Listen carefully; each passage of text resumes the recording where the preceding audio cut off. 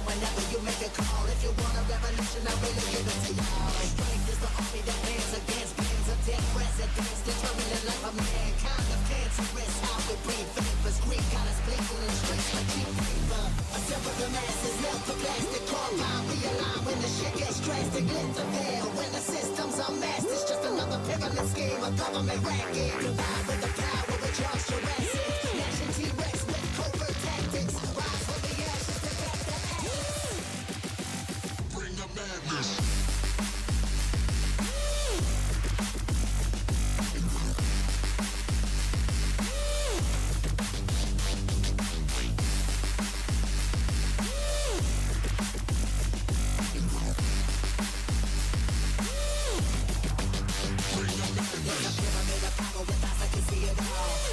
Capture your image of City Hall. Realize and listen whenever you make a call. If you want a revolution, I really give it to y'all. Strength is the army that hands against bands of dead presidents, determining the life of mankind. The cancerous, how we breathe vapors. Greek got us bleeding in streets like cheap paper.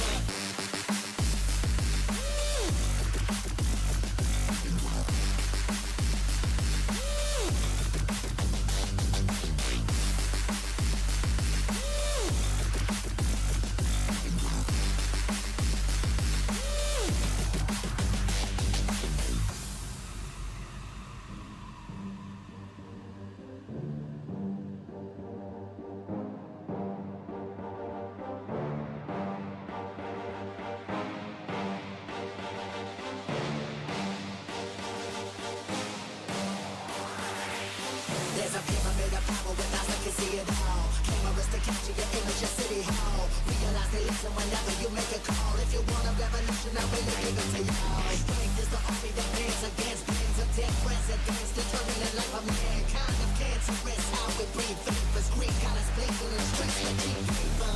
Assemble the masses, melt the plastic, carbine, realign when the shit gets drastic. Lift the veil when the system's unmasked. It's just another pyramid scheme, a government racket. Divide with the power with Charles Jurassic. Nation T-Rex with covert tactics. Rise from the ashes to back the ashes. Bring the madness.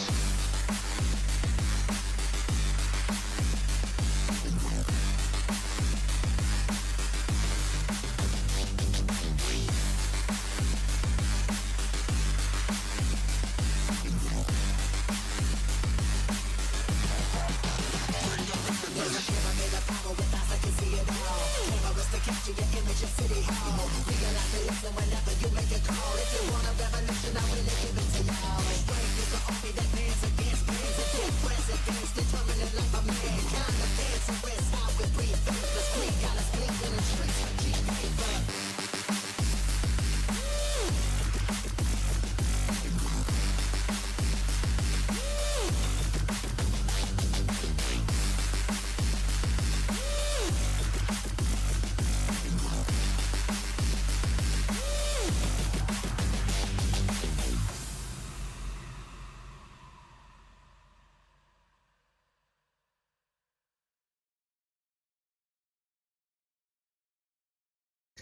Good morning, boys and girls. Good morning, good morning. So how did it go then, lads? How was it? I've stayed out of the Star Citizen section. I assume this is what we want to watch from their official channel. Is it well, maybe we should ask. Was it all right? Or was it I'm not even looking at the marks on the bookmarks on the right, or the thumbnails. I'm quite looking forward to this one. It's a shame I couldn't watch it, but I haven't seen any of it. I've not seen like a single bit of footage yet. Morning, Fripster. How are you doing, Shades? Any progress on the computer, Shades? How's it going? You getting the house in order? Morning, Alarian. How are you doing, Alarian? I've not seen you much this week. What have you been up to, bro? You've Ghosts of Yutai, aren't you? Oh no. You're playing. Are you playing Yotai or Tsushima? No, you're playing Tsushima, aren't you, Alarian? It's what was expected. So I'm gonna expect. Well, you can't just say it was what was expected. That's ridiculous. What do you mean by that? I'm I'm going to expect a lot of talking, a lot of promises. Well, no, I shouldn't say promises. A lot of coming soon. Yeah? What do you reckon, Grumpadar? So, a lot of talking, a lot of words, maybe without necessarily saying a lot of things, because like they tend to be quite good at being non-committal, don't they? But many hints of things to come. That's normally CitizenCon, right? Oh, hang on. I've just seen. Hang on, I've got to look away from that thumbnail. I'm going to assume there are some new ships, right? Or at least like one new ship. I've just seen the Paladin. So I assume at least the Paladin's out. I don't know if there's been anything else, obviously, but I'm guessing there's 100% going to be something about Nyx. Whether or not Nyx is coming or not, obviously, I don't know. But I think all things point to at least Nyx being discussed. Other than that, I've got no idea, bro, really. You're quite excited to watch it, so you didn't have time to sit, yeah. I mean, we'll watch it. We will interrupt it, but we'll also just like chill out and drink some coffee and go for it, right? How are you, Grumpadar? Morning Star. So if we hit... Should we just go for it, then? It's got 2 hours 53. Is that... Why is it 2 hours 53? Hang on, let me... Okay, hang on, let me... Oh. Oh, right, because we had a... right, what's sound like, dude? You might have to let me know about sound. Is that quite loud, or... What are we on? Like, put that on about 50%? What's that like, dudes? Back there? Back there? Back there? What's that like? So 28 minutes, so... Oh, Chris! I just saw Chris! Our Lord and Saviour. Let me get my headset set then. I'm just going to drink a bit of coffee, guys. So, did you watch it, Star? What were your thoughts, mate? I like the backdrop. That's kind of nice. That'd make for a nicer stream start, wouldn't it? I quite like that. If I did this like full time, I'd love to have the money, right?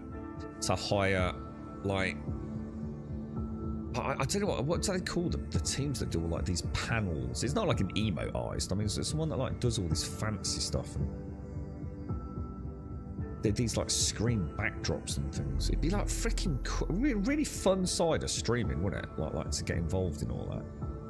I bet Kai, you know, like Kai Senate and all that lot. I bet they have like big meetings, don't they, about all this sort of stuff. It must be fascinating, like, you know, working really closely with artistic teams. So your PC's still in a box. Other things have been sorted somewhat. Waiting for both me and Hickey having an okay day. It won't take another week, I think. Well, so you're getting there, yeah? What were your thoughts, Star? Were you concerned? I'm just drinking coffee for a second. Oh god, it's been fucking freezing outside all night, man. We got like those proper like icy chills in the middle of the night. How you doing, Camp? Sure, right, mate. So I expect you in Star Citizen soon, then, Shanes. All right, I don't want no fucking around playing little cozy games. All right, Sundays I expect you to have your jumpsuit on, bumming 100i, ripping up an Onyx facility. All right, Shanes. None of this cozy crap. PAX Day launches on... PAX Day on Tuesday. So, it'll be interesting to see how that does. Although it'll be far more interesting to see how it does in, say, 2 months, won't it? You know, once the first month of freebies is over. Right, let's see what Chris has got to say then, boys. Is he looking beautiful? How old's Chris Roberts? I bet he looks a lot younger than he is. I should imagine he lives a pretty nice lifestyle, right? This year has marked a turning point in Star Citizen's history. We have finally moved past the question of whether we can build an architecture to deliver a universe with incredible detail at massive scale, seamlessly, and where thousands of people can all play together.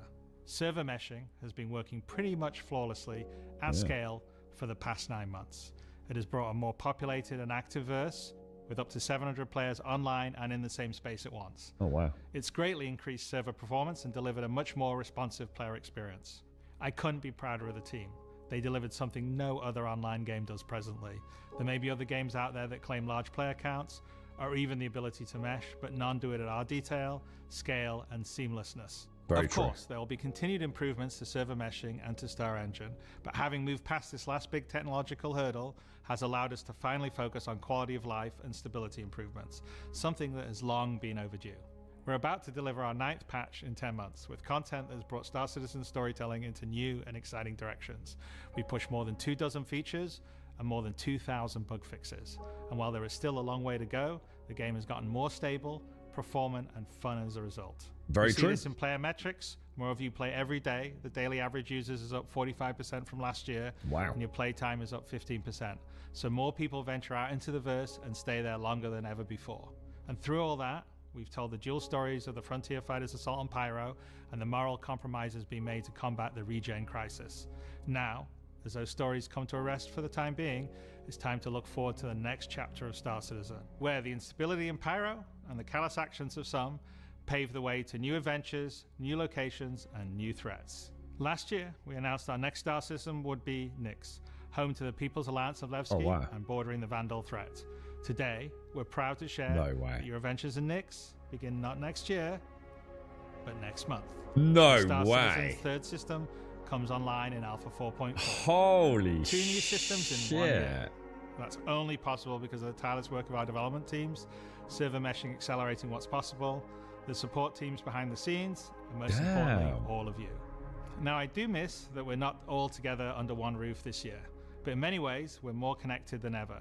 Across the globe, many of you are gathering at watch parties, 9 of them with our developers in attendance, and countless others springing up in communities everywhere, and all happening simultaneously today. So even if we're separated by oceans and continents, we're bound together by the same passion for space, for discovery, and for this incredible universe we're building. Isn't he together. lovely? Whether you're at home or alongside your crew at a watch party, grab a drink, sit back, and let us take you inside our up-and-coming plans for the next year of Star Citizen. That is a bit of an opener, isn't it? Jesus Christ. So Nyx is coming, and it's coming in November. Fucking hell, dude. Like, what state it's in, you know, who knows? I wasn't here really for the start of Pyro, but the fact it's even coming that soon, that's mad, isn't it? So we got Pyro earlier this year, we're getting Nyx at the end of the year. That, you know, Jesus Christ, man. I kind of hoped it was coming, but I didn't think it'd be coming until next year. No chance, mate. Morning, Alison. Morning, Kelgar. Morning, Toon. That's a hell of a way to start the show, isn't it? You know, getting a new system, bruh. No big deal, right? Jesus. Is the sound okay, guys? Well, we're off to a good start, aren't we? So November's looking like time to log in no matter what, right? Check out Nyx. How the hell do we get there? Is it going to be through Pyro? What is that? Jesus, that looks awesome, dude. That looks like a proper asteroid base there. Or was that? Oh, that might have just been a graphic. Do you want the sound up a little bit? Can we just get some confirmations in chat? Do you want the sound up a smidge? Talking could be a bit louder. I can't just talking up. It's a YouTube vid, mate, but I can definitely turn it up.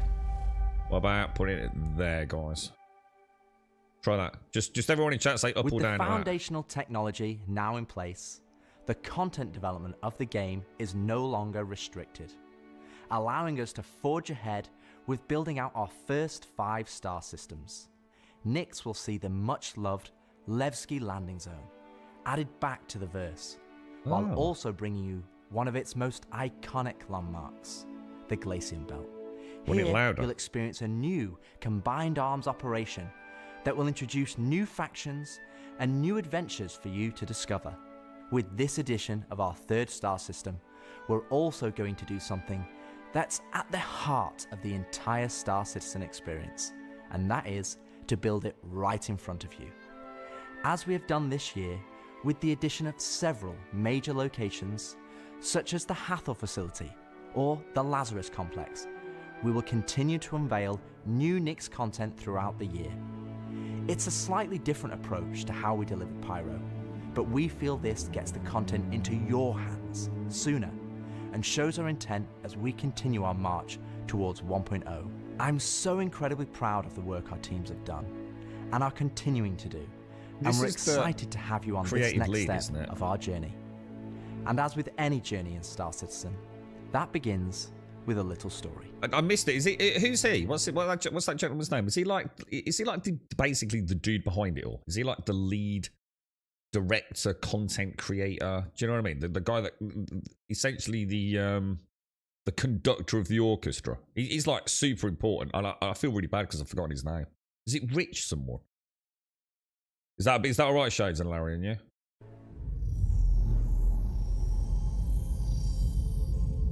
Yeah, like one man down from Chris and Erin. Yeah, I've seen him in loads of videos. In 2025, really nice guy as well. we introduced 2 major storylines spanning multiple patches, creating a living backbone for adventure creative. across the universe.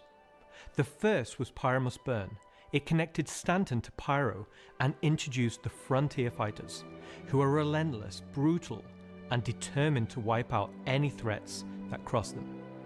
And with this month's release, you'll now take part in the conclusion to that storyline. The second was Science Run Amok, with the Regen Crisis throwing the Empire into chaos, and you all jumping in to help the various corporations respond. Through that journey, we pulled back the curtain on ASD and its shady practices, uncovering long-forgotten Onyx facilities, and met new characters like Dr. Logan Yorit and Detective Arkham Meller of the Hokro Agency. And yeah, that was just cool. like the Pyro Must Burn storyline carried us into a new system, Science Run Amok is now setting the stage for Nyx, the next step in the larger story we're telling on the road to 1.0. As this new chapter of Star Citizen begins, let's hear from just a few of the team members working to bring this next era of our universe to life. It's nice to see the team members. They're not a bad-looking bunch, are they, eh?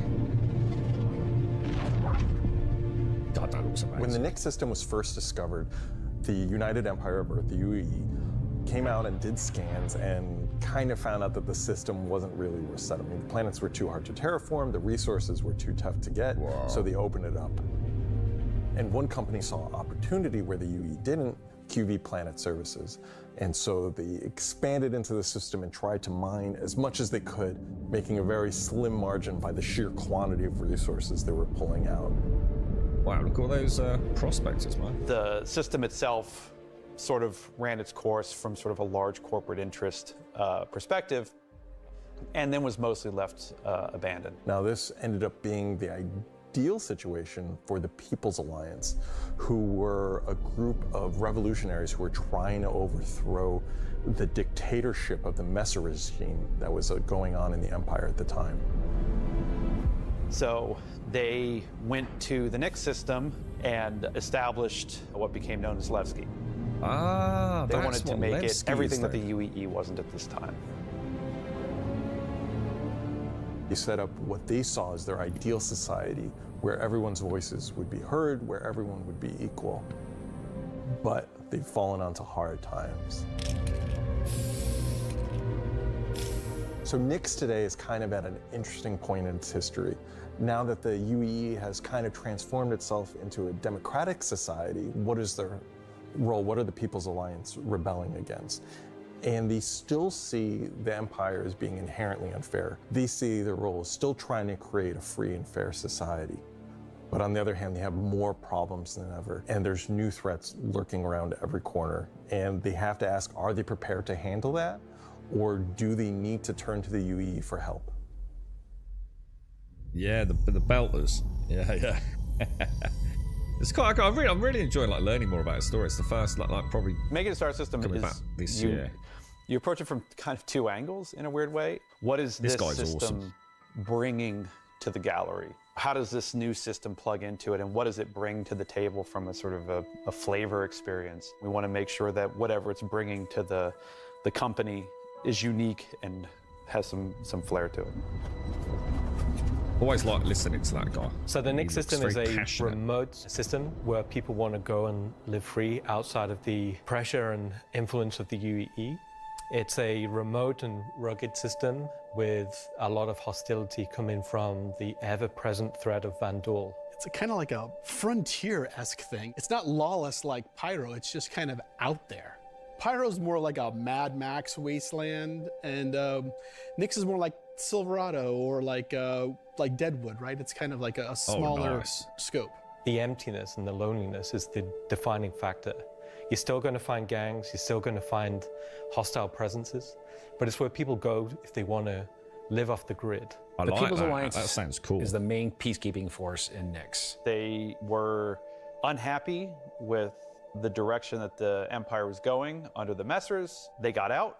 They said, we're just going to start from scratch, build our own society, but build it the way that we think it needs to be built. They're not perfect. They're just people, but they're doing their best. They want to help keep Nyx safe and make it prosper. They are trying to do the best that they can, but are faced with the realities of dealing with people, which is tricky. Yeah, I see what you mean. There are a lot of directors, right, too. The Pyro Star is quite a warm star. Stanton Star is quite neutral. And the Nyx is a little bit cooler.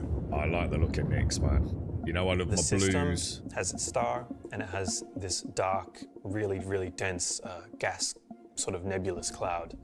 And it has points of light scattered around it, and those points of light in this gas cloud is really, really hazy. Wow. So because Nyx is bordering Vandal space, it was important that we have a gap in the Nyx gas cloud where you could sort of just, in between the clouds, see a piece of the Vandal space.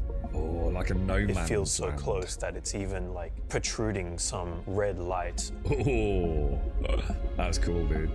The level designers are using it as an actual visual indicator of where to place more dangerous POIs. So if you point your ship in the direction of it, you should find, as we build it out, that you will be in more and more danger. And As we build it out, so I'm going to assume... So I'm going to assume it's coming in November, but it'll be fairly bare bones then, yeah? I think that's really cool. So, okay, yeah, probably.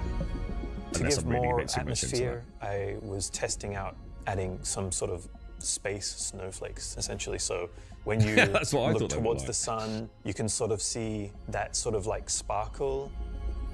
But then when you look away from the sun, you'll see the reflections and sort of like little glints of light. Oh, that's going to look cool, man. They're doing a really cool job For of the making jump space points in interesting. Nyx, we'll have 2 on this release. We'll have one from Pyro to Nyx and one from Stanton to Nyx. It should be going nice. from Nyx to Castra, but we're essentially bypassing Castra temporarily. Hey, we want to make sure you can get there any way you want. Oh, that's actually quite cool. So, yeah, okay. It's a bit of a shortcut for the time being. A huge asteroid belt that is in sort of the middle of the system. The Glacian Belt is a combination of a bunch of technologies that we already had. The asteroid fields we use for planetary rings and the gas clouds, and it's combining them to make something completely new that we've just not seen before. It's full of resources that are still left unharvested because it's kind of a tricky spot for mining. It's not the easiest place to go, but that means that there's still a lot of opportunity for independent miners to go out there. So So the is rocks it- in Nyx are a bit more sharp, like sorts of like icy look, rocky, cliff-like, very different from those in the Pyro and the Stanton. One of the big differences too is all of that extra added movement that just adds a little bit of extra flair. It's also a good hiding spot for people who are trying to elude capture, maybe set up ambushes, that type of stuff. Damn, that looks freaking cool. I always feel God, that looks way amazing. more interesting flying in those spaces than just, you know, through empty void. And as we build out the Glacian Build over the next year, lots of places to put new content. It looks stunning, doesn't it? Delamar is a very large asteroid in the Glacian Belt that QV Planet Services had built a mining base on that got taken over by the People's Alliance and renamed Levski. So I know nothing about this. You all seem to know something about the... Is it the dude? Did you say something about air Levski traffic is our control? first and biggest social outpost for Nyx. It's kind of like the place where you stop before you do your panning. Let me just pause, because I thought the same thing, Larry. That again, I'm jumping to ridiculous conclusions based on very little fact here, but it looks... Everything we've seen seems to show prospectors and mining from the very start of the presentation, doesn't it? Seems to be very much miney. I'm all for it, dude. Especially if they've added a bit of panaz. They did mention like rotating rocks and things. And I've also seen those prospectors hitting big asteroids. So is it just going to be like little rocks like we'd get on Daymar on big asteroids? Or are they going to be doing something new? Again, don't know. But yeah, definitely seems a mining focus, doesn't it? So it's kind of a San Francisco before you got to the gold rush. It's going to be the central hub for trade and hauling and all of the commerce within Nix and also from Nix to other systems. But it does have a CD underlayer to it. Oh, look at that. There's like Over the years, tunnel. you're sort of improving Maybe? the generation method of those asteroids to culminate towards this specific point to make large, explorable location. They're going to show us When you what's, fly towards the Levski, you see this huge gas ring around it. It's scattered small, mid-sized pieces of the asteroids. Well, Levski is immediately apparently unique by the fact that it's a facility clamped onto the side of an asteroid. The breathtaking views of looking into the belt instantly gives it a unique charm and flavor. As you What the approach, hell's that look? you'll initially see a very dramatic borehole that goes all the way through the asteroid. No way. You'll also That's cool. see growing out from there and alongside Levski, there will Oh, be shit, look at landing pads along what I'd call the spine. Reclaimer. Oh, that looks bloody Lots awesome. of industrial pipes and transport systems to bring out the refined mining materials when it was a mining station. Oh, that's cool. Before we were using an actual planet, so we had all of the space available to place all of these structures. But now it kind of meant that we had to create an asteroid which has the appropriate size to... If we took the whole shot of the asteroid, you will see that there is an area to fly underneath. We plan on bringing in whole sea gameplay. So this is exterior cargo elevators. So as a team, you will be able to load and unload cargo. Oh, nice. Look at that. Oh my There's god. a lot more movement on the exterior, such as the cargo trains Yeah, they going look around cool. tracks. It's now going to be fully EVA-able. There Oh, will be dude. walkways around the main landing zone. Oh, that's to walk freaking on cool, using bro. Gravity plates, but you can drift off and kind of go wherever you want. Oh, that's actually really cool, mate. They can That's actually explore really fully the whole place, which is great. cool. Do you reckon this will be in? I presume Unlike this will the be in from when majority of it anarchists living in launches. Pyro, there are people here in Nix that care. It's not a downtrodden or derelict, dilapidated location. It has a sense of order. But only where the People's Alliance has people living. All right. But we've had Levski before, and we've updated it quite substantially to be more in line with the newer features that have been put in since, but also visually. And there's been a lot of quality of life fixes that we've wanted to add and bring up to like a good standard for a landing zone. Gracing the main lobby of Levski is a large statue of Anthony Tanaka, who was a child worker. And was being worked to death, all of them were. And Anthony Tanaka just had a break and just said no, and stood up against the foreman, the supervisors, the managers, the guards, and was killed for it. And so he became a sort of a figurehead. And kind of was one of the linchpin moments in seeing the fall of the Messer regime. Morning, Jack.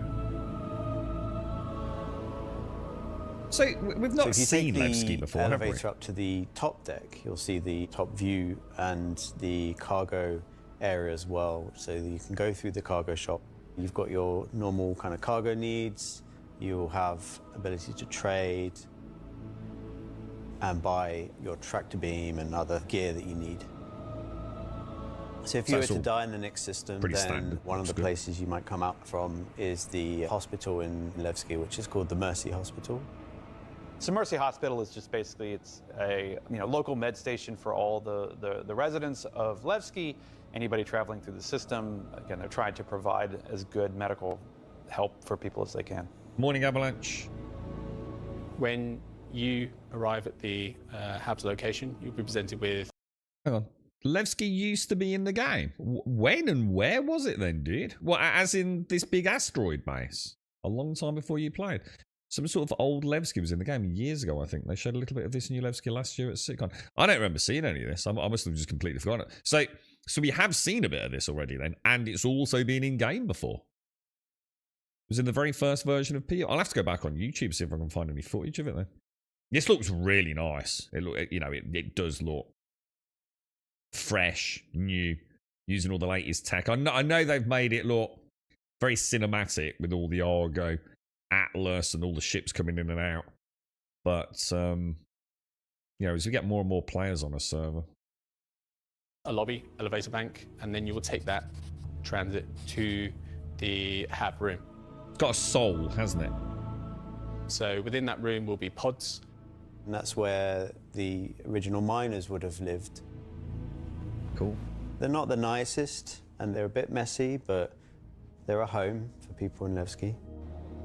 I like the way you said that. If you head down like to the legit, lower view deck, you'll go through into the Grand Barter, which is your main social and commercial area of Levski. This is where you will see market sellers selling their wares. There will be stalls, there will be kind of more embedded shops. And that includes things like Corderies, which is your armor shop, and also Conscientious Objects, which is for weapons. There's also one of my favorite places, Cafe Musée, which is where you can go down into some of the more rocky depths and grab yourself a drink, and you never know who you meet down there. If you I'd say there's going to be much there, though, isn't there, Star? There's other routes around and little side passages. Sounds There's like another shop that's away from that early. area called Teachers. Teach's Ship Shop is basically where you would go if you were looking to pick up a used ship, buy some ship parts, fix up your old ship, find some new stuff, sell some scrap.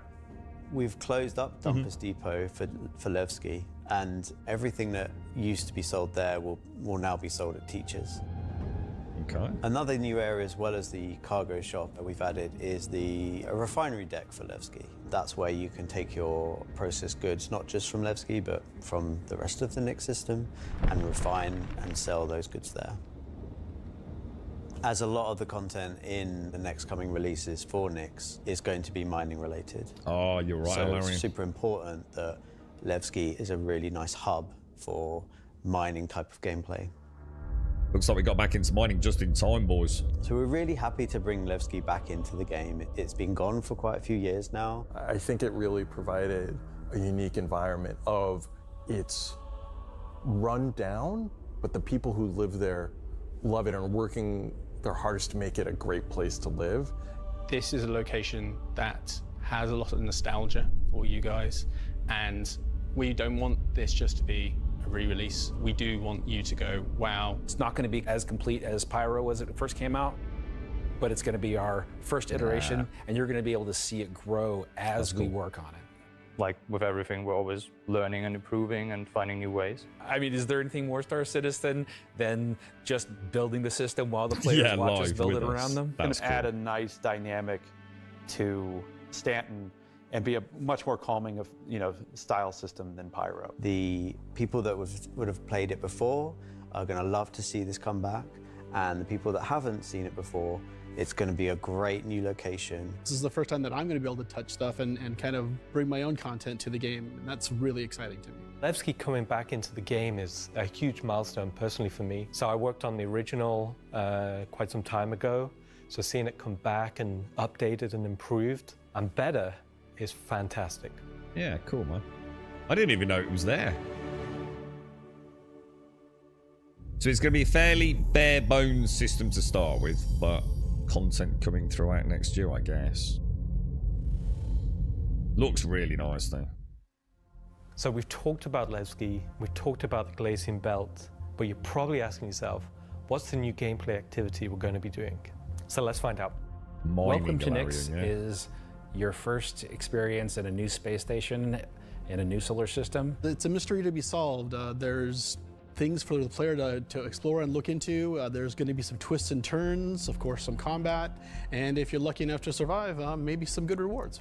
This is basically a continuation of kind of our ASD storyline. So in the closing out what we had called our Science Run Amok storyline, we had revealed that ASD had been procuring sort of very black market illegal stuff in order to conduct their experiments. Thank you for the 78. So lots of love. This mission is basically going to be continuing on that trail. So the Navy has learned that illegal tech is being sold in the UAE, and they're hiring Intersect to investigate. Intersect Defense Solutions is the leading military defense contractor in the UAE. So the Navy contracts with them a lot for doing various kind of military operations that they don't want to handle themselves. We didn't want players to be working directly for the Navy. The Navy just doesn't call up random citizens and ask like, hey, if you're free, can you fly a helicopter? I guess as a player, when you can think about like, oh, where am I going to be doing missions that are capital ship battles or large fleet scale stuff or military operations, that's all going to come from Intersect Defense Solutions. As the Famine Islands, you're right. Intersect have discovered the source of the illegal tech is in the NIC system and an old abandoned QV Planet Services logistics station that's come back online. So they want the players to figure out what's going on. Okay. So when you come out of Quantum and you start your approach vector to the objective, you'll be weaving through asteroids, going through the Glacian Belt, and slowly the station will reveal itself. Now this is an old QV logistics station. It's pretty beat up, it's pretty derelict, but there's some points of interest that you'll spot as you go through. So the station itself shares design cues from old Pan Am stations found in Pyro. This architectural design found its way over to the NIC system as the system was being established, but you'll also see some additional design cues that QV Planetary Services were adding, so it's a nice transition architectural point. It's fairly skeletal in design. You'll see logistics yards and cargo yards, but also facilities pinned inside the asteroid, creating this network of facilities. You'll notice there's a Polaris near the main hub. It's not a normal Polaris. It's damaged, it's broken. It's not a standard corporate Polaris. Ooh. So at this point, you should be asking yourself, who does this belong to? Morning, Castle. So away from the Polaris, you'll see struts leading to asteroid bases. Now these asteroid bases are locked, so you don't know exactly what's inside just yet. But all of this comes together to form the playground for the mission to take place. So not only is this facility unabandoned, but it's also under attack from a surprising but familiar foe. What the fuck? There's such tease masters. He's really good on camera, he is. I like his eyebrows, man. I can feel my own twitching. Oh, what the... Dude. What the hell is that? Oh, shit.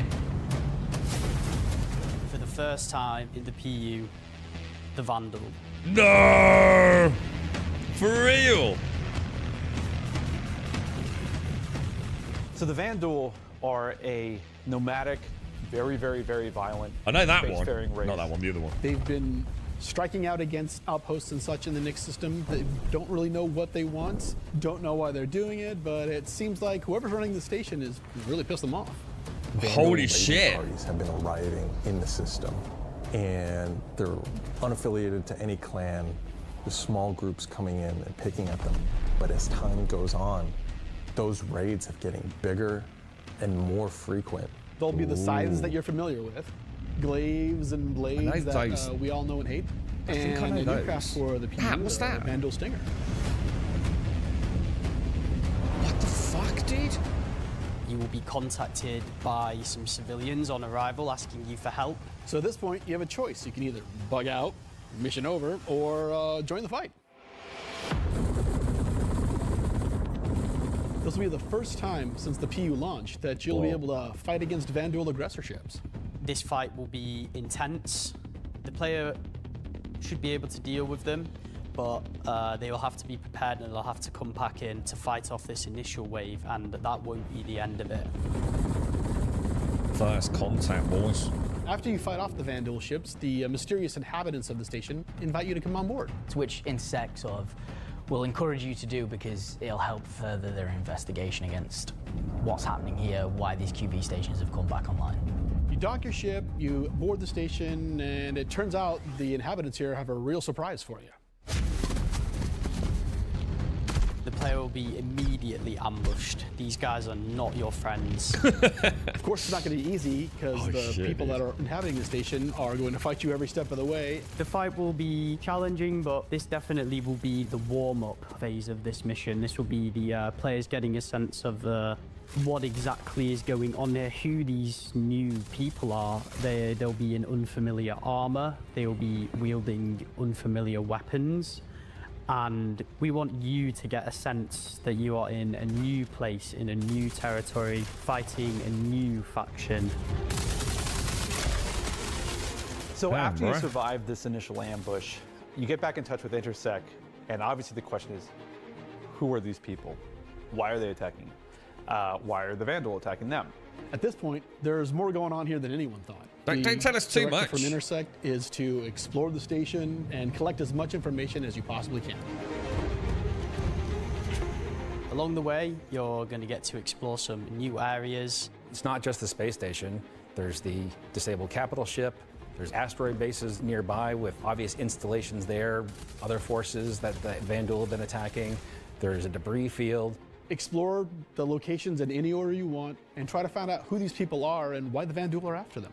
You'll find new clues. You'll find ways to solve the puzzle of what's going on at the space station and find out what kind of loot they have for you now that you've beat them.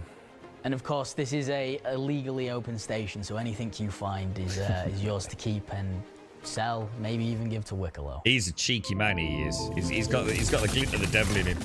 This isn't He's just a gonna come up with one-time some event, cool this is a missions. permanent sort of mission that we're going to be adding to the game. You can go back and repeat this mission and find ways to do it even better, even faster. There'll be a different looks like story Robbie and different Williams, the flavor. other one. Obviously, we can't have the same thing happen every time. There'll be other missions that Intersect will offer to you based on the evidence that you found. Now you know the real story, and you can start digging and giving more information to Intersect along the way. It's like it'd be a bit like Onyx Larian, you know, a sort of running story. They'll just keep adding more to it, maybe. So just giving us like a little bit, but yeah, be careful how much like that. I'm super stinger looks excited to mental. finally see the Vandal in the PU. I'm excited to bring cool Vandal ship combat to SC. Players in the PU will now get to face down these awesome ships and get a taste of like we already have it in Arena Commander, where you get to fight the Vandal swarm, and being able to do that in the PU is going to be, I think, a heck of a lot of fun. Wonder how badass that actually is. So this marks a great milestone for us for not only pushing hard and adding great content this year, we're also being able to introduce the next star system and introducing the next landscape to tell new stories and add new gameplay beats into the ever-expanding universe. So we'll leave 4.4 there. Yeah, coffee, man. If you're at one of the watch parties, please raise a toast to the great work that all the teams have been doing this year. And I'll be right back in just a few minutes to look ahead at some of Should we the get a things coffee? coming in 2026. Things I don't know how to do this because.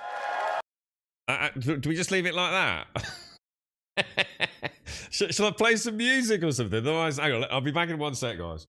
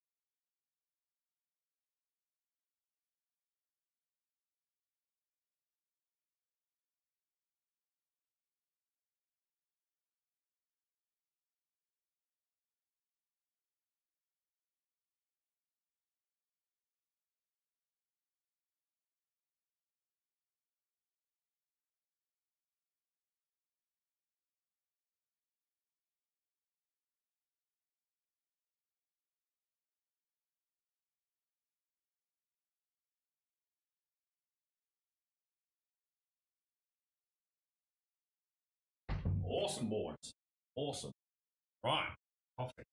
So, we saw... What is it? Oh my god, what's that ship in the distance? Is that a model, or is that just like some... So we've got the Vandal Glaive. Is that the one that's got like that weird fold-out arm? And then you've got the Vandal Blade, which is the one in the Hyperion facility, yeah? Or the Onyx facility. Is that right? And now we've got the Stinger. Oh, this is a bit loud, is it? Oh, hang on.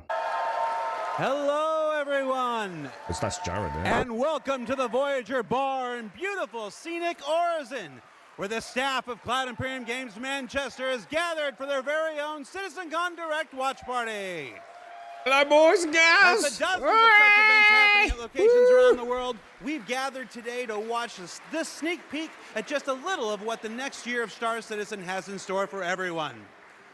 Oh, that was really good, everybody. I'm Jared Huckabee, your host for the festivities and for the show today. And let me tell you, it's not a joke. It's not a gag. Next week, we're hitting our 9th patch in 10 months. And then in November, we're going to finish out the year strong with the long-awaited arrival of the Nyx system. And in case you missed it, because you were chatting with friends, hi. It's not the lawless wasteland of Pyro many folks have been speculating, but an independent system with its own set of rules and laws and multiple ways to get there. It's an exciting time for everyone at Cloud Imperium Games because, as the architects of our persistent universe said at the start of the show, the foundational tech that we've been building for so many years has now unlocked us to bring more to Star Citizen than ever before as we continue our journey towards 1.0. Now, before we continue with the show, let's get a few housekeeping tasks out of the way. First, we're simulcast on YouTube and Twitch. So if you want the keen communities of Twitch or the 4K ultra high resolution of YouTube, you have your choice. Second, throughout the broadcast today, we want to see and hear what you have to say along the way, and you can tell us on social media by using hashtag CitizenCon. We're especially interested to see any photos from those watch parties that are happening across the globe, and we're going to find some way to bring a few of them into the broadcast later in the program. Third, we've also had a CitizenCon contest going for people to create their very own slice of life in the PU videos, and we played the winning entries during our pre-show countdown. The offerings were super varied. The idea was to work with a team to show the life of a miner or a hauler or a bounty hunter or whatever. But one guy just said, I'm going to make a video about how awesome I am. And I respect that. So shout out Nocturnal Revenant. I don't remember if you were one of the winners getting an L21 Wolf from Kruger for their efforts, but you won the coveted Disco Lando Complete Narcissist Award. Good job. And to all the winners, I'm sure someone will either be in touch with you about your wolves or they'll just show up on your accounts. I really don't know how that process works. Morning, Slumlord. Good to find out before the show, huh? That's the Bengal, is it? He's so afraid. Either way, if you missed the pre-show and are curious if you won, you can check the replay after we're done here today. All right. A model. I just realized that my bosses, Chris and Sandy, are sitting in a movie theater watch party in Switzerland right now. A completely captive audience. So real behind the scenes here. This is especially torturous for Chris right now because he's super excited about the next segment we've got coming up. Aren't you, Chris? Cheers, Leipan. And you're just sat there right now, forced to watch and listen to anything I say. He's such a knob. Do either of you regret that decision so long ago? All right, so I've probably pushed my luck enough. Let's get to the next thing. When Nyx arrives next month, it'll have Levski, the Glacium Belt, and the new Welcome to Nyx operation we just discussed. But throughout 2026, we'll also continue to build the Star System out with new features and new technologies that will not only set Nyx apart and give it a unique identity from its sibling Star Systems, but continue to set Star Citizen apart from other video games altogether. Now at this point, if you're running one of the watch parties, you're going to want to crank your speakers up for some brand new music from the Maestro Pedro himself. And let's take a look at some of what the next year has to offer for the Nyx system. Nice, man. Isn't Jared looking very well groomed these days? Eh? Looks like he's come straight out of a salon. I bet he's got all pretty nails and everything. He's looking very dapper, is Jared. He's come a long way, hasn't he? He's looking a lot healthier than he used to as well. Better playing to him, man. Not that he looked bad before, but he's, yeah. At Cloud Imperium Games, we believe art inspires the best technology. And through the development of that technology, it pushes us to create even better art. When Genesis comes to the persistent universe starting next year, it will change how you experience every world. And not just in the building of the new planets for the Nyx system. We will also go back through Stanton and Pyro and reimagine them through the lens of our technology. You might be right, Previously, Keldar. and more traditionally, we'd create slices of biomes, like deserts or forests. This approach moved us forwards and got us this far, but solving the scale was always tricky. This dude's And for awesome Star to Citizen, watch. we like to do scale on another level. Issues like seeing tiling from our height maps from high altitude, or the unpredictable blending when two biomes connected, were common. But ultimately, things just never felt right. Our worlds were gorgeous, but to us, they still sometimes felt like interpretations. Yeah. Now, this was a super hard problem, which we needed to solve at the scale for Star Citizen requires. We challenged ourselves to emulate nature in the most believable way, and not just on a planetary scale, but to our level of detail. Dude, does this guy's eyes bore into your soul? There's something I can't put my finger on, but it's like I can't take my eyes off him. He's like super like charismatic, man. He's like, whoa, dude, like freaking hell, like blink out or something, dude. He's really cool, man. So what's this? So this is Genesis, is it? So is Genesis what? Is that like With their Genesis, planetary tech? We've made a complete paradigm shift to how we do things. Jesus Christ, that looks Biomes fucking are now amazing. created based on the physical data sets, with the assets being spawned whenever and wherever the correct criteria is found. Is that grass? What the fuck? So when you see a forest or a meadow, it's no longer because an artist painstakingly crafted it there. It's now because it simply wants to be there. It fits inside our rules. Genesis also ties into our other gameplay systems. That Our looks new planets so are good. built from the information we create for our different data sets. Like height maps, humidity, temperature, soil type, soil amounts, geology erosion data, to name but a few. Good This God. means you can now tell where to find valuable minerals as the Oh, geology nice. looks like it would be suitable for it. Where scree piles exist below sheer cliff faces. Oh, that's clever. And where rocks have broken off over time due to erosion. Oh, that's cool. Of course, these new tools still give us the ability to direct the look and feel we want. The attention to detail from the tallest mountain to the smallest flower is still our core DNA. How the hell did they pull that off? With Genesis, we can now keep that detail-orientated mindset as we focus on the quality. What the and it provides the quantity. It's like something out of a Skyrim Genesis game, isn't it? provides our planets with the ultimate sense of exploration and adventure. Discovery in the purest emotional form. We want you to find that perfect place with the planets providing an abundant resource to harvest. This is a major part of what exploration is for us. Yeah, damn right. We want that feeling of finding a corner of the universe that we'll fall in love with, and where you want to settle down and build your home. Building? This is Now I'm going to hand you over breathtaking. to Will to go deeper into what we have built that allows Genesis to realize our vision. As a reminder, some of the visuals you'll see will evolve and change as we continue our technological development and hone in on the final look for Nyx.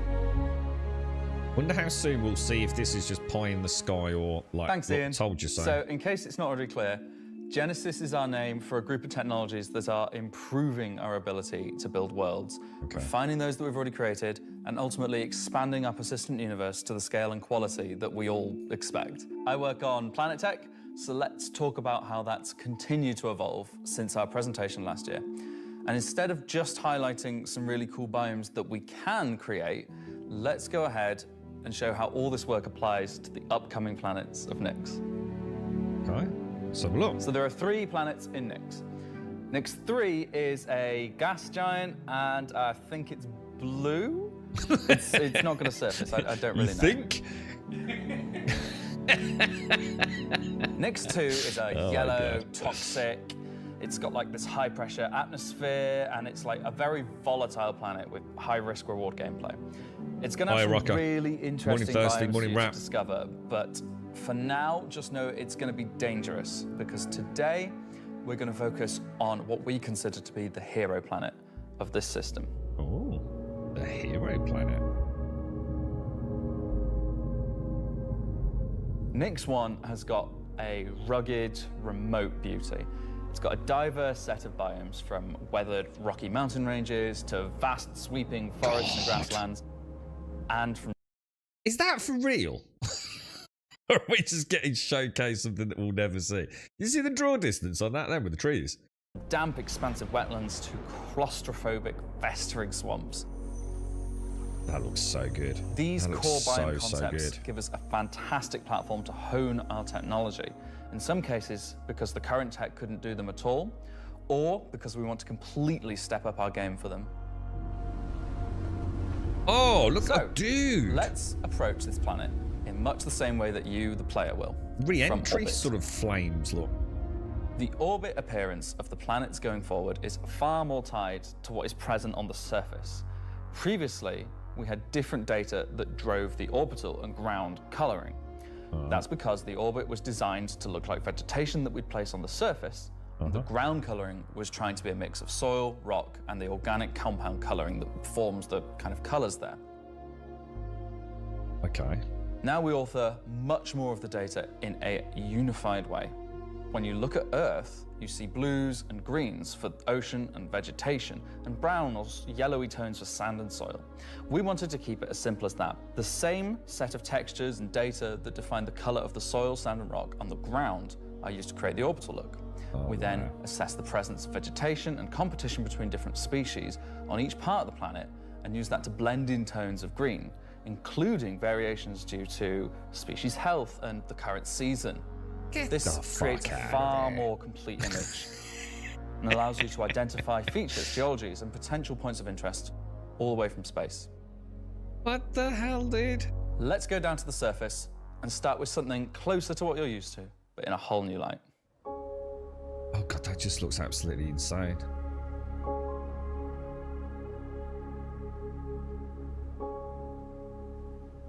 When we It's so approached beautiful. the surface of the planet, we wanted to start by focusing on just the soil and rock.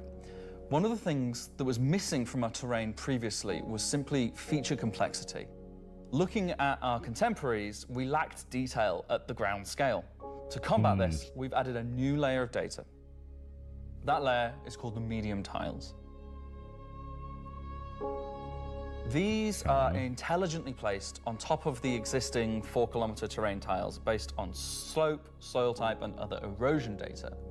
And these medium tiles don't just create height changes, they also bring in local erosion data both for soil and bedrock size values. And this gives us a whole new level of terrain detail, of scale, and allows us to create far more unique locations across the planet. So now that we've nailed the surface, let's have a look at adding some rocks. We've now got 2 major contributors to the rock content of our planets. Firstly, long-desired feature, cliffs. We are adding large-scale, very detailed to all our cliffs based on the geology at a given location. This adds an exciting new dimension to steep slopes that we simply couldn't get before. The second is a big one for you ground vehicle enthusiasts. Rocks are now found not scattered everywhere, like spilt popcorn at the cinema, but only in places you'd expect to find them, thanks to a brand new rock scattering algorithm that isn't annoying as hell. Rock scattering algorithm. This game's never getting finished, is it, boys? Oh my god, dude, this is insane. Using physical data generated for each large and medium tile, now rock distribution makes sense and has a physical basis. That's so cool. So if you're still crashing into them after this comes out, that's on you. Oh my god. Just look at that. Oh my god. The rock that's assets amazing. themselves have had a glow up too. We now create rock sets related to a particular geology that look like they originated from the same source. And this ties into how we'll be distributing minables in much more interesting ways too. Dude. So now that our base terrain and rock scattering looks good, let's add some vegetations and explore some additional biomes. I didn't even spot the rock until the laser turned on. It's like, whoa, dude, that looks mental, bro. Nyx One's forests and grasslands are full of trees, various grass species, rock formations. Is this for and real? They're found in all sorts of elevations, like mountain valleys, open plains, and dense meadows. And when we start to add a bit of fresh water, goodness. they begin transitioning into more wetland-type biomes. And while forests are super cool, let's focus on the grasslands and wetlands today. I'm not kidding you, right? This looks better than a lot of showcase, like, state-of-the-art, like, role-playing games, doesn't it? This is what you mod Skyrim to look like. Only this is like, you know, a planet. Oh my lord, dude. How are we making these look so great? Obviously, we've had grass before, but never meadows of it. That looks insane. Because until now, we haven't been able to spawn grass in large enough quantities or effectively represented at distance. So we're stepping up our game in terms of spawning, shaping, and shading grass. Can they actually pull this off for real? We now leverage GPU spawning to create vast quantities of assets across all biomes, whether it be dense meadows or more complex collections of ground cover like you can see in these wetlands. Oh my lord. We are also able to fit our grass tiles to the ground by conforming them to the unique terrain underneath. Now we can finally cover complex terrain shapes with grass and ground cover assets, and as a result they are now gravity aligned, meaning each blade is oriented as you'd expect and not sticking out like before. Dude, this is this even going to be playable? Next, let's take a look at how we light our grass. Now, as in real life, the shading of a grass blade, or indeed a whole field of grass, is lit very differently to like a flat surface. We now use a solution that shades meadows of grass far more like fur or hair. And this, if you think about it, makes sense. At a distance, a field of grass. I'm going to land on this planet, right? And I'm never going to leave, am I? I'm literally never going to leave. I'm going to... Dude, we've got a problem, boys. Grass is far more like a carpet or cloth than a flat surface. This improves how our grass looks from a near perspective, as well as bringing us nicely into how we're solving the distant representation of grass. So, let's talk about the distance problem. One of our biggest achievements with Genesis is allowing us to build beautiful biomes out of flora and geology assets like a building set. Like, can I say Lego? No. Too late. But in the past, this broke down very quickly when objects simply disappeared when viewing the same biome from 10, 20, 100 kilometers away.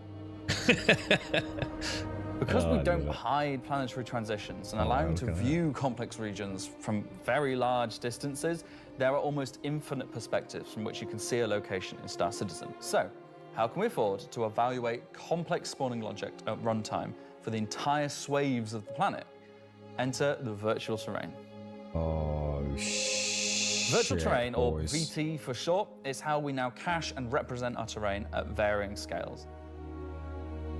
This has been the enabler for all of the lovely advances in terrain complexity and asset spawning we've shown so far. Wow. And it's also how we now evaluate and represent vegetation from a distance. When creating the VT for each part of the terrain, we assess if vegetation has covered the ground, and if so, what shading should be applied. For all of our biomes, we're now able to use the same shading model for the distant representation as the close-up asset, whether that's our lovely rolling hills, some more dramatic rockscapes. I don't understand how they're pulling this off. Those muggy wetlands, or even our festering swamps. So yeah, we didn't forget about the swamps, and they're coming to Nyx 1 as well. Built using the lessons learned and all the technologies we've developed, these swamps now spring into existence from the planetary data. This biome combines all of the elements from the other biomes we've shown you today, from water interaction, denser spawning, unique ground coverage, and I think it creates something really unique. A bit like you say, Rose, I almost like feel like until I see it, I'm just watching. I'm not saying I don't believe it, I'm just saying like. Anyway, it's that's such a leap, on the right? Planet Tech portion of Genesis and how we're using it right now to sculpt the identity of Nyx 1. And I hope you're as excited as we are to explore this and everything we haven't shared yet next year. As you can see, Genesis is now inspiring everyone here to create planets of the quality and believability we've always strived for. Bloody hell. A meeting of technology and art that I truly believe will so set mad. our worlds apart from anything we've done before. And with that said, let's move on to a little travel between systems, literally. All right, I'm just going to have a quick Jimmy Riddle. Holy crap, dude. Holy wow.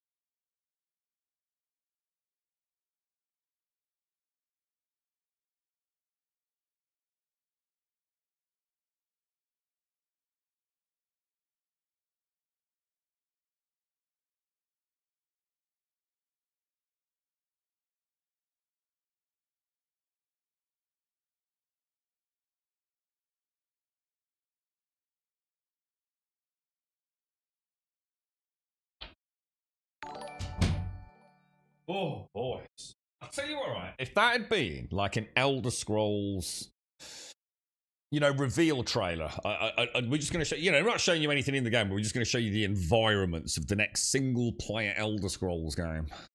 I'd have been like, holy wow, you know? That, jeez, is it going to run? That's the question, right? Are we going to be able to like go down to that planet and walk around and have like, you know, a good frame rate? You've got to assume they know what they're doing, right? They're not going to do all that and have like 3 FPS, are they? Up until now, our mission system has been specific to the star system you're in. Oh, missions. Meaning a Stanton mission has to take place in the Stanton system, and a Pyro mission has to take place there. We've never been able to link these together, but with the introduction of our third star system, it's time for this to change. And that begins with the introduction of interstellar cargo. What are you talking about today? System-to-system hauling missions. Ooh. Hauling is back. No one said hauling was gone. You guys even play the game? It's such a knob. I love him. Exactly what they say on the tin. Missions where you're going to start in, say, Stanton and end in Nyx, taking various volumes of cargo between the stations. Oh, that's so cool. So there'll be high volumes of cargo that kind of fulfill the Big purpose reward, for the yeah. Hull C and the other series of Hull ships. Whoa. And there'll be a few sort of more direct routes. So you might pick up some cargo from Ruin Station in Pyro and go through the jump point to Stanton and drop it off there at one of the Elios. That's cool. So if you've never sort of experienced the jump point or going through it, these missions will require you to. We gotta get an org going, boys. We need someone with a Hull C and we run escort with it, man. You can do them in any sort of ship you want, any size of ship. I'll be doing them in my Drake cutter myself, between Stanton and Nyx. Just a Drake cutter. I've got a few ships, but the Drake cutter is really cute, so. One thing that we're looking to add with these interstellar missions is scripted combat encounters where you can be attacked by NPC ships. Maybe the mission giver has tipped off some pirates who are looking to get a hold of that cargo. as well as express missions, which means the deadline timers that you're used to in the regular hauling missions might get really tight and you've got to learn to be very fast. All of the love and care that has gone into hauling missions so far, with the logistical network and making sure they make sense within the themes of the systems, just as much love has gone into the interstellar missions we're making now. At the start of the show, we said we was going to build out the Nix system right in front of you after 4.4 launches next month, and why we want to keep as much of what we're doing behind closed doors so you can discover it for yourself, in-game and on your own. We still are excited to share with you a brief look at one of our up-and-coming locations we're calling Rockcracker. What the hell? Oh, that looks awesome. So that's a very big rock. Okay, so Rockcracker, Jared, is our internal name. Rockcracker is where you have to crack a rock. It's a big rock. You want more? So way out into the Keegan Belt, you'll find these old QV break stations. I love it, dude. Oh, that's funny, dude. Facial expressions of that gentleman then. These were originally industrial facilities breaking apart large asteroids and mining them down. But since they've been mothballed and been left abandoned. So you're going to have to find your way inside and thinking about how. Right. Do you remember when I played Dead Space? Dead Space Remake. And there's the giant rock, yeah, all clamped in. And we said, wouldn't that be cool if something like that ever got into Star Citizen? We bring this facility back to life. It's not just about flipping a switch. As you bring these stations back to life, you'll be lighting the beacon and calling attention to these long forgotten places. One of the main features is the laser head, which will require certain things to get working. It's up to you and your friends to find how to get in. There'll be a variety of options. Whether you're discovering the bowels of the station and mining your way through long-forgotten tunnels, or you're going through the main laser entrance. That concept art's really well done, isn't it? Now, as you're traversing through the facility, you'll find the old engine room. Now, there may be ways to bring the facility back to life, kickstart the engines, and bring power to different parts of the facility. Maybe eventually bringing the laser back online and cracking some rocks. The secondary gameplay loop is FPS combat. You're not there by yourself. There may be squatters and outlaws in these stations trying to stop you from what you want to do.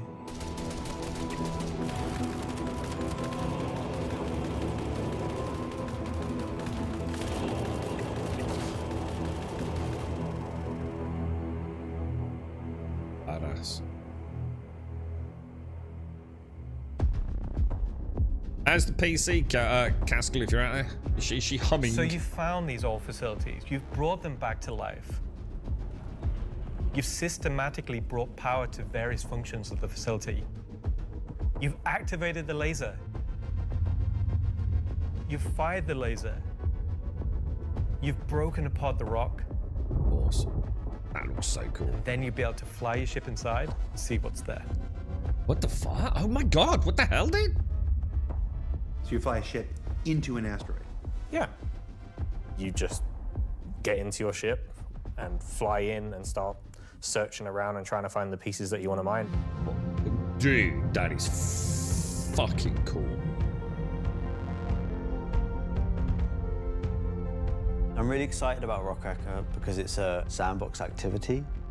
You can kind of go to these whenever you want to. This content is for players who enjoy mining, who enjoy exploration, investigation, and don't mind a little bit of FPS content while they're there. That is so cool, dude. It will be a very new experience compared to any other asteroids, because this one, kind of like Alan and mine, will crack open and show its secret. And one presumes you can make a decent amount of scratch on an asteroid that's big enough you fly your spaceship into it. It wouldn't be worth doing if you couldn't make a good I amount love of that. coin. That sounds really cool. Making promises for the econ team. Yeah. They've got to balance it. Have they finally beaten Elite Dangerous in mining? We'll It's for have to wait people and see. who want a lot of minerals. When crafting comes in, when all the other mechanics and features that we want in the game for 1.0 come in, it will be a place where like an organization or a group of like 5-6 people could come and just get a monumental amount of minerals. She's humming as she cancel. How you getting on with her? So Sure. that's a look at some of what's coming over the next 12 months. And that's in In Nix, addition yeah? to what we've shown, there'll be new mission packs tailored to the People's Alliance and their struggles. There'll be events that invest you into the evolving storyline of all 3 systems we'll have in the game.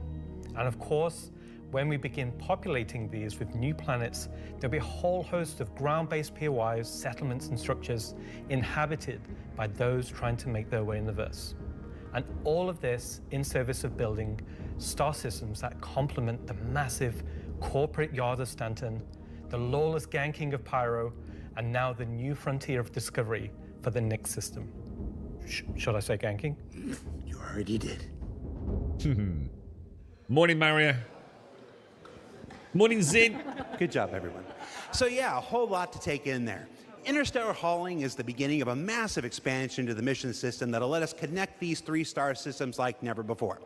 What else we got? Rockcracker. Rockcracker is just one of the next operations that'll be coming to the Nix system in the first half of next year, where you're gonna fly into an asteroid and do that thing that miners love more than anything else. Complain about PvPers getting in their way. No, I'm being told it's mining. It's mining. And of course, one of the most anticipated features coming to Star Citizen, Genesis, and what that means for the planets of Star Citizen, including the ones already in there. So let's talk to Will Hain and find out more. And I'm just remembering that Will Hain is in France at the watch party. Okay, France. Ask Slarty Bartfast over there how they're going to use Genesis to update the planets and moons of Stanton and get back to me, all right? And see if we can get some fjords. What else we got? The CitizenCon Digital Goodies Pack. That's a hard thing to say. That went up for sale a couple weeks ago and has a whole bunch of mysterious items in it. And that's where I can tell you now that almost all of them are tied to the Nix system in one way or another. So let's find out what's actually in there.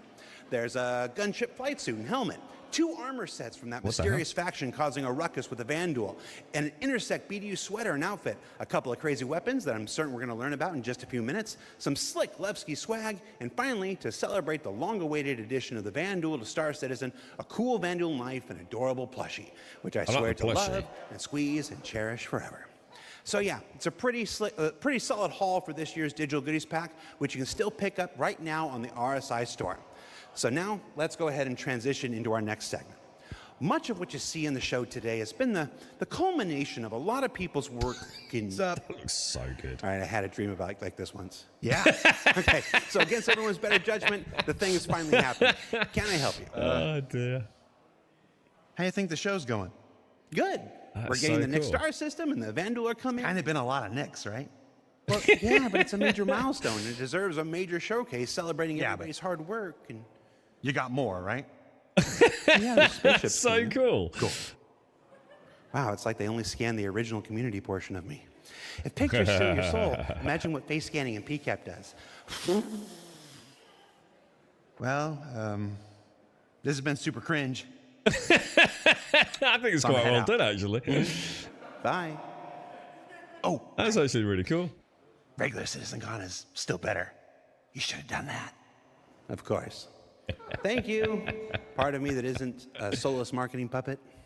All right. No. This looks like it was a lot of No. fun, man. Go away. Let's just go to some spaceships, shall we? This is cool, man. They've done a good Hi, job. my haven't name's they? John Crew. I'm the Vehicle Director here at CIG, and welcome to Talking Ship, where we're going to talk about 3 new ships coming to the system Oh, universe. 3, dude. So we know we're getting the Van Duel, what was it called? Stinger? No? The last year has been pretty hectic in terms of vehicle deliveries. I think we've delivered the most we've ever done in a 12-month period, and we've covered all the way from tiny little snubs all the way up to capital ships. We've kind of filled out a few little gaps. We've introduced some new ships by some old manufacturers. We had the Polaris come out, and obviously people have enjoyed playing with that. We snuck the Idris in without none of you expecting it for a while, and it's been a busy year. It's nice to start revisit some of the older catalogue and some of the bigger ships again. I'd like to see ground vehicles. My favourite ship from the last year is a tie between the Wolf and the Golem. Favourite ship in the last year? Probably the Wolf. I feel like it's the obvious one. I'm trying to think of something else, but I really like the Wolf. Everyone's mentioned the Wolf. The Wolf's everyone's favourite. You mean the Shark? The Wolf, obviously, a return of Kruger, a completely new aesthetic to the game. The Wolf was, you know, it was kind of everything we set it out to be, and it revived an old manufacturer. We've not seen anything from a while, so yeah, I'm going to say the Wolf. The Golem, I think, is just an incredibly well-formed ship in such a small package. It really just shows off that Drake aesthetic, giving you the absolute bare minimum needed to perform a role. I honestly do really like the Zeus. I think it came out really well. It's kind of hard to pin down a favourite, to be honest, because we've released, you know, a lot of really cool ships. Next year, we've got some super exciting ships coming up. We're ticking off a few big ones, which is good. We're going to see, again, maybe some ships from some manufacturers that don't have that many in their lineup. There's a few big challenging ones starting. So they're super vague. A breadth of ships, should we say. The 3 new ships we're going to introduce today all tie in some way to the primary factions fighting over the Nyx system. We'll start with the People's Alliance and Anvil Aerospace. Okay. Oh, let's have a look then, boys. Anvil is a very military-based brand. It's been a brand that's in Star Citizen for a long time, fighting for lots of military contracts and lore, often up against Aegis, and to the point it actually beat Aegis in the past. You will be familiar with a lot of their ships' designs, such as the Hornet and Lightning. Earlier this year, we introduced the Anvil Asgard, based on the Valkyrie chassis, which is an extremely popular offering. And this year, we're bringing the concept ship we introduced last year, the Anvil Paladin, to life. The Paladin is a gunship from Anvil Aerospace designed to support ground operations. The gunship is a ship that's designed to stay in a sustained firefight while dealing a lot of damage, also taking damage. We don't have a lot of gunships in the game, the true dedicated gunships. They are quite a tricky archetype to control in game without being too powerful. It's designed with a lot of firepower and high armor and health, but very low maneuverability. It's multi-crew. It's just built purely for battle. It's got lots of armor, lots of guns, big guns. It's got a very similar squat kind of form to the Valkyrie. It kind of reminds me of, I guess, like a pit bull. Obviously a very menacing silhouette. It looks quite forward-weighted in its stance. It feels like it's coming towards you, even when it's just sat still. And I think that's something that helps with it feeling intimidating. If we swing round, following the ship round clockwise, what you'll then see is the first of the side turrets. If you notice the canopy, you'll see that there's a fairly thick space between where the glass is and the hull exterior. That's because it has deployable armor, which can come out and give you a little bit more cover while you're actually attacking the target head on.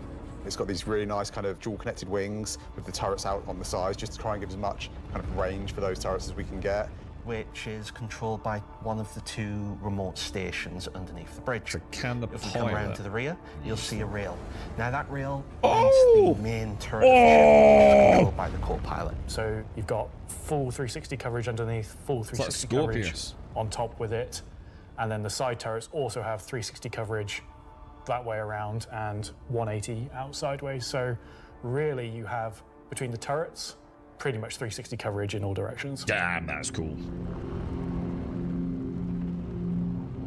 One of the unique things about the Paladin is all the turrets are remote and all the crew are located in this one central 2-story room. A lot of our other gunships, the crew gets scattered across the ship, but with the Paladin, you're all sat together with a nice, cool experience, so you can really feel like you're playing as a group. That is You've got the pilot, co-pilot up top, and you've got the gunners underneath, and I think that helps with the intention of what the ship does, because you've got this really nice kind of like gunner viewpoint down, kind of giving this lower coverage. We added a glass floor just to keep the 2 connected.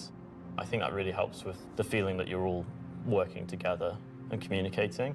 That said, if you don't have the ability to fully crew a Paladin, you can still fly it and engage in combat solo. Obviously not as good as if you have a full crew, but you can't always guarantee your friends are going to be online. As a solo ship, it's pretty capable of doing a variety of missions within Star Citizen. So if you want to run this ship solo, you can take on combat missions that, say, other heavy fighters like the Scorpius or other ships such as the Drake Cutlass could do.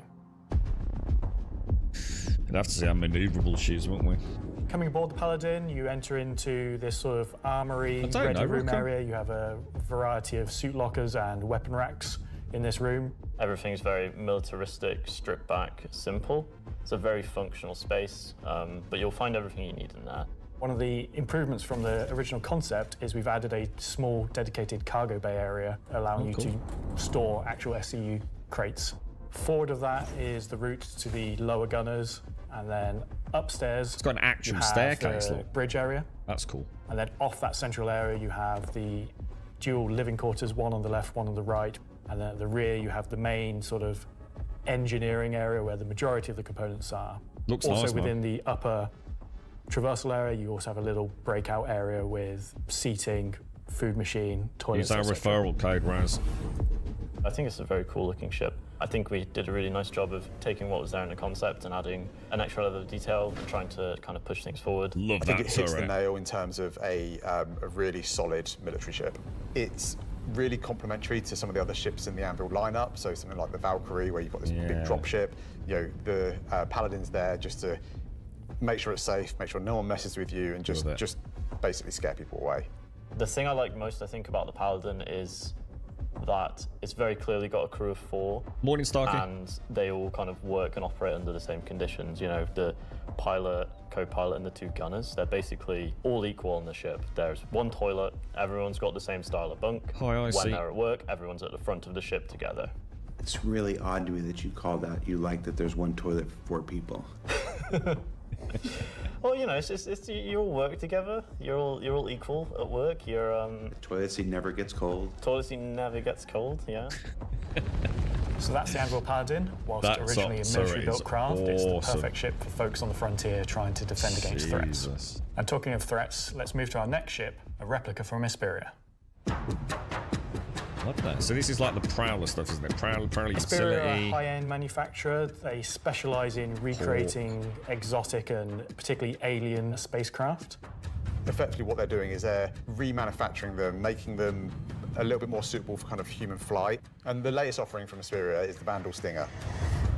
Oh! The Vandal She are big, looks scary nasty, space aliens. man. That is like pure Klingon, isn't it? Tall, evil war race that sort of take over, steal technology, absorb it, fuse it all together into their Like own needs. They are bug's the carapace almost. relatively nasty aliens that you sometimes hear about and haven't seen much of yet. They also make really cool spaceships.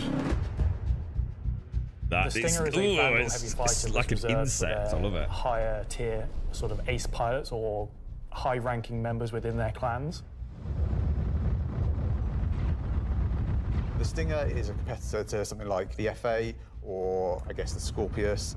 It packs a lot of firepower in quite a large frame, so it's a very, very tanky spacecraft. The firepower is almost unrivaled in terms of just both the number and the size of them. So it's there for players who don't want agility. They don't want to be in and out quickly. They want to be there brawling with big guns and taking all the hits. One thing Hesperia have done differently with the Stinger is they have done away with the majority of the bespoke weapons. They heard everyone's complaints about the glaive and blade and have stripped off the original Vandal weapons to allow customization for standard human weapons. With the exception of the single-size 5-gun. Because it was too well integrated into the hull, even for Hesperia to remove. All the additional weapons are generic mounts, so they can be swapped with any of the existing lineup that we have in the game. By doing this, it provides greater flexibility to the end user, and this is something Hesperia wanted for the civilian market. For that one bespoke weapon, the size 5 plasma cannon, functionally it is the same as the existing size 5 plasma cannons on the Scythe and Glaive, but it is a sort of Gen 2 model and wraps it in a different aesthetic compared to those models. You'll see they're very much older Vandal styling. This is much newer Vandal styling, but underneath it is the same weapon that people have used for years. Our job as the vehicle art team on the PU was to take the Stinger from the squadron team and prepare it for life in the PU. We took an opportunity to take, this really well-established art style and, add extra details where needed. So the exterior is a real blend of these kind of hard surface, kind of rare alloyed kind of wings, Looks and then gorgeous. underneath this real kind of organic structure that kind of webs all of the ship together. It connects the thrusters in, it connects all the kind of underside of the vehicle and pulls the whole ship together. You can tell it's very different from the Vandal ships that are currently in the PU. If you take, for example, the way the cockpits are constructed. Up at the front, we've got this big kind of bubble dome that gives the cockpit quite a unique shape compared to some of our other ships, and also gives the pilot a unique position within the ship and kind of gives great visibility out the front. Boarding the Stinger is a little unusual compared to other ships, obviously being alien in nature. You're going through a ramp at the rear, and it leads you kind of straight up into the belly of the ship. Rib cage. Lots of organic detail, rib cages, kind of strange alien forms. On entry of the cockpit, the seat kind of comes down towards you. Oh, that's claustrophobic, bro. Like a motorbike. You're basically riding into the cockpit. Oh shit! I don't know if I like that, bro. Inside the cockpit. Into Cool, the traditional prone flying pose that Vandal pilots use. I'm very happy with the Stinger. I think the team done a really good job of making something that feels different, it feels alien, but it suits our lineup of ships and it suits our universe. I think the guys did a really good job of respecting the direction and vision from the original Stinger and Vandal ships in Squadron. We've tried to take a lot of inspiration from movies and other science fiction material, but I think it sits well within the Star Citizen universe. So we have the Paladin for the People's Alliance. We have the Stinger for people that really like Vandal and want to try and pretend to be them. But what about the other mysterious faction we have running around? Okay. That was nice. Gray So far, so got good, to yeah. start he was working at a cargo center out in Odin. He started being able to get his hands on some stuff that other people couldn't, items that necessarily you couldn't find on a store shelf, but you wanted anyway. I think Gray is interested in, happy customers. Gray just sees themselves as a conduit to get these things in the hands of people who would appreciate them. And I think that his latest offering is really going to turn some heads. Okay, what we got here then, boys? What the fuck? So the Shiv, well, is that like a don't really know what it is, if I'm to be fair. It's what happens when someone who is a genius at aeronautics and ship assembly is given free rein to do whatever they want. It's the best of whatever they can find lying around, put together to make something truly unique, wonderful, the welding on that? arguably beautiful, and just released out into the universe to see what happens. Is that like something like we'd cobbled together? At first glance at the exterior of the ship, I think most people will probably recognise there is more than a fair proportion of a cutlass visible there, but it's had quite a few changes to it. I like that. As you look a little bit closer, you start to pick out elements from other ships. You've got, main thrusters that are from the Valkyrie. Even the bits that are obviously a cutlass have had panels welded on, panels removed. I saw that, The top turret, which is now remote, is just this hodgepodge amalgamation with multiple other ships' turrets. And then the changes continue onto the inside, where again, it sort of feels cutlass-like, but then you'll find there's bits of Crusader ships just integrated into the wall instead of what was there originally. It has lost its side entrance. It's like a Frankenstein's monster. What it's gained visually more powerful thrusters. It's gained a really kind of nice set of belly thrusters. It's upped its firepower. As ever with the refined work from Gray's Market, you can see that great care was taken to the health and safety to ensure that there's no trip hazards anywhere. There's like loose cables, panels are exposed. That's if you look carefully, you'll notice there are like tools laying around in the cockpit. Cool. It's gained a toilet. That's so cool. Okay. Yeah, I love it. I've got to get one of these. To wash your hands. It's not an animal. It has very much taken that ethos of Drake and moved it down a level. Yeah, I was about to say it's like a Temu Drake. How do you even begin to describe the madness that created this? It's the Shiv. Where did this begin, bro? This is so smart, man. This is something new and different for Star Citizen. Yeah. Where did it come from? I'm not going to answer that. Just Nope. nothing. Just No comment. Gray goes to places and talks to people. I mean, you know, there's just many ways to find these things that, you know, I mean, are they legitimate, you know, manufacturers? No. Are they operating on the right side of the law? Maybe not, but, you know, money's money. Does Gray have a motto, an ethos to live by? It probably comes down to, don't ask where I got it, don't ask how we got it. Don't worry about it. Just ask if you want. Don't worry I think about the it. ship I is love for it. It's so someone cool. that is looking for something a bit. They're having a bit of a different, giggle away with it from as the well now, norm. aren't they? Just You want know? something that's I like unique. this. It's definitely for people who like a rustic aesthetic. Yeah, It's I a fun do ship. like it, actually. But it's also really strong, to be For the honest. welding. And it's absolutely a statement. I'm happy I with think the they're 3 ship starting to have a bit of offerings. fun They're in obviously there. very combat heavy. There's something we wouldn't normally release all at once, but honestly, all of them are a different statement and they're all cool. As always, super excited to release these ships into the game and just see how players How react much are they, and guys? Have play with they, them. It's always fun to see the quirks and the shenanigans that people get up to. Are they available yet? So that's talking chip for another year. So- Yeah, you can do the thing with Lexi. Talking weapons. So I've just been informed that we have to do a bit of a timeshare agreement this year. So we have to throw it over to Alexi for Talking Weapons, which is an extremely original name. What the hell? 135 for the ship. The Titan's on. I saw the Titan yesterday. Titan's like about 50 quid. I I'm think you talking said. about the new edition that come out in October. The non-weapons are essentially the weapons that does not have a manufacturer, the weapons that you can think of that were made by space pirates. Gray sells whatever he can sell. Sometimes he gets his hands on some weapons that come from unknown origins. He will sell things that no company in their right mind would ever make. These are the most kind of like scrappy and taped together and the most kind of like pyro-ish weapons that you can think of. Right now we're releasing 3 new weapons. Rocket launcher, the What the LMG, and is the that? long-awaited Space AK. Oh. I think this is Oh, the one dude. that not only is the most in demand, but I've been politely badgered about the most. It's a fun rifle that basically fires energy and ballistic in sequence. So your first shot will be your ballistic, your second shot will be the energy. You'll see on the top of the art, there is a bolt that cycles the rounds, and that goes off with the ballistic shot, but it does not go off with the energy shot. Oh, wow. And that is just like a really fun way of making a weapon work in kind of like a scrappy, glued together kind of aesthetic.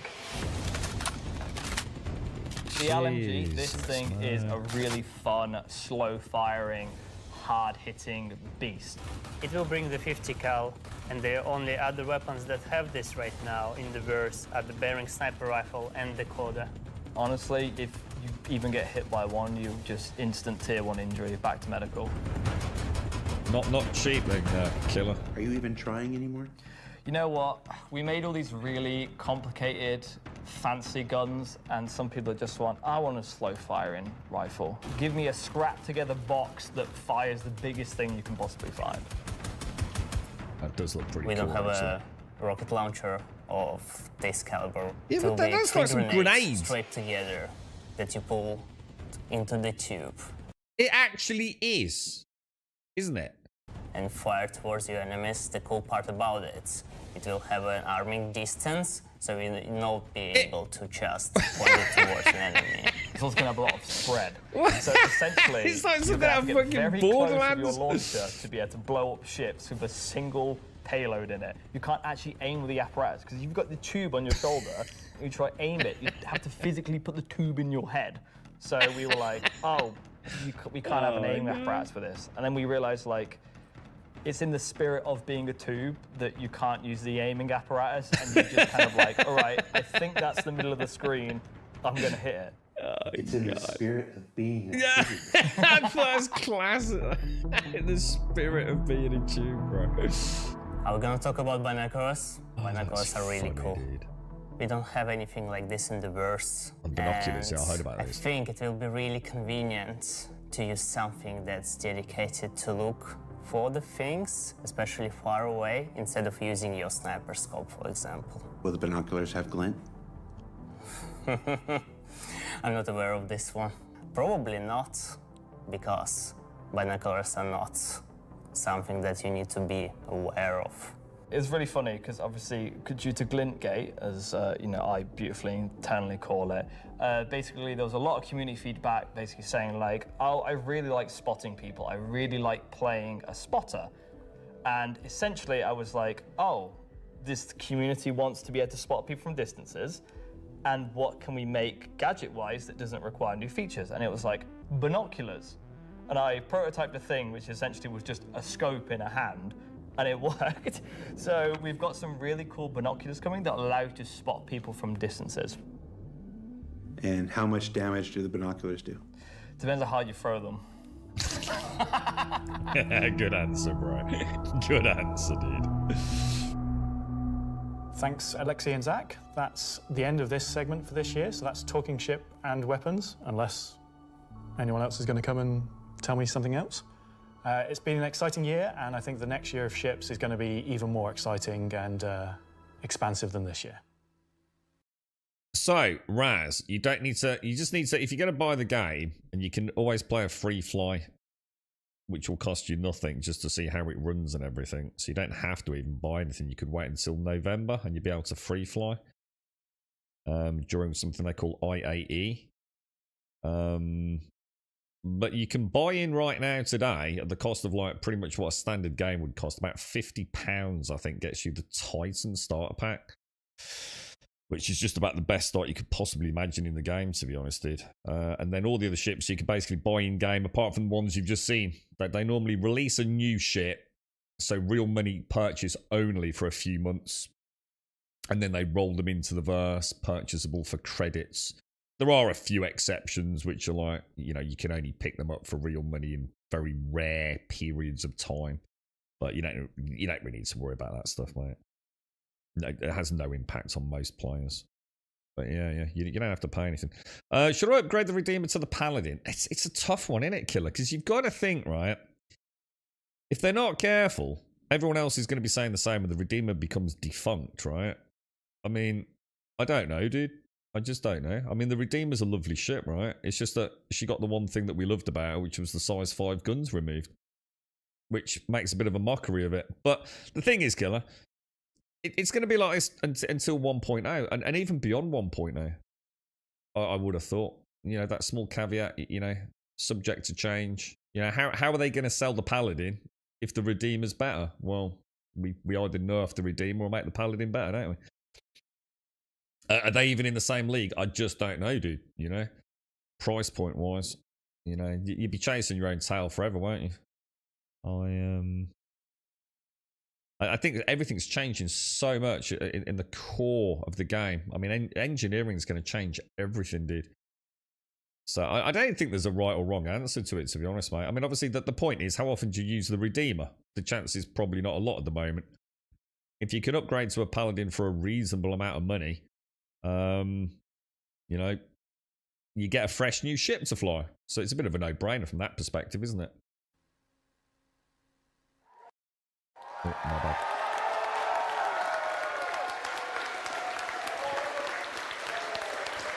Let's be honest, mate. At some point, there'll be something that's better than the Paladin, won't there? There'll be the Paladin Genesis Edition, which... you know how it works, and I'm not knocking it. So, you can't really go wrong, dude. I mean, all the ships are fun, aren't they? Well. That is an eclectic bunch of combat ships for the verse. And they're all available right now up on the RobertsSpaceIndustries.com store. Already, yeah. Also, any minute now, there's going to be a PTU drop that includes all 3. So you can fly them now ahead of their release next week when Alpha 432 goes live. Nice. 3 combat ships. I didn't see the wonder if ship they'll have coming. any additional uses coming up later in the show. That's a hint. All right, what else can I shill? Oh, there's merch. We've got these cool new Levski desk mat things. Well, that's quite cool. These are always popular. There's some Levski metal posters on the store, and of course, love them or hate them, but you can't avoid them. There's this cool new Wickelo's Emporium t-shirt. Yeah. Woo.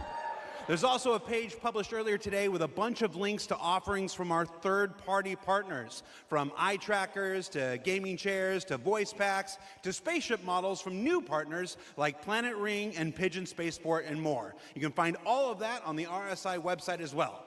And what else can I shill? Oh, for those of you who are at watch parties, where is it? Challenge coins. Who doesn't love challenge coins? There's these lovely Levski themed challenge coins if you're attending one of the 9 official watch parties around the world.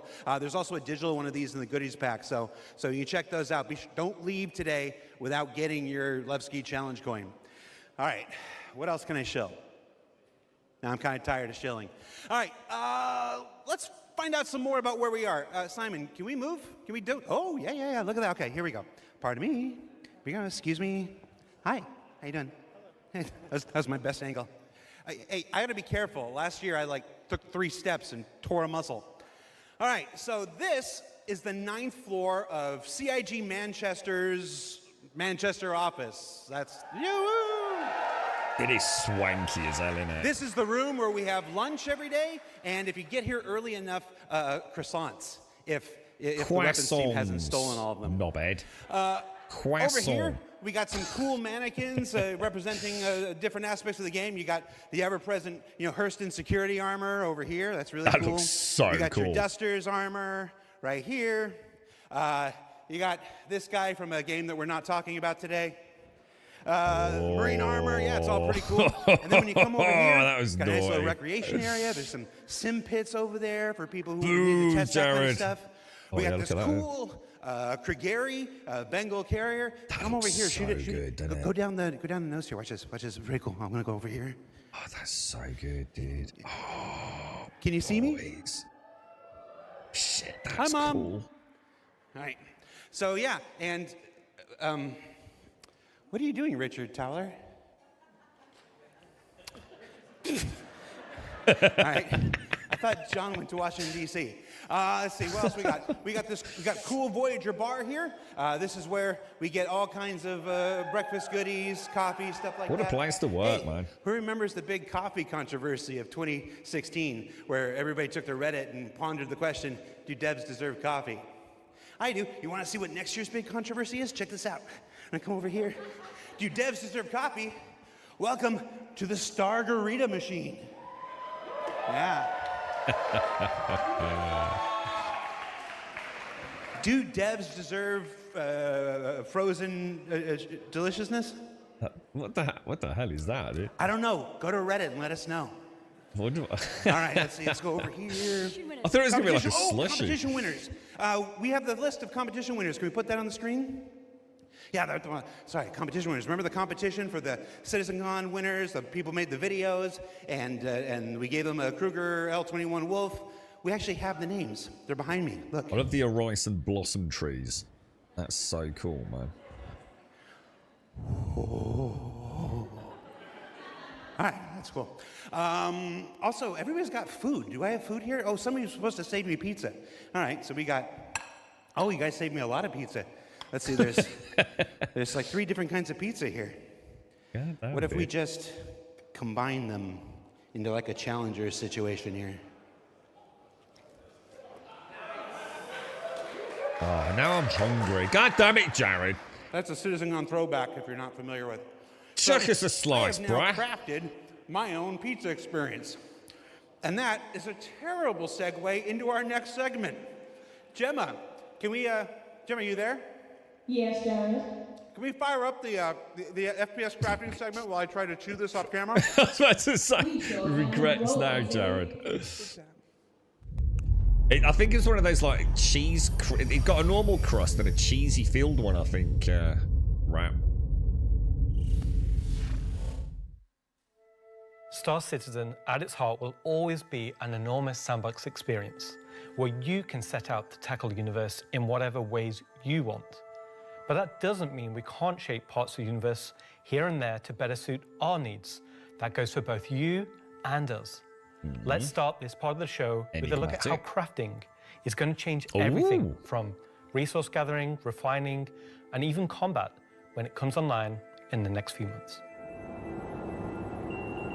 The first version of crafting is going to be quite small in scale. We're going to use it as a kind of a concentrated effort to allow the players to experience the initial UI, the flow of gathering materials of different quality, and using those to craft items which are better than what they have currently in the game.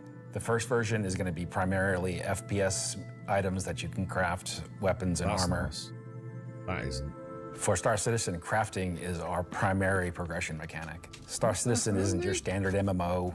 We don't have levels. We have ships, we have gear, we have things that you create in the world, you perfect, you research, you improve. And those items, those ships, those vehicles, the armor and weapons, that's how you progress in Star Citizen. So the most iconic ships in the Crafting game, isn't just a progression mechanic for creating new items. Jesus. It's also a fundamental change to how we handle resources in the game. The materials that you collect, how you refine them, quality matters. Crafting the weapons, you'll be able to have some quality materials to influence the item stats on those weapons. It'll be somewhat random, potentially weighted on the location of the material. Some will have a higher chance of higher quality. And once you take those materials to your crafting bench, the fabricator, you can use them to craft. And the different attributes will be increased based on the quality of the materials you use. It's not just iron ore anymore, it's iron ore of the quality that you know will get you the stats for the item that you desire. And it's not just mining, it's essentially every resource we can get our hands on. To support this, we also need major changes to inventory so that all of these new resources that you're collecting, you can see what you have, you can order it better, you can understand what you have in your inventory. We won't have the new refining crafting system yet. We'll be using the existing ones. Those will pass the quality through into the refined materials, which you can then take to your crafting machine and start making your personal items. What the hell? Once you have your blueprint and your quality materials that you've refined, then you can put them together on the item fabricator. This will be pretty much what we showed in last year's CitizenCon, with the UI letting you assign your quality resources to different aspects of the item. Once you're happy with what you see on the preview, you'll be able to click to craft, and it'll get queued up, and your result will be produced sometime later. Oh my God. You'll be able to get the new crafting machine from shops in most landing zones. You'll be able to bring it up on your freight elevator and use it in your personal hangar, or tractor beam it around and stick it on a ship if you want to use it from there. What the fuck? It's like a mobile There'll be a 3D small amount of blueprints printer. you get credited That's to mental. your account just to test and mess around, but the vast majority of them will be earned through missions, and then you can use that blueprint to craft the item that it is that you've got the blueprint for. So it should be a good reason to go and test all the different various missions in the game. I see The how advantage he of plays. crafting your own items is that they'll be better than anything that you could buy from shops. You'll be able to increase and improve item stats that are relevant to your gameplay. Maybe your gun will shoot faster, maybe it'll do some more damage, or your armor will have greater resistances against environmental effects or incoming fire. Jeez. You might be wondering, what about the upgrade and research? That will be coming in a subsequent release. We're happy with this initial scope for crafting. It's going to be so, I don't know how I feel about so that, valuable for us as devs to kind of get the metrics in, get the feedback in, because then we We'll can make see, the won't we? changes that, you know, they only become obvious, so to speak, when you have kind of mass amounts of data and mass amounts of users using it. So I'm very excited I like to the get it out idea. in the wild. It's our intention to get crafting out on tech preview by the end of the year and get the testing we need so we can release it when it's ready. Okay. Well, we'll see. So It looks like that's it'll be fun. one way you'll be crafting your own experiences in the Star Citizen universe. But what about us? Where do we get to hone in and craft a bespoke experience here and there, specifically tailored to individual or small group play? Well, that's where instancing comes in. And I'm going to let Benji tell you a little bit more. We're bringing instancing to Star Citizen in 2026. Why are we doing it, and how will it work? So if you've played any content in 2025 in Star Citizen, you know that most of these areas were in actual PvP zones where other players could interfere. Instancing is a means to create an environment where designers can create tailored content that's tuned to a specific group size, but it is also protected from outside interference. It's not to say that we don't love PvP. I'm a PvP guy. PvP me, bro. But like most MMOs, a good balance between a dangerous overworld and a protected instances is needed. Right now, we don't have this ability, and this is something we really need in order to give you a sense of progression that is tailored and balanced to a tunable amount of groups, so the difficulty matches the group size. Oh shit, stop. Is this instance fucking dungeons? Oh shit, bro. Beginning and an end. It doesn't mean that that doesn't fit in our overworld strategy, meaning getting to the instance is dangerous, exiting the instance is dangerous, or can be interfered with others. But at least when you're playing the content, we can actually make something that's curated for one experience. So this isn't just Onyx then? Because I thought Onyx was like a test bed or something. They wanted it instanced for whatever reason. Are they actually moving forward to creating like lots of instanced content? So before anybody says this is only a PvE thing, this technology can also be applied to unlock curated PvP experiences that are as seamless as the PvE ones. So it's not about one thing or the other. It's really about unlocking developers' ability to create curated content. Whoa, So game that said, changer, dude. How will it work? Instancing is really an evolution over static to dynamic meshing. We want your instances to be as seamless as your instance hangars, meaning that when you take an elevator, you exit the elevator, you're inside the instance. A gateway opens, you cross that gateway, you're now into your instances. Could be also a quantum jump into an instance that you don't even see. The transition is just like a dynamic mesh transition. And so throughout the universe, we will be able to add these areas that are open or closed instances that allow you to join in either with a party and have a reserved instance for your party, or join an open instances that has a number of slots. And so some of those areas will be completely instanced on different servers. This allows us to leverage the compute power of the entire mesh. The closed ones will be really to drive one piece of content. You enter and exit seamlessly, just like we do with your instance hangars currently. Let's go and find out what one of our first instances will be. Well, that's a rise. Siege of Arisen was an event we did previously, which created a Holy shit. gameplay scenario where the player had to run through and progress through contested islands of Arisen. This was a high-paced, high-intensity event, but it struggled a little bit from its technical execution. But now with the introduction of instancing, it gives us an opportunity to evolve it So we can and play it like- modify so it it's and meant make to be it done. better for you in a small group to work through that activity. It is an event that I had the honor of pretty much solely designing and building all of the logic and having the stress of trying to get it working. And then watching it fall apart. The CDF puts the call out for volunteers because basically the Nine Tails have taken over sort of a cluster of floating platforms in Orison. And you are there to kill these sort of lieutenants of this terrorist organization and take back control.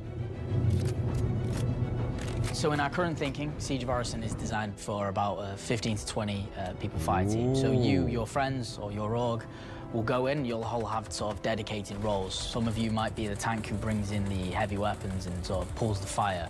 Some of you might sit at the back and be the sniper and pick people off who are a bit further to make the advance easier. Some of you will be the medic who sole job is going to be revive and look after the rest of your team and the health of them. And some of you will be the people who push for the objectives to try and get sort of most of the mission done. The event was designed for about 15 to 30 people, but when we released it, we fixed the problem with 2 DGSs on one server that was fighting for resources. And with that, we also upped the player count to 100. So when it first debuted, it was already too full for what it was designed for. It was a massive operation at the time.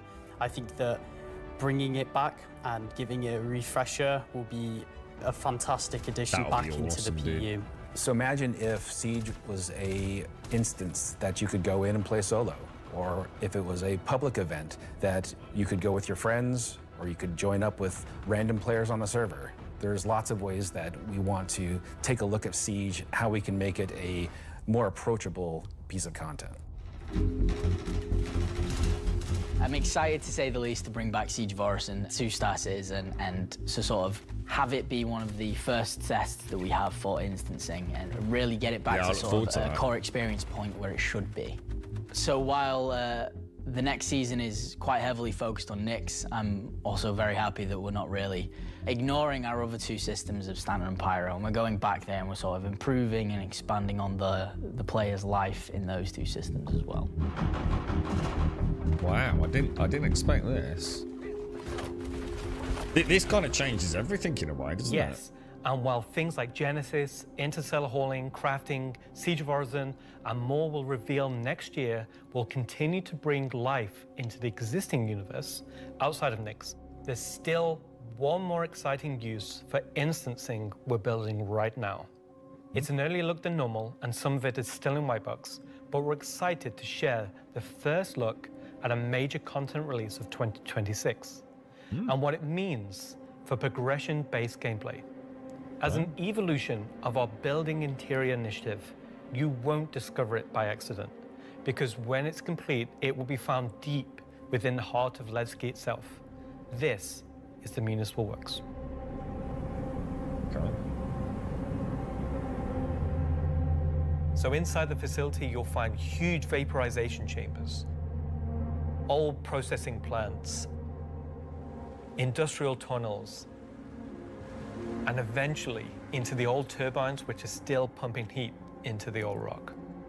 So this is the true history of Levski. This is a place where you won't see in Lorville, you won't see in I-18 or the other landing zone. It's the pure basis of Levski. You will have, of course, metal and tunnels and, you know, more structural place, but you will also see a lot of rock and cave. So it's not a place you go to take vacation. It's really a place you go to fix stuff. Not everybody has what it takes to come down there and do the job that needs to be done. All of your sewage systems have stopped working. Everything's going to quite literally. And so the player is tasked with their group, most likely, to go into there, take out the outlaws and get the facility working again. So let me get this straight. This is literally a mission to fix the toilets of Levski. It's not just the toilets. You're also trying to turn on the air. Air is a bit more important. It still works in Levski, but, you know, they have, like, maybe polluted air because it's not being cleared properly. It's not just for the toilet. Poop mission. It's also a little bit more exciting than just going into, like, some vents. It's like a free-layered system where there's 3 chapters. This will be mission-driven and repeatable. I like everything this stuff, from man. mining to salvage to combat to investigation, a variety of roles. Narratively, it's a real sandbox. Every progression you do will unlock a new area that will link back to previous areas, complexifying the play space. We've been wanting to have more gameplay around landing zones for a long time. Now that we have instancing tech coming online, that allows us to do something that provides really cool gameplay close to a landing zone. With the missions, that's what will create different overlays or change the spaces or change the progression, but it'll be the instancing which will enable us to create Changes tailored everything, content doesn't it? to you and your group. So you're going to be able to play a part of it, make your progress, and then log off. And then the next time you come online, you'll be able to pick up where you left off. Bloody hell. It's going to allow players to return back to it at different states, depending on how much you've progressed, and be able to keep it going until you've reached sort of the end of the whole 3 chapters.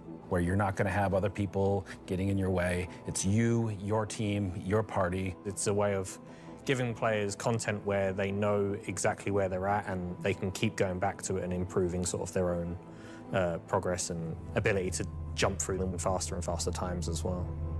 November, I think, judge this. So that's a look at how we'll be allowing players and developers alike to create more crafted experiences within the greater sandbox of the persistent universe. Okay, is that it for me at this point, Jared? Almost. Throw it back to me, and I've got one more for you after this. Back to you, Jared.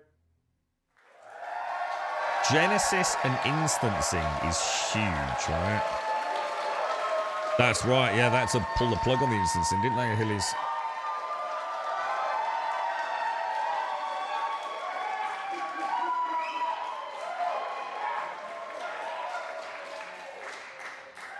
Everybody's really excited about the year ahead. So that's They a do, brief Wookie, look yeah. at some of the ways in which we're allowing you and our developers to craft a more curated Star Citizen experience. Now, at this point in the show, we are in the home stretch. We've got only one more. What was that? Samo! How you doing, mate? Yeah, no, I missed it. Yeah, I didn't go. I was at work, Samo, yeah. One more segment to go. Thank you very much, Samo. We wanted to check out, we said earlier in the show that we would look at what you were saying during the show. We looked at how to put YouTube comments. Base building was never promised at all. Base building, like as in this year, base building will just say base building is part of the project. They never put a time or anything on it. But it is very much part of the game. There's even ships around creating habitats and things, Wookiee, but they've never put a timeline on that. Well, it is part of the big on-running project. I don't even know if it's destined for 1.0, to be honest, bro. On the stream, and it was immediately Crafting's apparent got to that be we were going to introduced lose our first. broadcast license, so we're not going to do that. We did find Which some they've just social shown media us. stuff on Twitch, though, or not Twitter, X. What is it called now? Let's see what this says. Let's see. No We've got- point having base Welcome building at the back, moment. Lebs. It'd be completely ridiculous. They can't add base building until they've got other things up and running. So, you know, they've got to walk before they can run. Ski from I'm not wearing my glasses. Oh no. Oh, time to suit up. Let's go get them, says Ubu. I really should have worn my glasses. Cue the bagpipes. That's the other game, Charlie Oscar. Let's see. Nice to see you live, Jared. Mom? Let's see. First Citizen after playing for almost a Looks decade like in Austin. instancing's a Oh, big nice. part. I wasn't sure if it was Straight just outta like Klesher, back to the Hex. Photos from Leicestershire. an Hey, Sam, Onyx is that Leicestershire? sort of Leicester? data gathering thing, Leicester? you know? I've only been in the UK for 3.5 years. I didn't expect that. At San Jose Bar Citizen Watch Party. Oh, somebody created So how's a lovely Mrs. Wookie Vandal Wookie? mask there. Sean Tracy, can we get that in game? Just that, exactly. Just scan that, put that in game. All right, so that's a few reactions we're seeing on social media right now. Before we get to our big finale, or the thing we're going to wrap up the show Is there with anything today, else, or? I did want to talk a little bit about big CitizenCon versus digital CitizenCon versus what we're doing today. This with has been pretty CitizenCon cool. Direct. I'm quite happy every with year, this. CitizenCon is a monumental task for any number of people, whether that's development, marketing, the support teams, the platform teams. Everybody comes together to make this thing Should we have a pee break? happen and go off. Hopefully without a hit. I can see their So far, YouTube we've and been doing Twitch all right, chats look. other than some stuff in the room here. Bottom right. You know who you are. They had to know. But doing CitizenCon is not always the easiest thing for our developers. You might not assume this, but most game developers are not social butterflies. they tend to like to sit quietly in the dark at the computers, like little goblins, and just make digital virtual worlds like this. And then Jared's been on point, man. like, hey, you want to be on video? And they're like, no. No. And I'm like, it's in your contract. And they're like, it's in your contract. So we thought, we usually do it behind the scenes afterwards, but we thought we'd do a little bit of it here. The folks in the editorial department put together a brief montage of some of the more candid moments from the filming of CitizenCon over the last couple of weeks. So we're going to spend 2 minutes and take a look at that. Let's see what they put together. Is now a good time, Castle? How many CitizenCons have you performed in now? Performed? Just the one. Performed. Nope, my first one. One last year. 2. A few. 8. I was going to say, he's been in loads. Maybe 9 isn't or he? 10. I love that guy. Man, I don't know, man. Did you like doing it? Yes, I was completely terrified. It was good. Pete now, yeah. The first live one, I was a mess. Weird combination of going from insane I highs think they were to an insane awesome lows. team, man. They're really charismatic. I love them all, dude. It's over. A bunch of. The live ones are pretty special. Pre-samp's always fun. Did we but see live any events are special, aren't dudettes? Remember we were at that weird crack house in Ancos? Right. I like the live ones. Oh, I mean, I love these digital ones. These are the best. What's that guy? Every time I've What's done his it, role? it's This been guy's a awesome. digital one, and I'd like to do one on stage. Didn't he personally build the Fury and build all of Siege of Horizon single-handedly? Oh, hang on. Mrs. Wookie is running a half marathon. Oh, dude. All the best to her. Is she doing it today, mate? Oh, dude. I didn't know, mate. Good luck to her, bruh. Shit, we could have wished her all the best. Are you out with her, Wookie? Oh, you're on the app watching her. Oh, dude. All the best to her, man. I hope she does well, dude. The first step towards base building was make meaningful play. Yeah, exactly. See what I was saying, Wookie? Like, it's not like they can just add base building. When there's, you know, there's so much more to the game, isn't there? You can't just start making bases. And that's a really good point. Even the planetary tech, which we've just seen with this new Genesis, which is what is Genesis? Genesis is like the word. The term they use for all of their sort of combined planetary tech working in sort of symbiosis, isn't it? I mean, that is just amazing, right? I can't get over that. We'll have to go back and watch that again tomorrow or something, but you're surprised by how few people are there. What do you mean, Mikios? How few people are there? It's packed. That's their offices, dude. That's the Manchester office. It's just where they eat in the canteen, dude. What do you mean? You're surprised by how few people are there? Break now, yeah. So as long as instancing basics, ammo, hang on, what's this, Miko? As long as instancing basics such as ammo, weapons, team members, elevator, and cargo jeeping don't work properly, big promises will impact on playability. What are you talking about, Mikios? Instancing has a huge impact on playability, doesn't it? Like it's insane what that could mean. Even in terms of like curating actual gameplay, but also performance. Yeah, Genesis is like Star Engine's environmental creations sort of toolkit, isn't it? Where are you guys all situated? I'm nearly always in Horizon, dude. Yeah, until the planets are final. Exactly, Casca. Yeah. So there's no point putting a base down and then finding out there's a fucking mountain there next week. Because like, that's quite important, right? It's like, oh, where's my base gone? It's in the middle of a volcano now, dude. Yeah. It looks like the person she was running with who has the cancer has stopped running. Oh, mate. But she's still going strong. Oh, what? Look. Big hugs to her, man. Big hugs to her, dude. All right, let me go and grab a drink, please. I'll be straight back, guys. I won't turn the mic off here.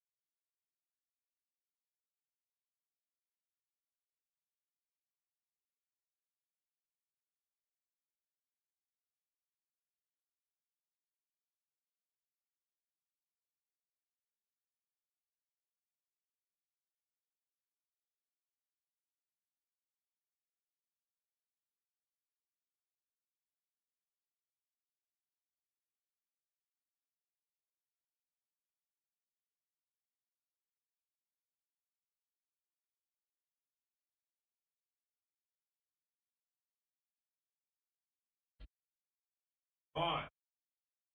Coffee in hand, boys. Oh. I'm starting again now. Oh, big hugs to him, Wookie. Half the base is up on the cliff. Yeah, that looks so cool. That planetary tech's insane. I find it hard to believe.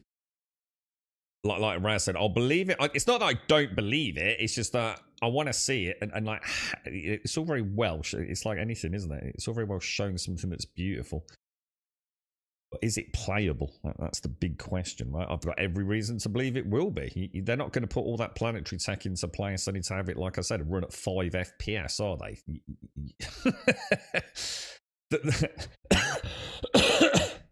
But the question still is, how is it going to run, right? And when will we see it, I guess? Don't read this. All right, okay, I'm not going to read it. I'm going to carry on. Did you have a restraining order against you, or...? Didn't know. Got a coffee. Let's have a look. So this is the last section, is it? My stomach. How hard is it to keep your eyes open on stage? That's not a problem with the lights. They're kind of. I'm realizing through this sentence that I'm closing my eyes as I speak. Do I do that a lot? I didn't I'm a actually very notice shy that. individual, so this is me just trying to get out of my shell. Getting the crowd to react to the ideas that we've been working on for so long. We can react. Watch. Everybody. I saw a lassie. I saw a dudette on the team, boys. Cut the camera. Counting you down in like 30 seconds. I'm like, do I stand up? Do I sit down? Do I drink? Do I not? Do I talk? This will be the Must best be one yet. nerve-wracking, man. That's right. Because it's nice and short. Is this all supposed to be usable content? Come on, Mrs. Wookie! Woo! Of all your nicknames, why is Moist Master your favorite? I think you mean least favorite, and because it has the word moist in it. I mean, come Moist on. Master. I'll give you a new nickname by the end of this. Sounds good. Do it. Moist Master. Let's get started. That's shocking, bro. So for those of you watching at home or at the watch parties, you're like, why are we showing that? I put that in there because I'm eternally grateful for all of the CIG staff and developers who take the time to appear on these things, whether it's ISE, SCL, CitizenCon, walk on stage, be pre-recorded. It's not the easiest thing for everybody. And on behalf of the community, if I can speak for them in this regard, I want to say thank you for participating in these things each and every year that we have them. Yeah, well done all. Now, let's wrap things up here. So let's see, how do I want to do this? At this point, we've only got one major story left to tell. But before we do that, we wanted to do one more check-in on something we started last year. Last year, Rich Tyler took the stage and presented his roadmap to 1.0. And we didn't want to go an entire year without talking to the senior game director himself to get his update on That's that the dude I 1 year mentioned at later. the start, wasn't it? So we're going to throw it to him, and we're going to go to our last What's his segment. name again? And when we come back, we'll say our goodbyes. And if you're at a watch party, it's time to get... I was going to say... that's not a word I can say on the camera. Let's just go. Let's just throw it back to me. Go to me from 1 week ago. Say what? Okay. Road to 1.0. Last year, Senior Game Director Rich Tyler took to the stage and revealed our plan for 1.0. Well, I was what? Richard, now, wasn't it? before we end this year's CitizenCon Direct, we wanted to take a few moments and follow up on that reveal from last year, to do as we've done today and look at the year ahead. So, Rich, thanks for taking the time to join us. Well, you're welcome. All right, so we're going to jump right into it. Everybody knows the only constant in game development is change. So I'm going to ask you outright, what's changed about the road to 1.0? Well, fortunately, nothing. It still remains our North Star.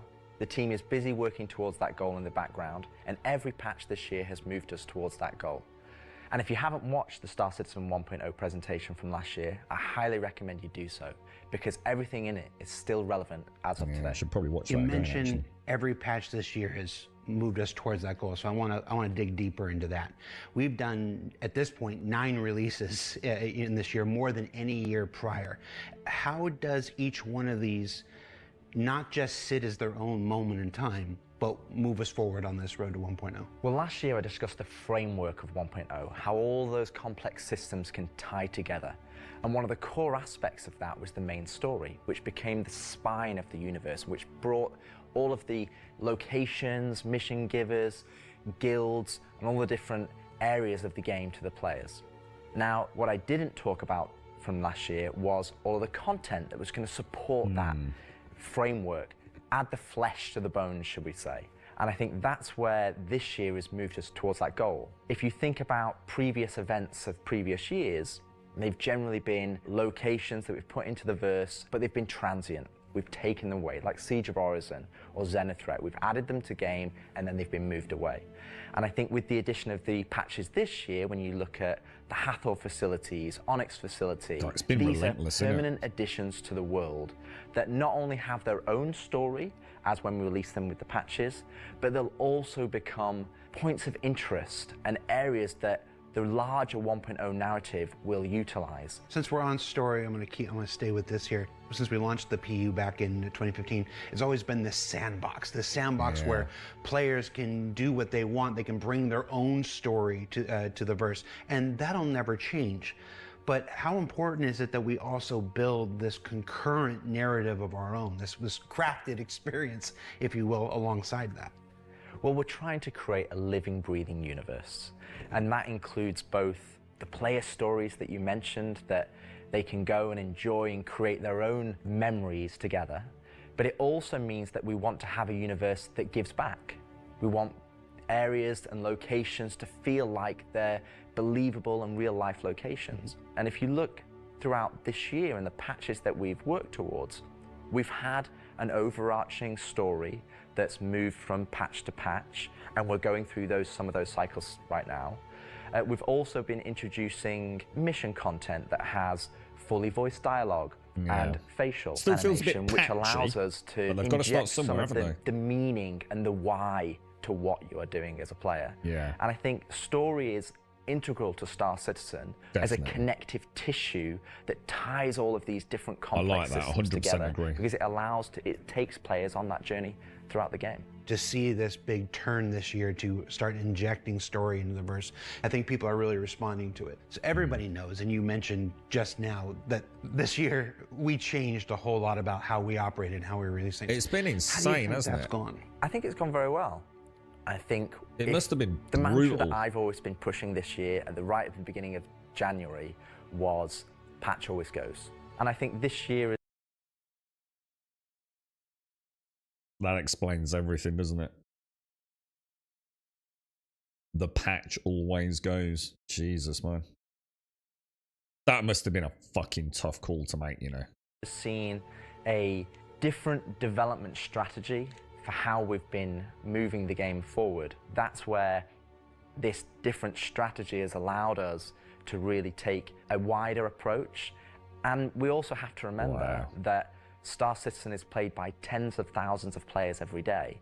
And while we have lofty future goals, we still have to make decisions right now that make the game fun for the people that are playing it all the time and playing it as their daily game. If you look at previous years, we've had to hold a patch back, we've had to make concessions, mainly due to around a feature may not have been ready or right to go into there. There were 3 months, 4 months, sometimes 5 months between patches. Exactly, and I don't think that's good for anybody. I don't think it's good for the players.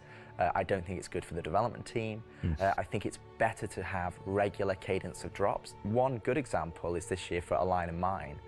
People probably don't know, but A Line of Mine, when you turned on the laser, it was actually supposed to reveal the Sandworm Valakar. And I played it, and it didn't hit the quality that I wanted to go into the game.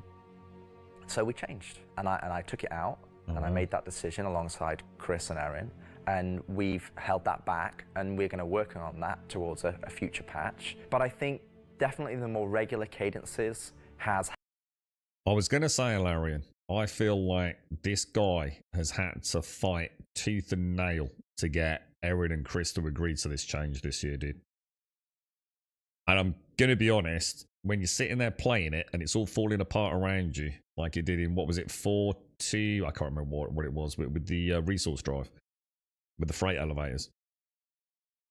You can start to see why you're on dodgy ground, didn't you, man? But, dude, they had to change, didn't they? They had to change something. And, you know, in hindsight, sitting here today, I reckon he's probably the man that might have saved Star Citizen if we if we see it in another year or two. It's completely changed, hasn't it? Totally new way of developing the game. Had the multiple benefits, and like I said, I want to dispel a myth right here, right now. Like, features are still being worked on quite heavily in the background, from radar and scanning, in FPS, the new quantum, to inventory, engineering and crafting. And all of those features are going to be coming Preliminary crafting very, very looks soon interesting. for players to get Not their hands sold on it. And, but... you know, I'm going to be honest, I'm not going to sit here and say that if I was to go back to the start of the year, I would hope that we would have released more features. But I also think every decision we've made this year oh, sorry, it was has Team been that said through that. the lens Sorry, of Team. making the live experience as stable and as good as possible. Absolutely. All right, so that's a bit about the year. Just to interrupt, I apologise, Tim. I thought it was Alarian that said that. Yeah, no, I can completely concur with you there, mate. Yeah, I bet that was a really, really tough battle for Rich on that one, mate. Before, and the year before has been, I've said this before, I've said it internally, I've said it out there, I'm going to say it right now again on camera. I think this has been the best year of Star Citizen ever, and I'm willing to I agree. look right into the camera and say overall. that. The player numbers are up, engagement numbers Easily. are up, the length of the play sessions Since are I've up, played. bug numbers are down, 30K is gone. It's been Quite a solid easily. year. But CitizenCon isn't CitizenCon without talking about the future, so I want to move us to the future. We've talked about story, we've talked about this more diegetic, immersive universe and adding voice lines and stuff like this. But where do we go from here? Obviously that continues, but what more are we going to do to make this universe seem alive and real and breathing? I think the biggest thing is to start having that conversation be two-way. So if you think about this year, like you mentioned, we've been having fully voiced NPCs, but a lot of those missions and those NPCs, they're talking to you, they're talking at you. Right. You don't get to talk back to them. Now, obviously, you get to interact with them through your actions. You get to go and do their mission, and you get to move that along, and then they talk to you again. But it's a one-way conversation. We're missing that conversation wheel. Exactly. The next part would be physical mission givers. That's something that we're going to be working towards very soon, with Battaglia being the first one coming back in the verse. And just to be clear, we will be bringing all the mission givers eventually back, and we want them to be a integral part of the verse and the story that players go and enjoy. We want the locations to be brought to life, and as we mentioned last year, we want to have interactive scenes that you can go and be part of. And obviously the full end goal is towards, you know, to have cinematic stories in the game, and that is what we're going to be pushing towards. Everything we do, every decision we make is through the lens of moving us closer to 1.0. It might sometimes be difficult to see why those decisions have been made at the time they've been made, but rest assured that Star Citizen 1.0 is still our North Star. That's what we're still aiming towards, and that's what we're going to be moving forward with every patch next year as well. And remembering when mission givers were first introduced, they sometimes became a bottleneck. Is there a role in instancing, which we learned about earlier today? Is there a role for instancing in that, in helping with mission givers? Yes, partially. It will be one mechanism that will allow us to have players go to their own individual area of the verse, have that conversation, and then go and continue on into the open world environment. So I think that's where, when we look at instancing provides us one tool that allows us to remove that bottleneck and provide a more seamless experience.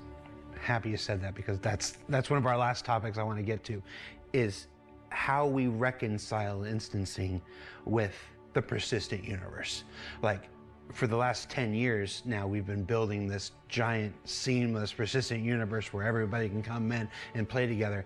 And it would be easy to have a first instinct reaction to the idea of instancing and say that's antithetical to everything that Star Citizen is. But you mentioned last year these 3 pillars of building Star Citizen in the PU, and I want to know, you said nothing changed, but I want to ask you about this specifically. What are those 3 pillars again, and how does instancing fit within the greater design of Star Citizen? So the 3 pillars I mentioned last year were open world. That's just like the missions you love today. You can go and play, there's other players there, and you can go and enjoy that together. Then we have instancing, which I'll talk about more. But similar to municipal works that we've talked about previously. And then the third pillar was dynamic content, which would be content that's generated by the activities of the players. And I think it's very easy to become myopic around one specific thing when we're talking about it a lot, when it's the next stage of our development. And I think you could reverse it. If we'd have made a game that was all instance, and then I'd come on camera and said, hey guys, we're going to start doing it open world, it would be like, oh, is the game changing? Are we doing open world now? Is open world the new North Star that's going to take us this way? And it's not. It's just one more tool that's going to allow us to offer different and dynamic experiences for players to go and engage in. Now, when I talk about instancing isn't always what you'd imagine as a solo instance experience where it's only just you. We're going to have several different versions of instances. Some are going to be closed instances, which will be like the new player experience. We'll be able for you to go in by yourself, for us to teach you the ropes in a safe environment so that you can understand how to play the complex game that we've made.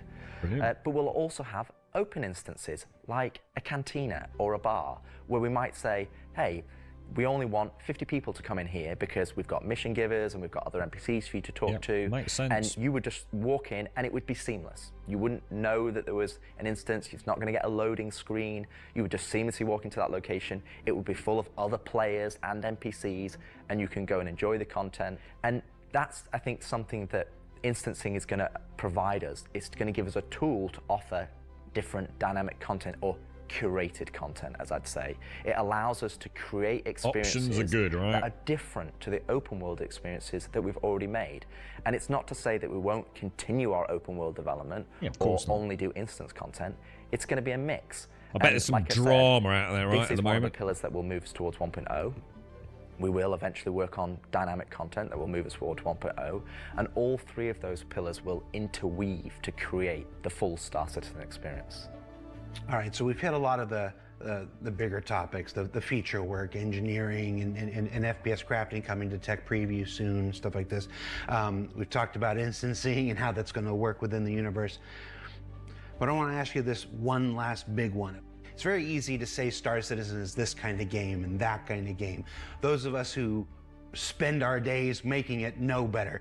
It's an everything game. It's everything we can make it game. It just is.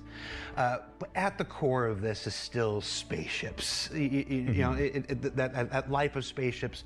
What more can you tell us about spaceship gameplay in the future? What can you give us? What can you tee up for us to look forward to for those of us who are really into Star Citizen for the spaceships? Our intentions going forward are to make sure that every ship or ship archetype that you acquire has a role and has content that you can go and enjoy in the universe. For example, right now I know that we're working on more robust mining missions, more robust salvage missions. We're going to be working on refueling missions. And we want to make sure that each and every one of the ship has a purpose and has a reason to exist in the game. That's No, from it's not in the game yet. Smallest Argo MPUV, as well as ground vehicles, all the way up to the large capital ships. We want to give them purpose. Was just a bug, wasn't it? And I think it's something that we are absolutely aware of. We want to make sure that we're building that spectrum of content to allow players to go and engage in. And I think 2026 is going to be a very good year for Star Citizen. And I think there's going to be something that's very interesting and something that a lot of people have been waiting for. But rather than me spoil it, I'll let Ian and the team go into the details on that. Oh, that cheeky grin. What's coming up here, Ian, boys? Take it away.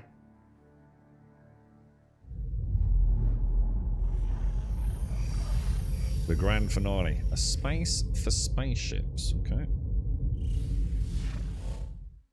So the persistent universe has existed for over 10 years now. So During that mad. time, we've created lots of gameplay systems. We've added hundreds of locations. We've added lots of mission activities for different purposes: combat, cargo, mining, salvaging. But for combat ships, the only thing you've been able to do is fight other combat ships. In 2026, this changes.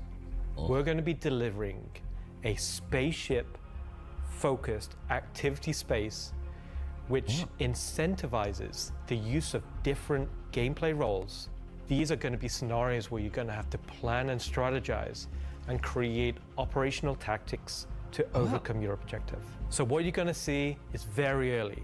It's early in the pipeline process, and it's going to come online about mid next year. But we're really excited about the content we're creating. So we want to share with you a super early look at what we're building in a space we're calling Tactical Strike Groups. Oh, is this where we start getting proper big ship content?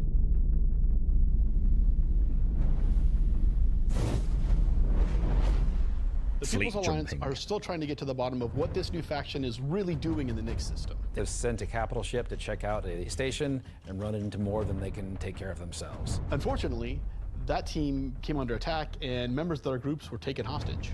Now they've reached out to Intersec, who've reached out to you to help recover the pilot. Of course, it's unwise to do this alone, so you'll need to put a team together to attack the station. What the fuck?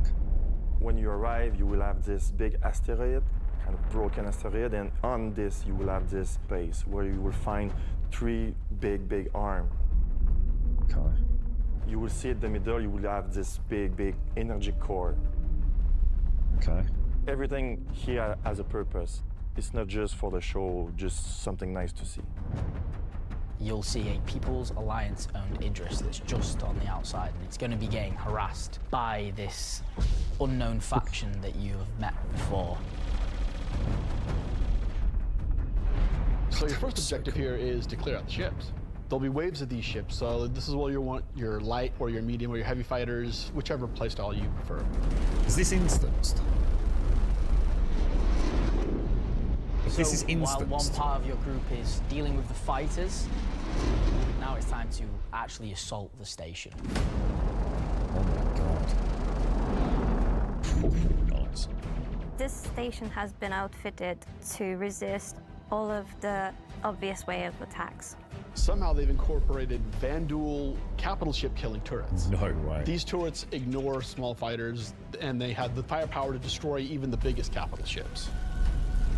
Ooh, dude. Your Polaris and your Idris, if you get it close, it will get shredded. The idea of these is so we can sort of make it so we can mix up that ship combat, and not everyone can just bring the biggest ship and win just because they have the biggest ship. Oh my god.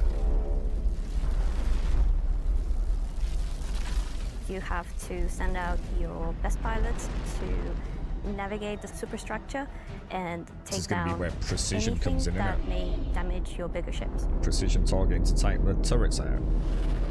Oh my god, that's so at this point sexy. you're thinking, destroy the turrets. But it's not that easy. This turret has shields that you've never seen before.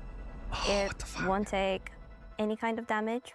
Your missiles won't do anything. Your lasers won't do anything. Your ballistics won't do anything to them. But like everything, they do have a weakness. You have to cut the power to their shields. Yeah, to do man. that actually brings you to your first objective, the power relays. God damn it, it's like the Death Star, bruh! So the exterior has a number of power relays that are holding the doors closed so that you can't get in. You have to find them, you have to target them, and you have to destroy them. But it may not be as easy as it seems. Here's our first wrinkle. The power relays have their own shields that are resistant to energy-based attacks. We know how much you like using laser repeaters, but so do these guys. The wolf. Get the wolf in small shit. Capital ship can't get close enough because of the turrets. So ships with explosive or ballistic ordnance will be needed. Yeah. That's torpedo ships like your Retaliator or Gladiator, or even another fighter with ballistics loadout. That's going to take you a while. Oh, right. So, oh shit, you got it with a fucking torpedo. My god, they are. Jesus. Once the power Who's got a Retaliator, boys? The station opens up. And this is where things get really cool. Now it's time for you to fly your ship inside the station. Oh, get the fuck out. You, in your ship, fly into the superstructure of the well, station. We're fucked then, aren't we? I feel like this is a proud dad moment. We're just going to call it what it is. It's a trench run. Ah, yeah, bro! Fuck yes! Oh, get the fuck out, man. Oh, we're fucked. So as you enter the structure, you'll see cooling units along the sides that you'll need to take out. Oh my god, this is going to take us There's 3 months, arms to bro. the station that have these trenches. You'll fly into one, and then there'll be a core in the center, and then you'll move out another trench. You're either gonna do it multiple times, or you need to bring friends. Holy At crap, this point, the dude. core is still protected, so these are essentially strafing runs. Oh, these PvP flyballs are going to love this shit. There are objects to avoid. You're going to have Showing to be off able the to skills, dodge. aren't they? You're going to have to move quickly. You need an agile ship. I can't fly like that, bruh. Because the shield generator that you're targeting is emitting lots of distortion damage. See, we got the So once the cooling units helmet are on out, from that Star Wars. exposes the core to overheat, which means that you can attack it from the inside and also from exhaust ports on the outside of the station. Are they the This clips core is as well? armored and just takes a whole lot of damage.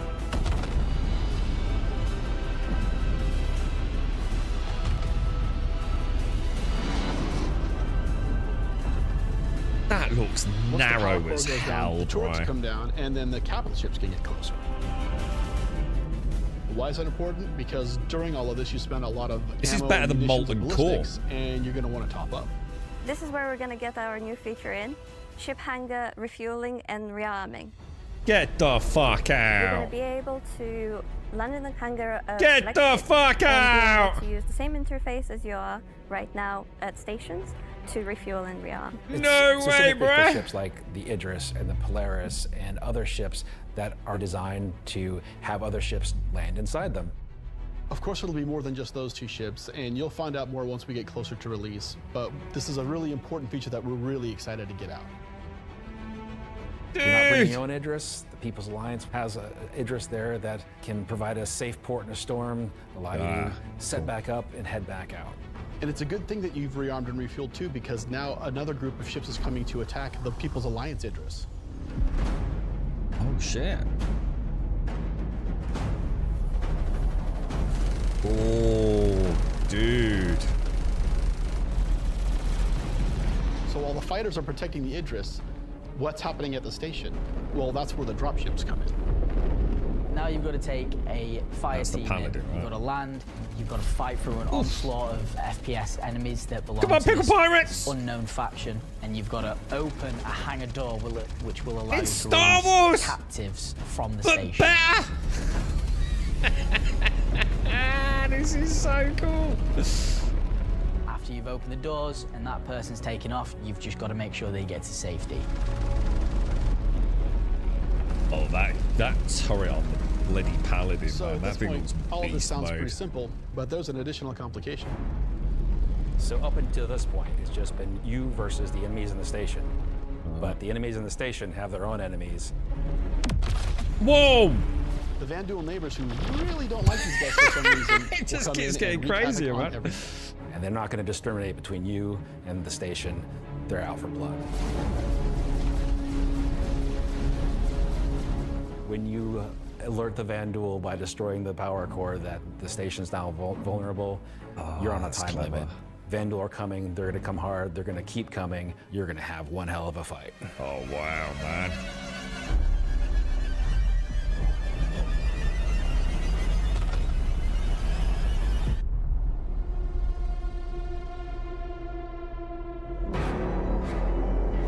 Oh, what the fuck? Oh my god, this game, bro. Oh my god, dude. Is that's a Vandal capital ship coming in, yeah? Oh my fucking god, dude. Tactical strike groups. I'm personally so invested in this. So throughout 2025, Oh my god, we bro. created a variety of content. Some of it was very focused on FPS combat. So personally, driving a more vehicle-based experience was very important to me. This is a defining statement that I want to do in 2026. We're a spaceship game. There are prized possessions. To the objects we fall in love with. This is the content we want to create, which creates scenarios and roles for you to use those spaceships. We won't get to all roles initially, but we should see this as a landmark, a position where we can see a gameplay space which incentivizes the use of different ships and scenarios to clear objectives and complete missions in a variety of roles.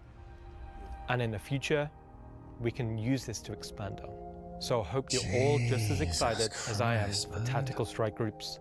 They're gonna be fantastic. So they're basically raids then, yeah? Jesus. Oh, are they gonna be instanced? I assume so.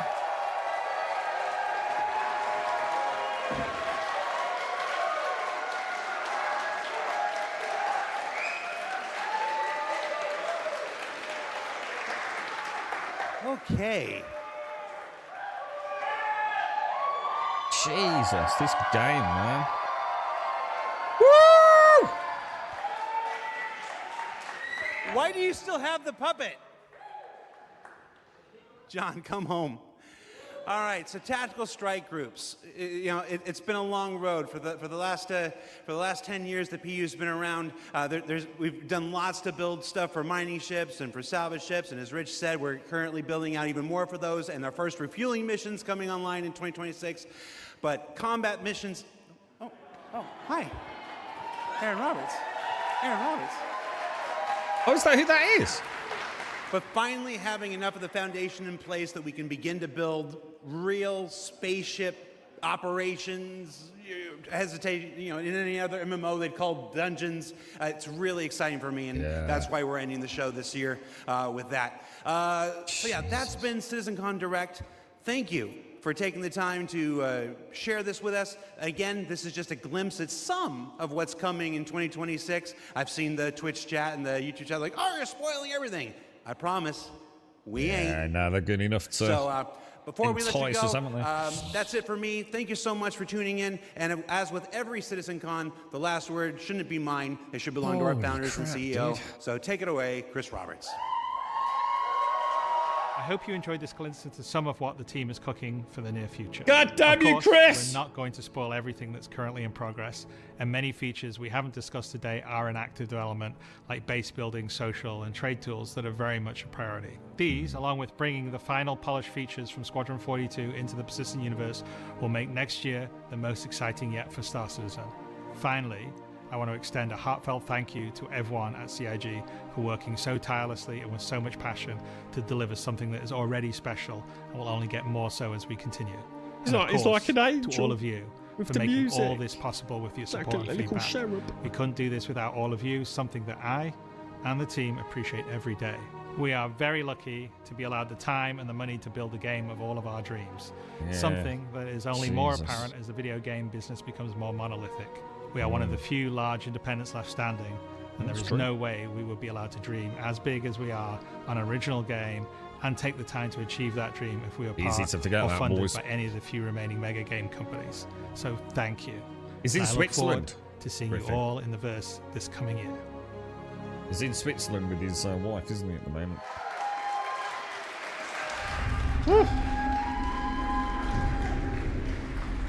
Yeah, IAE is November. Is that it? That's mental, bro.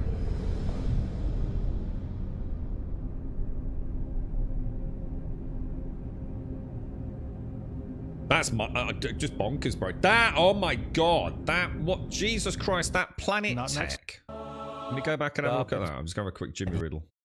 Where was that This Planet Tech marks stuff, a dude? great milestone for us for not This is only freaking pushing insane, challenged guys. ourselves to emulate nature in the most believable way, and not just on a planetary scale, but to our level of detail.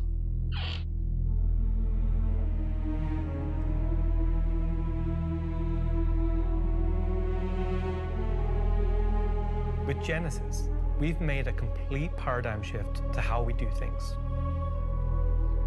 Biomes are now created based on the physical data sets, with the assets being spawned whenever and wherever the correct criteria is found. So when you see a forest or a meadow, it's no longer because an artist painstakingly crafted it there. It's now because it simply wants to be there. It fits inside our rules. Genesis also ties into our other gameplay systems. Our new planets are built from the information we create for our different data sets. Dear me. So I had to have a quick Jimmy Riddle as well. Like height maps, humidity, temperature, soil type, soil Wow. amounts, geology erosion data. I'm just going to turn this down a bit while we have a natter. This means you can now tell where to find valuable minerals as No more stupid ass rocks littered everywhere. This planetary tech, is that alright? Is that annoying with the sound like? Because I just want to like have a look at it really. I just turn the sound off or? over time due to erosion. This Genesis stuff is insane, bro. Like I say, I have no reason to doubt that it exists and that this is something we'll see, but how's it going to actually run, dude? It kind of changes everything, doesn't it? So many people, you're right, Slumlord. So many people are upset over them not talking about base building again. I don't understand why people are obsessed with base building. There are so many things that need to come into play. I think it's just people that don't understand game development at all, isn't it? You can't have base building until like so many other things are in place. Because it just wouldn't work, would it? You know, they've got a whole new planetary tech coming on board. You can't have base building yet until that's introduced, right? At which point we can start worrying about base building, you know? I mean, we know it'll happen. Well, presumably we know it'll happen, but they've got to get, like, you know, the basic foundations for the planetary tech here working. We all know Stanton's going to get a massive overhaul. Like, every planet will just be completely revamped. There's no point having a base that is now, like, in the middle of a mountain range, is there? And change as we continue our technological development and hone in. What's that? It's sad it's love for money. What's that, Falco? Thanks, Ian. ED has to pull their finger out. ED's fucked. They just lost. They ain't got a chance, dude. It's a dead game, dude, and we all know that. It's not going anywhere. There's no money being pumped into it. Done. It's a great game, but it's just an old game, you know? It's like a lot of good old games, isn't it? But it's not got a future. Why show base building? Because just to let you know, it's coming, isn't it? They show that it's like Rich said, that there's a lot of stuff going on in the background. They don't want to let you know base building is a thing, so at least talk about it and give you, you know, they showed us like some basic concept stuff with it, didn't they? So there's no reason not to show it, just to let us know. We know it's coming. We've known for a while it's coming, haven't we? We want them to show us things, don't we? We don't want them to not show us base building. It's just that, you know, if it's not coming, at no point have they ever said base building's coming like soon. Yeah, you need the mining, the smelting, the crafting. Exactly, Falco, exactly. No Man's Sky devs did not.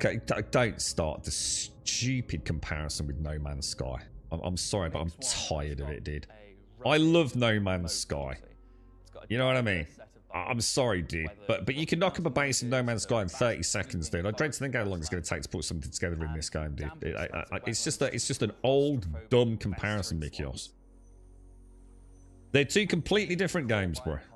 Completely different games. They're both amazing games, right? You need so much more infrastructure in order to be... Exactly, Ilarian. 100%. I can knock up a base in freaking No Man's Sky, you know, from a rock, dude. Creating isn't even this year. They said end of year for tech preview. Yeah, I don't even know. Don't worry about base building. Anyone that's moaning about base building just needs to get off their high horse, man. It'll come, hopefully reasonably well. It's just like people can't wait for endgame in an MMO game. They will always be there. Yeah. It did. I'm not. I mean, like, just stop worrying about base building. They've just shown all this cool shit, and then people are just bitching that base building wasn't in it. It just sums up the community fucking really quite well. Some sections of the community quite well, doesn't it? They're never going to be fucking happy, are they? Just showed all this crazy new stuff. Oh, but it's no base building. Crimes by cornflakes. Compare it to No Man's Sky. No Man's Sky is a great game, I'd like to point out. It's a fantastic game. But it is not Star Citizen. And Star Citizen is not No Man's Sky, is it? They're completely different games. Grandmother fear that Star Citizen graphically will get outdated after so many years. Well, I was absolutely right. It is. I'm sorry, but I'm absolutely 100% correct. Areas of Stanton are now starting to look extremely dated. That will only change if they bring the Genesis tech to Stanton. So my point stands. You know, hopefully we'll start seeing some of this, not just in Nyx, but in areas that we already love, you know, and start adding missions, etc. to those areas. Surface of the planet. We wanted to start by focusing on just They'll do more and more curated content. It's my own affirmation that Squadron 42 is in final polish and no more content is being actually created over there.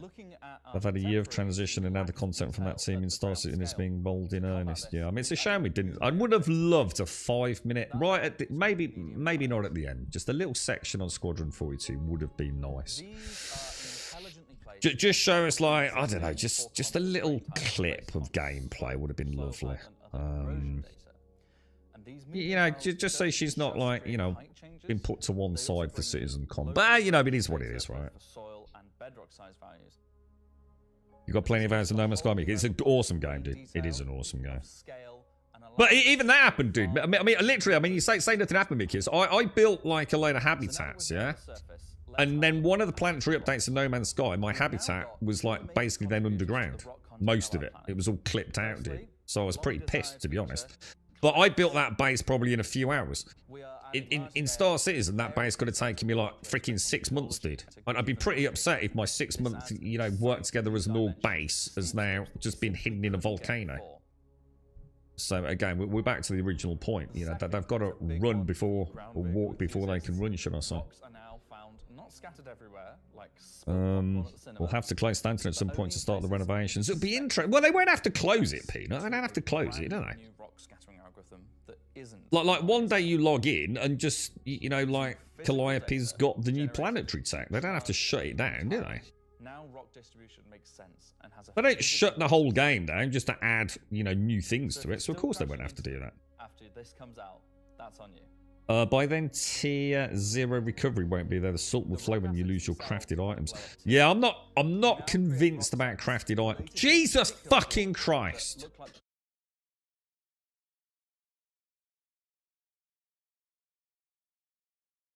Just look at that, dude.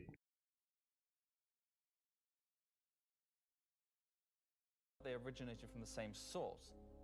And this ties into how we'll be distributing mining. I don't know, man. Is it really gonna look like that?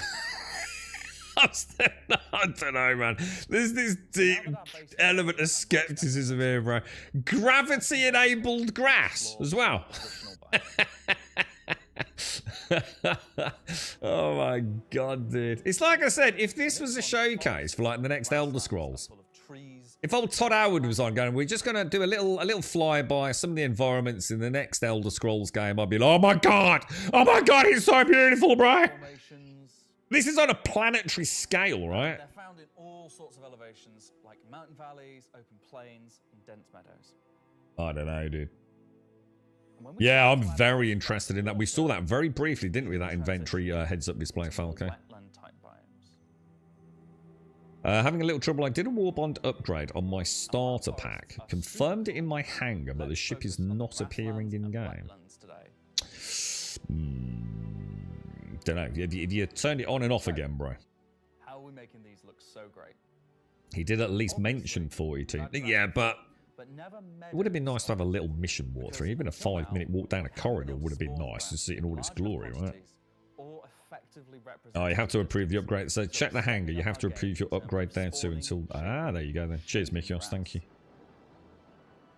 I said during this this section, Sam, I'm never going to leave the planet, dude. If there's a planet that actually looks like that, dude, I'm going to have to ask you guys to come down and deliver me, like, food and water, just so I never have to leave, you know what I mean? I mean, look at it. I could walk across this for days, bro. Terrain underneath. Now we can finally cover. That's what I said, Falco. That's what I said. Like, what are the realistic expectations for us with, say, the hardware we've got, which is going to be individual to everyone? How is this actually going to play? Do you know what I mean? The swamp's insane, isn't it, Warzone? The swamp's so nice. In real life, the shading of a grass blade, or indeed a whole field of grass, is lit very differently to, like, a... I don't know about farming, Josh, right? It's an interesting question. Have they ever mentioned, like, farming or resource growing? I don't know, actually, dude. A field of grass is far more like a carpet or cloth than a flat surface. What do you mean, not planetary scale? It is. It's a planetary scale. This is a planet, dude. Nicely into how we're solving the distant representation. I can walk around this planet. It's literally a planet, dude. It's not like a little section of Skyrim, dude. Farming was mentioned last year, was it? I was going to say, there was a weird sort of like distant memory there. That's fake as fuck. I'm telling you, that there is fake. There ain't no way that dude's actually walking there, mate. That's why we can't see his feet, so. Like, can I say Lego? No. Too late. But in the past, this broke down. Oh, you mean it's big? Oh, sorry. Yeah. So sorry, Mikios. Yeah, sorry. Yeah, I'm not. Yeah, I don't care about that. I'm saying, you know, when we're bits on ground, doesn't matter about the system, does it?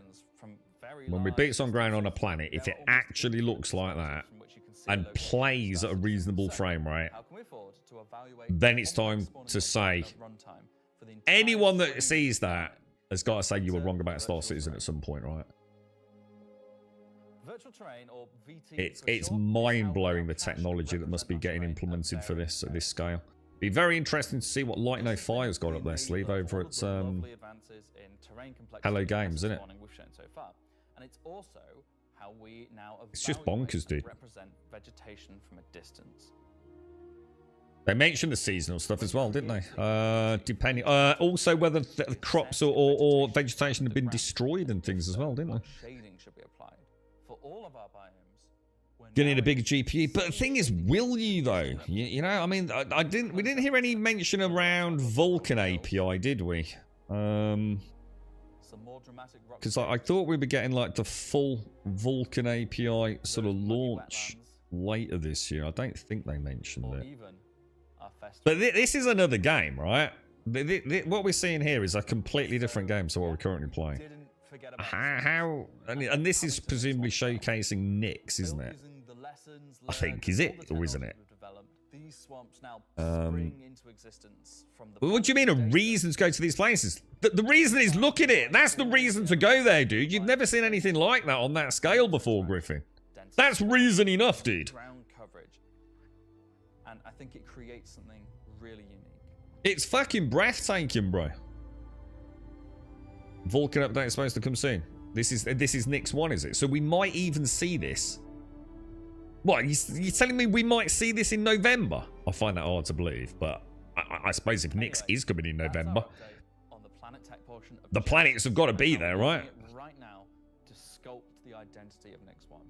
And I hope you're as excited. Because they said Nyx was coming in November, didn't they? Everything we haven't shared yet next year.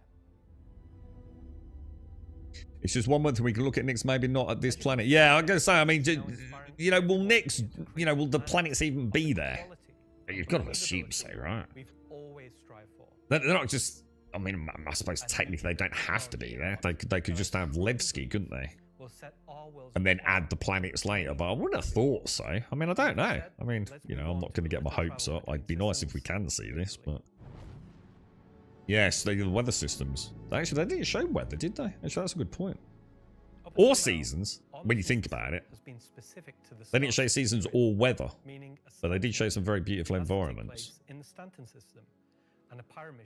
mentioned something about using more GPU than CPU on loading assets. Yeah, he did actually, didn't he, Falco? Yeah.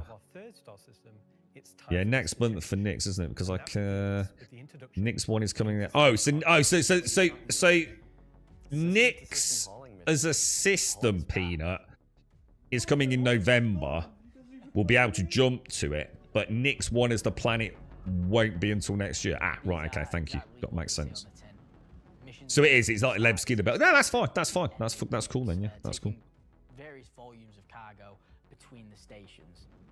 It is very impressive, don't it? Yeah. But it seems to be gaining a little bit of cadence or consistency on the cadence. And it's accelerating, I think, Donut. I think next year will be the true test. I mean, we've had a weird year. Like Rich said. What's his surname? What's the lead the lead fella called? You know, they had a philosophy this year, a driving force. You know, the patch always goes, man. And it has been both beautiful and brutal simultaneously for a lot of us, hasn't it? Nyx system will come in November with the jump gates, yeah, and Levski. So that's cool. And then we can just, God, that would be so cool. Imagine logging in one day and Nyx 1's there. Oh, it's going to be insane, dude.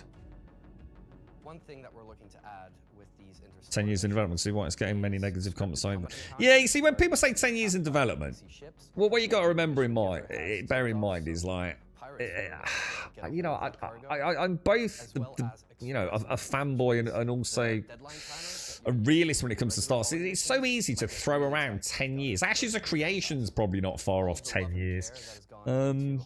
You know, this game's only really been in like, you know, what I'd call an even remote. They're building the tech, you know?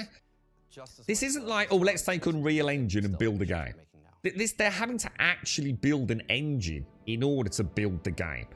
And you go and take another project that's taken like 7 or 8 years. You know, how long did Concord take? You know, many years, right? And it was cancelled after 2 weeks, yeah? You know, rumours to be, you know, 300 to 400 million US dollars pumped into that game. And then you take this game that is doing things that no other game is even close to doing on this scale and at this level of detail, right? And you start thinking, well, you know, like, fucking hell. You know, it's not that bad, is it? You know, if it worked, if it actually worked well, you know, if the tech right at this point enabled Star Citizen to be played a little bit more consistently and a little bit more, well, less bugs, basically. Like, I think we'd all be singing a very different tune, because there is nothing else doing this kind of... Well, there is nothing. There's just nothing in the gaming space that's even remotely close to this. So the fact they've even pulled off something that no one else has ever done, would it matter if it was 20 years in the making? It doesn't really matter, does it? I just, like you, I just wish we'd got, well, let's just hope 1.0 happens soon. We're starting to feel like we might get there, right? You're right, Blake. It does look amazing. Maybe the time for me to finally switch across MIDI. Yeah, just jump in, dude. There's a really good offer on that if you want to buy it, or wait until November and do the free fly event. Nothing to... Yeah, we'll try the free fly event in November, yeah. The bug... It is. The bugginess and the workarounds are what's going to be the driving force but behind your decision making about whether or not it's a long-term playable game for you, dude. But I can assure you, if you've played Elite and you've enjoyed it, Star Citizen offers you something that Elite will never compete with, dude. But both good and bad, to be fair. But you know, we're always very hard on this game, aren't we? But all the money in the world and all the developers in the world are not going to make any difference, you know? It's a monumental project, so far removed from standard gameplay development. Much better than Starfield. If next year's CitizenCon isn't a giant on-person celebration of a lot of this in Squadron 42, they've failed. I don't know. Do you honestly think we're getting Squadron 42 next year? Because I don't. I think it's 2027. Yeah, exactly, Gas. Yeah, I mean, when did we even... When did the game even become, like, say, playable outside of just being a hangar? What year? I don't know. It needs to be a huge when it released, and I hope it will be. I think what needs to happen, don't it, is Squadron 42 needs to launch in at least a pretty solid state. I think if Squadron 42 is a reasonably solid product... God, it looks amazing, doesn't it? Then, you know, people might be a bit more inclined to jump in and give it a bash, but it is on another level, man. The thing is, it's not about being blind to it all. I mean, I'm one of the game's harshest critics. But at least they're doing something new, right? They're trying to push what we understand about gaming technology forwards. I mean, dude, you're going to be cracking a giant rock open like an egg and then flying ships inside it to harvest resources. It's mental, the scale that they're looking at. At some point, though, I think they're going to have to just say, right, that's it now. Someone cut the phone line to Chris. Let's just get it working now, right? Yeah, definitely, Star. I've been playing MMOs for the last 29 years, and I've been through most of them. and near 5 in WoW and EU in Legion, and near 2 in Star Wars: The Old Republic. And I have to say, Star Citizen gives me something no other MMO. Yeah. I think the thing that Star Citizen offers as an MMO is the level of immersion, isn't it? It is a simulator of so many things that we love about space, isn't it? Making promises for the econ team. The fact that they've essentially created like the Death Star, but even more awesome potentially with this new raid. That terrifies me, bro. That run, dude. There's gonna be so many crashes and oh, dude, it's gonna be a nightmare, man. So the PU launched over 2015. But what was that though? So what was there when the Persistent Universe launched? To give us some idea, because that's like 10 years ago, right? So that's a good sort of point for discussion, isn't it? In addition to what I was wondering to you want your old Wing Commander Privateer Enjoyment come back. Yeah. Hopefully not too far away. So far, Star Citizen's only a tech demo. That's absolute rubbish. It's absolutely rubbish, dude. I don't understand why people keep saying Star Citizen's a tech demo. You're either so out of touch or just a hater of the game that there's no point in continuing the discussions at that point, Mikios. To say that Star Citizen right now is a tech demo is absolutely ludicrous, bro. And you know it is. It's so far beyond a tech demo. And that's coming from me. And I do tend to look at it quite critically. But that's just an absurd comment. I'm sorry, Mikios. It's just absurd, dude. In that station attack thing, I see one crash blocking the content. I can just see like one person make a mistake, right, Dick? And that's just like a whole a whole trade of small fighters dead. Let us connect these 3-star systems like never before.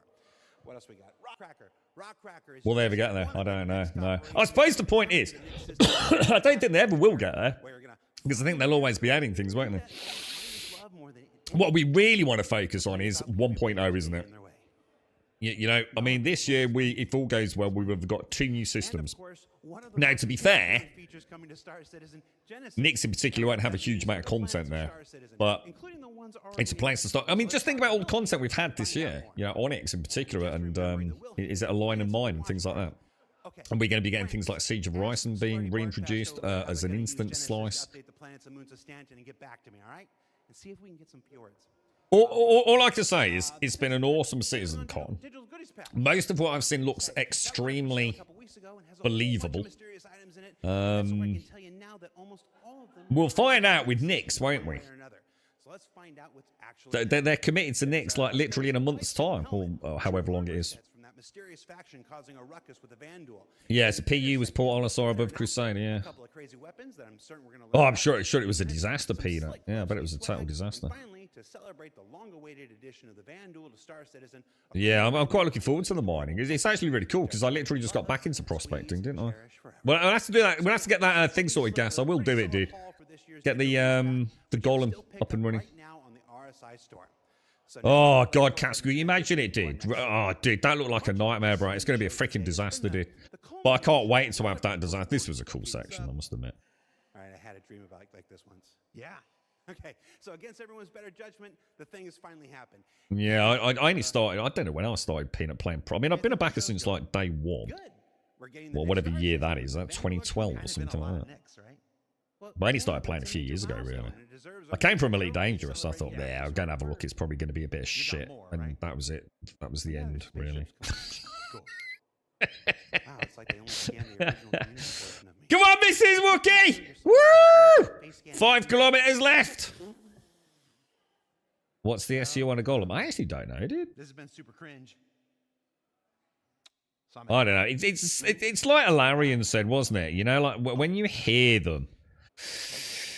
Oh God, dude! You know, you put like a face to the humanity of the project, don't you? You know, it's very easy to sit here as a gamer, and you know, your resource drives shit, and the freight elevators aren't working, and you just lose all faith, don't you? It's just like, for God's sake, you know, I log in and the game doesn't bloody work, and you know, this fear of missing out crap.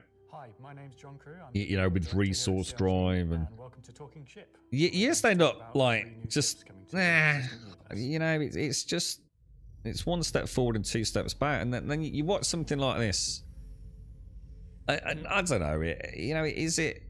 I think the thing is, you want to believe, don't you? You want to believe that Star Citizen is going to be an amazing game because there is nothing else out. It's not like hoping Battlefield 6 is good. You know, you've already played Battlefield, you know, many times. You know, nothing really changed. I'm not having a go at Battlefield. I'm just saying Battlefield's Battlefield. You know, it's like Borderlands 4 is Borderlands, right? And Borderlands 4 is the best Borderlands that's ever been made. Battlefield 6, I'm sure, is probably the best Battlefield that's ever been made. But it's not pushing the technology forwards outside of, you know, the kind of things you might expect. You know, maybe some more players, you know, high fidelity graphics, some more volumetric, some destructible cover, or whatever, you know. Borderlands maybe even less so. You know, it's just a slightly prettier version of Borderlands with, you know, basically the same game there. At least this is pushing the boundaries of tech in gaming, right? And maybe it will ultimately fail. I mean, God forbid. But fuck me, name another developer that's doing anything that is trying to push the boundaries. Maybe Hello Games with Light No Fire. Well, I'm very interested to see what they're coming up with. But that's just one planet, right? That's one singular planet. It'll be very fun to see that. Outside of that, you know, what is Ashes doing? You know, what is Ashes the Creation honestly doing that's that revolutionary? Nothing from what I've seen, to be honest. It's 32 on... Well, it's the same on the Prospector and the Golem, is it? The Prospector's 32, isn't it? Or is it 48 and they... Am I getting confused with the mole bags?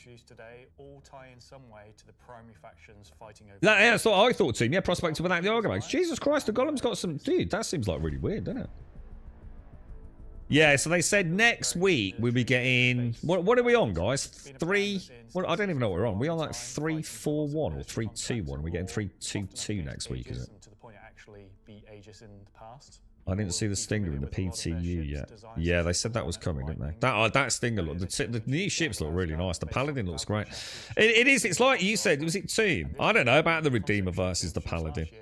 I don't think there's any point in worrying about it. It's just a case of like they're probably both going to be, you know, very similar ships, you know, when the one to come out to beat the Paladin is, you know. I'm sure that the Redeemer will still be a great ship, but if you don't use your Redeemer, you know, I don't know how much it costs you to upgrade it to a Paladin, assuming you can. But, you know, the Paladin's a new ship and you've never flown it. So therefore, you know, why not, I guess, if you're already into Star Citizen financially at that level. It's 4-3, is it now? 4-3-1. And we're going 4-3-2 next week, yeah. That ship looks so cool, dude. I really like this ship. I love ships that have got like a bit of personality to them. That did look cool, man. I like the blast shields on the Paladin. The cockpit blast shields. It looks quite... Just $20 to upgrade. It's kind of tempting, isn't it? But then, you know, one day, you know, the Redeemer will probably get its update, and it's just a tough one, isn't it? You know, I'm sure some people just keep buying the latest ship. You know, add an extra 20 quid here, add 40 quid there, add 100 quid over that one. You know, and you just keep getting a bigger ship, and it's a bit like upgrading your PC each year or whatever, right? There's nothing the matter with that. Go for it, dude. You know, but if when was the last time you flew your Redeemer? You know, if it was yesterday, well, maybe keep the Redeemer for a bit, you know. If not, fuck it. Grab a Paladin and enjoy all the shiny new toys, I guess. So it's a bit more maneuverable, is it? I mean, that gun's just sexy as hell, isn't it? I mean, Jesus, good God, bro. It's like the Scorpius rail mount, isn't it? It's just gorgeous, bro. You had a look at the ship with the PTU. It was on display in New Babbage by a friendly player. It looks hilarious. I'm really looking forward to seeing that wrap. Like the Louvre on the Paladin, so you can actually see out. Yeah, it's nice. It is sort of like letterboxed. Yeah, it's nice. Like Venetian blinds, isn't it, or whatever they're called. You're waiting to get the Asgard. Is that what you're going to go for, Summer? You're going to buy the Asgard? It's a nice ship, dude. I just hope they fix the guns on it. I don't know, dude. We do the same thing every year. Let's be honest, right? Let's get back to brass tacks, right? Every year, we watch CitizenCon. And what is it? It's a huge marketing drive, right? Show the game in all its glory, all the wonderful things, everything all pixel perfect, blah, blah, blah, blah, blah. And we all go, woo! And then in a few months, some patch will drop, and we'll all be hating on the game, shit-talking it, about how crap it is, and the project's never going to happen. And the cycle of Star Citizen continues, doesn't it? The thing is, when we look back on this year, it has been pretty mental, right? This new cadence of patches, you know, this philosophy of the patch always goes live, we don't care. Just keep moving it forwards. I don't know, dude. It seems to work for me. At one point, I think it didn't. I think I was heartbroken, to be honest. I just thought this is just a train wreck, dude. For every new thing they had, they seemed to break 5 things that were working, and it just felt like... It just felt awful, dude. Resource Drive was a disaster, man. But look at it now. You know? I look forward to playing it every day, man. Simple. It's a very functional space. You like the experience thing of that? Does look cool, man. Yeah, I actually, I'm with you on that, Falco. I don't like the inside of that. Because it's like so wonderfully immersive. I always imagine what it would be like getting into that cockpit, and immediately that little bit of like claustrophobia sets in. Like you are hard locked into that cockpit, aren't you? Dual living quarters, one on the left, one. Yeah, the guys will love this shit. What's your plans now? You're doing the last couple. I can join you if you want to. Yeah, I can jump in now if you want. Get a coffee and jump in. I can do an Onyx run with you. Seating, food machine. Wolf thing, everyone's favourite, makes me hopeful for more of its kind. What, really? What is... I thought the Wolf had sort of like... What, really? I know the dev team all said the Wolf, but they're probably paid to say that, right? Not sure how the community see the Wolf, to be fair. It's a nice new all-ship, big cargo, carry the big ground vehicle, something not found on any ship other than a select few. Yeah. The crafting both bothers me and excites me. You know? It's like, okay, how much is that gonna change the game? Like how much? I don't know. I'm just trying to think. Like, say take a standard P4 or P6 and let's let you pimp it out somehow. Like, how much is it going to change it? How's that going to work with death? Yeah, I'm just. It's not that I think it's a bad idea. I just need to know more. You know, I just need to see more about the crafting side. And also remember, it's not just about guns. You know, it's also about the future of even base building, isn't it? I'm quite excited that we're already seeing the beginnings of crafting, because without crafting, base building can't happen. So, Team and Alarian, yeah? That's good enough. That'll do us. That's all we need. Morning, Trum. A little bit more suitable for kind of human flight. Do you think so, Shades? Yeah, kind of that drive to say like you need to sort this. Yeah. Thing is, I know that sounds good from our point of view, but I also don't want to see the Star Citizen devs. I suppose the way I see it, right, it must be really morale destroying to know you're putting a patch out like they did with Resource Drive as a development team, knowing that the player base are going to hate you for it. And I use the word hate sort of like loosely, but I actually know like 2 people that ditched the project during Resource Drive. They just went, this is it for me. This is the straw that broke the camel back, and they've walked away from it. Be interesting to see what they say after this, maybe today, but I think we all know that there would be nothing wrong with dropping Star Citizen today and coming back in a year. There's nothing the matter with that, guys. It's an early access game, you know? You know it's going to be a rocky ride for the next 12 months. It's probably going to be a rocky ride for the next few years. We're going to have good patches. We're going to have absolutely shambolic patches, I'm sure. You know, it's your choice whether you stick in there. It's a tough one, isn't it, dude? Because you want it's just so special in the gaming space right now. It'd be heartbreaking to see it fail. But can you not argue it's already succeeded? You know, the way I see it, with the amount of money that's been spent on it, there's literally hundreds of people that have probably put their kids through college and paid off the mortgage on their house, and you know, during their time at Robert Space Industries. You know, it's been a phenomenal success And even now, today, they've reached the lofty heights of gaming tech that no other company is even close to matching. Underneath it is the same weapon that people have used. What else can you say, man? You know? Our job is As the game got a long way to go, yes. As the technology got a long way to go, yes. And prepare it for life in the PU. But you can't take away what they've achieved, can you? Art style, and, you know, I'd like to get a scale on it, Mikios. I wondered that myself. It's actually a very good point, that, Mikios. How big is that stinger, dude? You know what I mean? I keep thinking it's gigantic, and then I keep thinking, oh, maybe it's not that big. Crafting, I'm a loot goblin, so I like to loot lots of rare equipment. So I wonder, can we use looted items for materials or yeah, I don't know, Falco. I suppose that's what I'm saying. I'm not. It's not that I'm worried about crafting. It's just that we just know so little about it, right? We don't know the ins and outs. You know how hard some of these resources are going to be to get our hands on. You know what the permanency of it is. I'm not totally keen on the lilac heads-up display in the. In the stinger I just saw. My last save on Tainted Grail was before CitizenCon dropped. Will I be back tomorrow? I noticed I still got it installed actually yesterday too. Yeah, exactly. So that's what I've been doing, having long breaks, coming back. Yeah. You know, so sometimes like, hey, look, this patch isn't great. There's another game out. You know, I'm sure the devs don't. You know, it's not like they're going to be upset if you take a break for a few months, is it? So you don't get an email, like, you know, like you do if you've not logged into, like, I don't know, like, I don't know, Tesco's or something for a week. It's like, well, you know, everything all right, you know, can we have a little discount? Yeah, I'm sure the Star Citizen devs don't mind if you go and play Borderlands 4 for like 6 months, you know what I mean? I'm not feeling base building or crafting is needed for the game. Oh, no, it is, Jaboshua. Oh my god, it is, dude.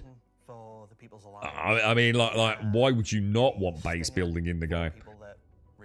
It's, you know, I mean, especially coming from someone like you, Jaboshua. I mean, you love base building, don't you? I mean, think of, you know, 7 Days to Die, Bellwright. I mean, how could you have Star Citizen without base building? Oh, gee, who's that dude? I don't remember seeing him. The fuck, dude? That's something out of Resident Evil. Yeah, even if it's not on like some org scale where it's some like massive manufacturing, resource processing, you know, resupply station, the ability for you just to go and like land somewhere and build something, and I'm sure it'd be far more complicated than that. You probably have to hand over like 100 quid for a plot of land, right? But it's what makes the game. The ability to... The persistence, isn't it? The ability to craft something that is there for everyone to see. The only game I've ever played like that on that kind of scale with building was Ultima Online. Where I can... If you built something, no matter where I am on that server, that building's going to be there, right? On that shard. The building's huge, man. It'll be... Look at No Man's Sky. What would No Man's Sky be without bases? It's terrible, wouldn't it? Arguably beautiful, and just released out into the universe. I admire their dedication for trying something new and pushing boundaries while other companies scrap their engines, move to UE. Yeah, CD Projekt Red dropping Red Engine. Yeah, I think that was... I'm gutted about that, but we'll have to see. Let's just wish him the best and hope it's a great game, right? It's tough, isn't it? I think that's the problem with Star Citizen. She stands alone. But people are tired. I do get it. People are tired of waiting. People have a patch, and it, like I said, it's the straw that breaks the camel's back, and they say, I can't be doing with this anymore, mate. I just want to log into a game that works, man. I don't want to be, you know, having failed mission after failed mission. It's tough, man. There's bits of Crusader ships just integrated into the war instead of what was there originally. What's that saying? Grey. Hang on. Sorry, what was that? Sorry, I've lost context. $100 for the ship to build the base, not the land. Oh god, it'd be more than $100 for the ship to build the base. God, that'd be about $1,000, dude. And the 100 could be a monthly rental. That would be the subscription model. They go like packs day, bro. You know what I mean? Like 100 quid a month, you can have like a 1 kilometre square bit of fucking desert on Daymar. For $1,000 a month, you can have a lovely, lush, savannic, right next to a lake with a little boat. Yeah, a little jet ski. All for $1,000 a month. It's not an animal. It'd be crazy, wouldn't it? ethos of Drake and moved it down a level, which I think is quite an achievement. Just look at No Man's Sky just called them to, but having a huge chunk of yeah. It's the Shiv. What was that grey comment? Sorry, Samo and Killer. What? Sorry, what did I miss there, dude? What did I... This is something new and different for Star Citizen. Where did it come from? I'm not going to answer that. Just I don't know, dude. What's the... I mean, I will say, so my thoughts on CitizenCon, fucking awesome. Absolutely fantastic. Way better than I thought it was going to be. Really lovely to see the developers. You know, to see the faces. I think it humanises the whole project. I've always liked this guy. Are they operating on the right side of the law? Maybe not. I think he's a guy that doesn't like being in front of the camera, but I think I've always liked his approach and attitude towards the game. But it's really nice to see them all. It's nice to get a little snapshot of the faces behind it, you know, the people that we see slagging off every day.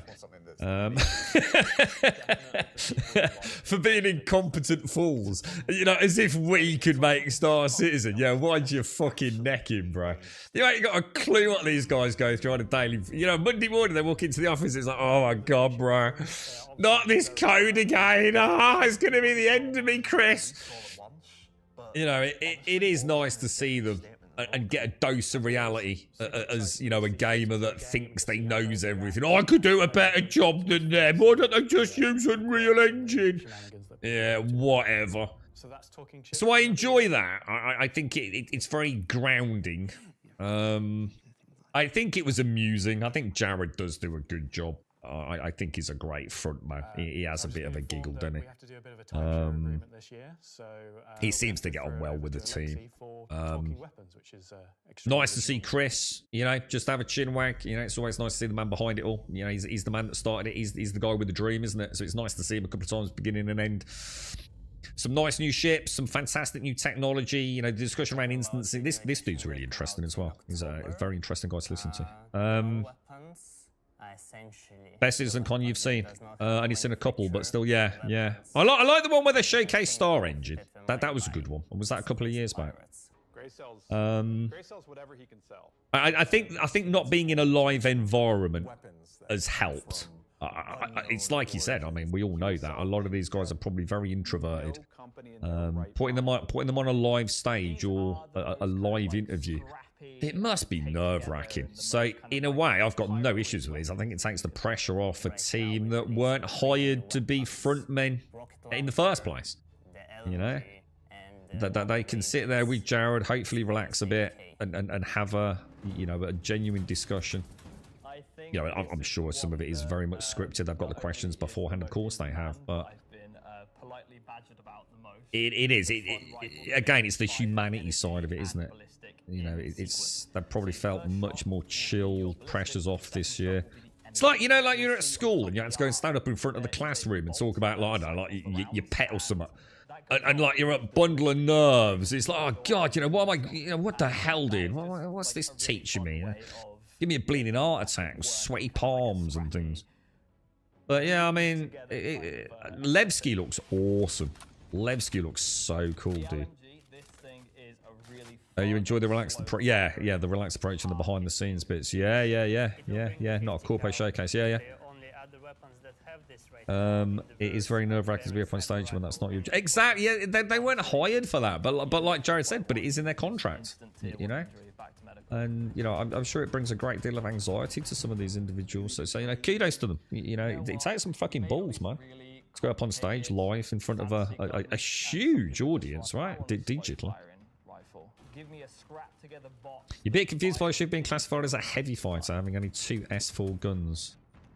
Oh, I didn't even see that, Mikhail. So yeah, I must admit that whole classification of ships has always been a bit weird to me, to be honest with you. These were fun. These look like a dev team that's having a bit of a giggle. You know what I mean? Because I looked at that, I thought that just looks like 3 like little grenade things, and then I saw the duct tape. I thought that's kind of cool, right? Yeah, looks like the pilot can slave the turret. Yeah, I don't know, dude. We'll have to have a look. The dude you saw, that's great. Oh, got you. Sorry, Sam. Cheers, mate. Got you. Sorry, I lost context, mate. I was off on my own wibbly wobbly world. All right, well, look. Does anybody want to see anything else? What was that other thing that I saw? Let's just have a little. Where was Levski?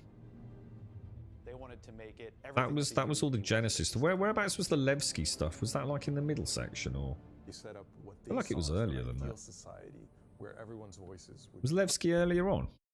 Is a large statue of Anthony Tanaka, who was. I think it was. I'll just play that while I have a quick Jimmy riddle, then we'll jump in if you want to. And Anthony Tanaka just had a break and just said no and stood up against the foreman. I like that. I'll tell you what I am enjoying is that, and he was absolutely right. It's the law. So he became a sort of a figurehead. At the moment, it feels like obviously it's no longer a tech dome, and it hasn't been for a long time. It's a very playable game with a great deal of persistency. You know, yes, there are sometimes wipes, and yes, sometimes there's like inconsequential wipes, and sometimes things gets wiped that probably shouldn't have got wiped. But there is a degree of persistency to it. But it's always felt very much like a mission is just a tick in a box thing. But it is starting now to feel like they're starting to put a little bit of flesh, a little bit of meat on it, aren't they? Like you said, you know, Joret and, you know, the whole Hyperion, the Onyx stuff. I mean, for me, with the Headhunters in Pyro, it's starting to feel, you know, just this, the fact that, you know, Mercy Hospital, it's like, oh, Mercy Hospital, I already know where that is. It's an iconic name now for me, right? Mercy Hospital in Next. Well, Levski Station. I'm starting to feel like there's a little bit of something. And this idea of the Vandal, having these, like, little preliminary raids into Nyx. That looks really cool, right? Transit to the hab room. And 6 guns on the pilot heads up display. What on the Shiv? And that's where after this, I see myself with a small fleet of the 100, a Cutty Black / Shiv, and a Vulture. I don't think I could replace my Cutty Black with a Shiv. I don't think I could ever do that, but that's because it's a gift from Moo. But I would like to see the Shiv. I definitely, if anyone's got one, we'll come and have a look. Oh, so Mercy Hospital's not just a one-off. Oh, I thought Mercy Hospital was just the name of the one in Levski. Are you sure? There will be kind of more embedded shops. I'm not convinced it is, dude.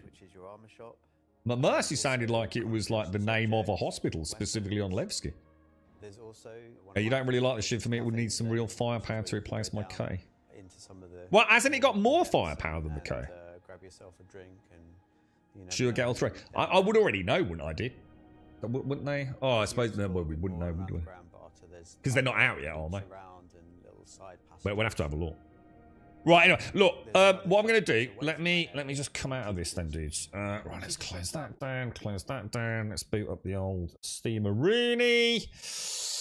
Let's get the Steam controller out. So we're doing a bit of... God, dude, this fucking game's going to be the death of me, dude. You flip-flop, don't you, from, like, just... Oh, guess what I booted up yesterday? Ding-da-ding-ding, ding-da-ding. Ding-da-ding-ding, ding-da-ding-ding-ding. I totally forgot about Soulframe. They sent me an email. I seriously need to play some Soulframe again. They're on Prelude 11, bro. And I know nothing about it, dude. And I booted the game up yesterday. And it looks like not a character reset, but it looks like I've got to choose something. So I immediately alt F4'd out of it, bro. Hopefully I've not broken the install. But yeah, man, we got to get some Soulframe sex on, dude. That thing's looking nice, bro.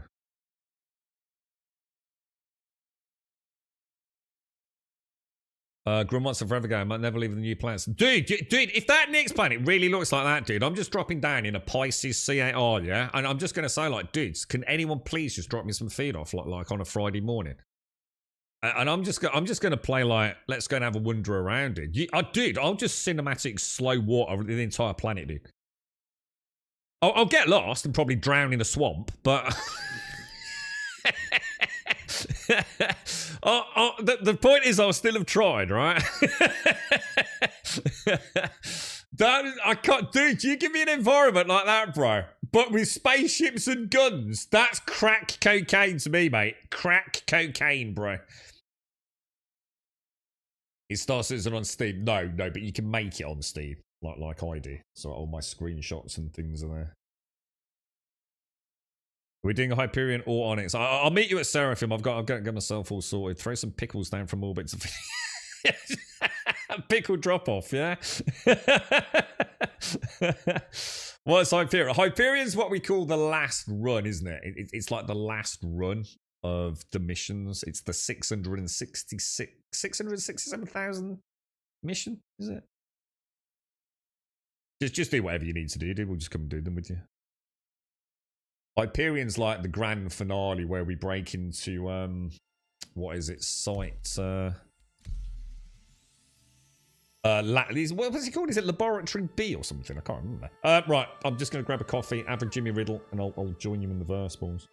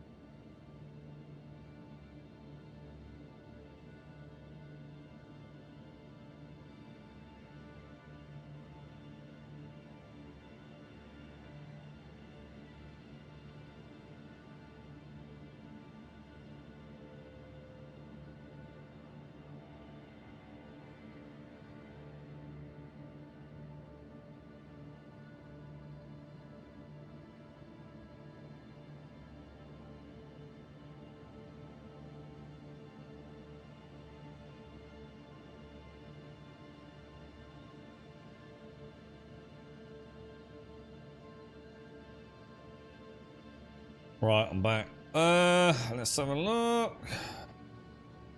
Beautiful. Off we go, lads. We all, actually, do we need to, do you want me to send out invites, or? God, it's mad to think after, you know, one of the things that I think you need to bear in mind as well, I don't know if anybody else has noticed this, it's very hard to put yourself in this frame of mind. But I'm acutely aware of it when I'm having my bad days. How easily it is to get desensitized to this game. Just this idea of waking up in a habitat, walking out, getting in a lift and going down to a lobby. Dude, I know like it might not seem like a particularly cool thing to a lot of people, certainly some of the guys that I know that play video games, you know, that are all spending all weekend playing Battlefield 6. But fuck me, it's cool, dude. I think it's just like fucking awesome, dude. This sense of presence I get the minute I log into the game. It's like, yep, right, you know, I'll get the gear on, let's get suited and booted, let's get that ace up, let's get a ship out, let's see what the verse holds today. It's like every day is leaving my Hobbit home, and it's a little journey out of the Shire. I fucking love it. It's like cocaine to me, dude. I just need it to fucking work. Oh, hang on. Do you want me to oh, hang on. Can we not get on the server? Oh, shit, hang on. Can't join Grump, server is full. Is there a better way to do this? Should we come out and make a team and then jump in together? Because then we all just join, because there's an easy way around that, right? Oh, you're in there. Hang on, who's coming? I don't know who's coming. Hang on, hang on. We might have more players. Who was first in the list? We're doing it with Tomb, so Tomb, you'll have to make a call. I don't know who's been in chat. I need probably ammo, actually, thinking about it. Just let me know if you want me to come and join you guys. Can't watch standing Battlefield 6. I can't watch Battlefield 6 unless I'm in like the living room with the bloke playing it. I find it too much for me, to be honest, dude. But it is a great game, though, dude. I'd love to play it. I just can't really justify the price. If the campaign had been good, I think I might have been a little bit more tempted. And I'm sure I'll pick it up at some point on PlayStation when it's dropped in price. But yeah, probably not going to happen for a bit, I wouldn't have thought. The lads are loving it. They think it's fucking awesome. I've had a great weekend so far. And in fact, they're all getting... I can't remember what they're doing. They're doing something this... Oh, yeah, hang on. Yeah, I won't say, actually. But yeah, they're all jumping on this afternoon. Alarian, so hang on. So hang on, who do you want me to invite? Obviously, we're just going to take 4, didn't we? Any more than that, it gets a bit busy, doesn't it? Right, so who am I inviting then? Are you all on the server? Tomb Dad, yeah? Invite to party. And then I know there was a Larian. And then who was it? Or hang on, wasn't it Larian? Hang on. Dog fights with the stick are crazy good. What, are you finding you're better with a stick, Caskell? Like, have you immediately found it's like easier? Imagine how I find it on a fucking Steam controller, bro. I think I do alright considering I'm on a fucking Steam controller, mate. I tell you. Ghost. Oh, it was Ghost, was it? Ghost Curse. There you go, boys. Just let me know if I fuck that up. Yeah, it's God, I'd love to get all the sticks and things. The thing is, I just don't know, right? If I have like the real estate in here to go, does that make sense? I just hang on, let me see what I need actually. This has to be repurposed, like, you know, as a normal like sitting area at times. It's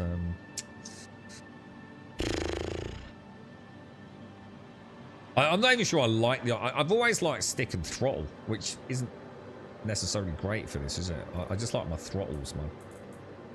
Oh, we can see the helmet now. Let's have a look at it then. Is this one of the horn helmets? Oh, actually, that looks quite cool. Can you turn the horns off? That would be nice, wouldn't it? Like if I could tap a little button on his helmet and it would turn like the little horns off. I quite like that actually. Well, ish. I like the helmet design. Maybe not the horns so much. Right, 40 and that. All right, let me grab some. Let me grab another 20.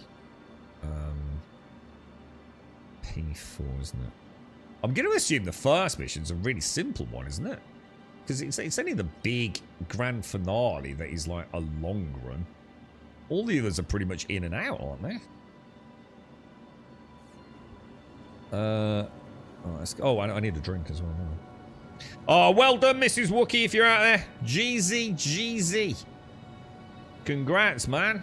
I bet she's worked her ass off for that, hasn't she? Wookie, with all the training and things, man. Well done to her, mate. Well done to her. Most importantly, how's her friend doing? I mean, obviously, congratulations to Mrs. Wookie, but how is her friend? Did she carry on? Did you say? Is she all right? You all right, what, mate? How are you, man? Sorry, Mara. I'm trying to work out how the Battlefield 6 portal stuff works. Some maps would have been great as nighttime versions, so the map editor might allow that. Problem is, it's Godot, and I have no knowledge of using the damn thing. Oh, right. Is this where you can make like your own maps and things? That's kind of cool, right? Oh, I'll have another swig while we're here. God, the thought of instance. So what's been the community backlash over all the talk about instancing? Have they all thrown their, or some of them thrown their dummy out of the pram over it? I think that's fantastic. I think that's absolutely fantastic news.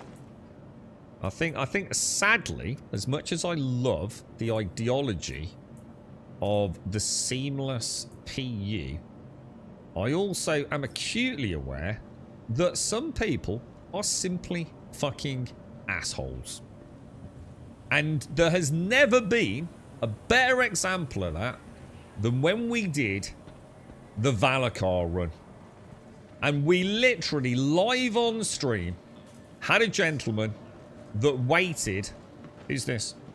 That waited at the freight elevator to click the button to steal all the Valakar tusks. There is simply a point in video games where you have to account and face it as a developer that some people will ruin everything you've worked at as a designer because they're just simply fucking assholes. And I'm all for making it instanced. And if it means some of it is PvP instanced and some of it is PvE instanced, perfect as far as I'm concerned. I'm sure with the right balance, it'll work out to be for the best, man. But I am tired of people doing nothing but griefing, man. It's, you know, I think we don't see a lot of it. But the thought of like 10 odd guys getting together and having one absolute shit stain, ruining the memory of such a memorable gameplay loop, all because he needed to click a button and then could immediately get shot down. It is a level of toe jam rascally fuck cock wombliness that I don't think I've ever seen before in a game. I think it's just terrible, dude. So I'm all for it, mate. You know, let us enjoy the game the way the designers probably wanted some of this stuff to be. We'll see, right? Comms. Sorry, Ghost, you wanted another invite. Oh, I need to get on party chat as well, don't I? Let me get that sorted. So yeah, I mean, I'm all for it. You know, within reason. We'll see what the plans are. We'll see how well it works. We got anyone in party chat? This is my problem too. This is my work office and the desk is nowhere big enough really, but I cancel my mouse sensitive juts, so yeah. So yeah, I mean, I've you know, if you got twin sticks and other things, it could get busy, right? Seamless PvP often ends up bigger blob beats all. Yeah, I mean, don't get me wrong. I'm not against PvP. You know, I'm sure they'll do instance PvP as well as open world PvP and open world PvP VE. I've got no issues with that. But I would love, you know, maybe they could change like the rewards. I've got no issues with that. You know, maybe in an instance you don't get such glorious rewards, but sometimes I just want to taste the gameplay. I want to do the Valakar run. I want to do like maybe the Align and Mine run and get to see what the devs are up to. And like you get halfway through it and you know, a big orc comes along with a Polaris or whatever it is and just shits all over it. It's like, all right, guys, I get it. I'm not angry with you. You know, it's the open world nature of the game, but it means sometimes I might never get to see some of the wonderful work the devs have done. Now, when the game goes live, I haven't got an issue with that. But when, you know, when the game's early access, it'd be lovely. You know, we're in it together, aren't we? I want to see the content that the developers are working on. And if I constantly get cock blocks at Hathor, because every time we go down there, someone pulls a bit of Polaris and kills everyone, it's a bit hard, isn't it? You know. So, you know, right now, I'm all for instancing. And how that rolls out once 1.0 goes live, you know, a bit for future discussion. But I think a chance to see the hard work of the developers is kind of cool. Oh, L needs one as well. Oh, hang on, sorry, comms, isn't it? Friends, Larian, invite to party. There you go, dude.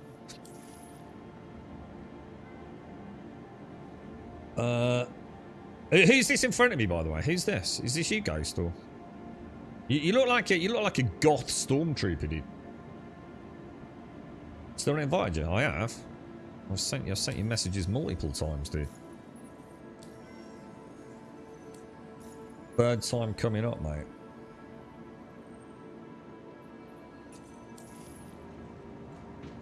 The whole Pyro base building open PvP will be the main org fighting stuff in the future for me. The whole Pyro base building. Why will... What, you think people will be building bases in there? Oh, hang on. Oh, I was going to say, let me try clicking on you, see if that makes a difference, guys. Sorry, dude. Here we go. You see, here we go. Straight away, we're trying to do some multiplayer content, and already we've got issues. Look.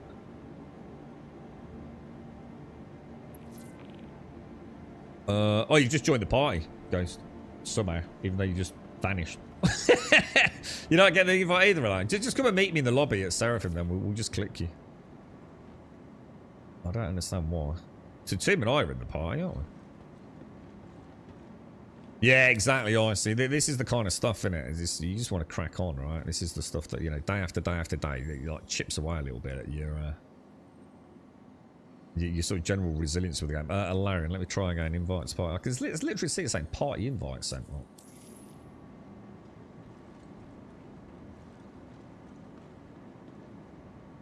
I haven't feeling. Oh, you know I haven't. Oh shit, sorry. I know I haven't done. I haven't brought my orbit and things like that. We probably want those for this, don't we? We'll take that and the orbit. And then I'm also going to want... is it classed as ammo? Yeah, I want to take that as well, don't I? So if I drop that down there... Everything feels very clicky today. I feel like I've got a very clicky game. Oh, I'll pop that away. There's Team. So Team and I, we're oh my god, what the hell is that? You look like Splinter did. From Teenage Mutant Ninja Turtles, bro.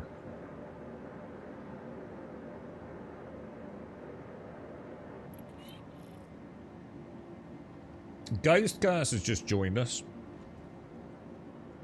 Let's have a look. What emotes have we got today? I'll give you a little I'll give you a little thumbs down, bro. No, team. That's just not good enough, bro. I refuse to accept this shenanigans. And then I'm going to give you a little laugh because you look like a knob.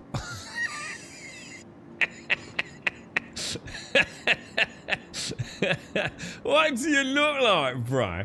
You just been playing Ghost of Tsushima or something. Jesus Christ. I tell you what, you look amazing, mate. Look, you amazing. Yes, it looks beautiful, dude.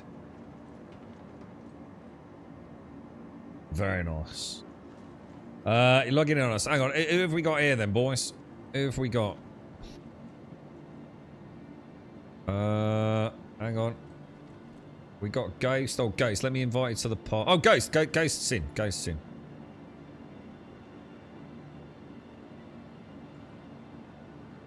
Try F clicking. I don't know where he is. I'll click him if I knew where he was. Who's this? Is that a Larian? Oh, that's a Larian. I know a Larian. Invite to party. There we go. Perfect. Right, we're going. You want to share the mission, team, and then we'll get in your ship and we'll head down to Partyland, bro.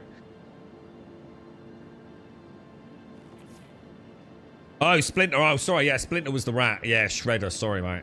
Yeah, so I don't really know much about him, to be honest. I was sort of there. You know what I meant. Not the ratty, the slashy, alright? Okay, boys. Been thinking things through. And if Yora is operating in the facility somewhere... Looking nice, Alarian. Looking very nice, bro. Power core. We track that usage and we have a real shot at narrowing down where he's hiding. Head into the engineering wing and see if you can pull the data for me. Engineering wing, pull the data. Okay, we can do that, boys. We can do that. What are we going into? Are we going in a sexy ship? We going in? You got your ass guard, bro.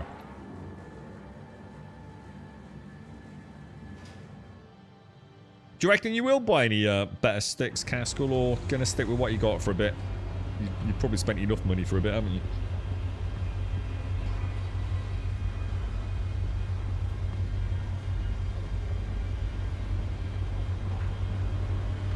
You're going to be logging in with us, Shanes. We need to get Simpsy to log in. We can take Simpsy out to Nyx or somewhere. Some beautiful new planet. What do you reckon? We'll buy her a nice plushie and some cake. Alright, so hang on. What's going on here? So there's a turret down the bottom, isn't there? Up here is like the cockpit and anything else? Alright, I'm not going in there, am I? Is there anywhere for us to go? Hang on, team. Fucking hell, bro. Where do we go? There's got to be like a room or a cockpit or a turret or something, right? Oh, there's a bunk bed. Oh, are you having a shit? Sorry. Oh, God, that stinks, bro. God, how many pickles did you eat yesterday, bro? Seats down in the turret. Okay, is there no other turret? Is it just one turret on me? Oh my God, really? Oh, I thought there was more. Oh, this is one of those ones that's got like the cool cage that comes down. I like that. That's kind of neat. Can I go external mode? That would be a no. I really hope they add that. I would love to be able to go into external camera mode. If you're in a seat. You know, that it's an option. What's the STECS? Oh, I see. What's the STECS? What is that, bro? What's your take on CitizenCon? I'm in a nutshell. Sorry, bro. Just woke up late. You're right, SEO. How are you, mate? My take on CitizenCon, it was fantastic, dude. It felt pretty grounded. It was lovely to see, you know, the faces of the guys and the girl, you know, that were brave enough to go in front of the camera. Whether they had any choice or not, I don't know. It was just nice to touch grass, you know. I think what you have to remember is, right, with Star Citizen, it's passion. You know? We all have our bad days in Star Citizen, man. Because we're so passionate about... It's not a video game in the conventional sense, is it? And this could be a long discussion, you know. We've got things to do, but... There is nothing else like Star Citizen. This isn't like, oh, Battlefield's a bit of shit, yeah, whatever, go off and go and play something else. Star Citizen is a game that is trying... And it's right now doing things that no other game is capable of doing. And it hasn't even reached its kind of content lock state, right? No wonder we're passionate about it. And when you're passionate about things, you use language and the expression of emotion that maybe seems like a little bit jarring when at the end of the day it is just a computer game, right? It's not the most important thing in your life. But it's lovely to see, you know, a team come together under the dream of one man and give it a bloody bash, right? Will it ever work? We just don't know, do we? We just do not know what the future holds. You know, all we know is right now we've got a game that is untouchable. In both good and bad. CitizenCon this year, it felt lovely, dude. You know, the Genesis tech is great. The discussion about instancing, a few new ships. That they've spoken about 1.0 and the cadence of rollouts this year, which kind of, you know, it makes you think back on the rants we've had. They've just brute forced it. It's like nothing stops this train in 2025, right? Nothing stops those patches going out. It's been brutal for all the good and all the bad that it's brought to the community, I guess. At least they're transparent, right? You know. Have I got more hopes for Star Citizen or less hopes at the end of it? I'll let you know when and if I see Nix in November. I have every intention or every belief I will see Nix, at least Levski, in November, which is just a few weeks away, right? And I'll have more to say then, but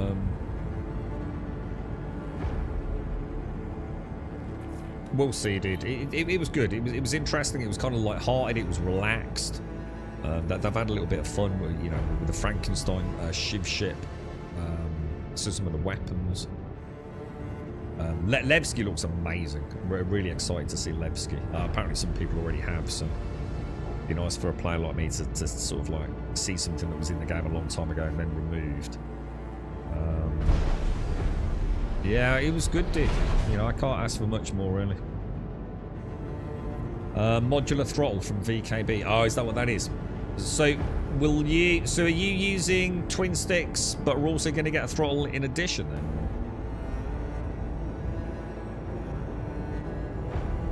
But yeah, it's, you know, I didn't see anything. I suppose the thing is, right, I didn't see anything at all that isn't, like, happening. Does that make sense?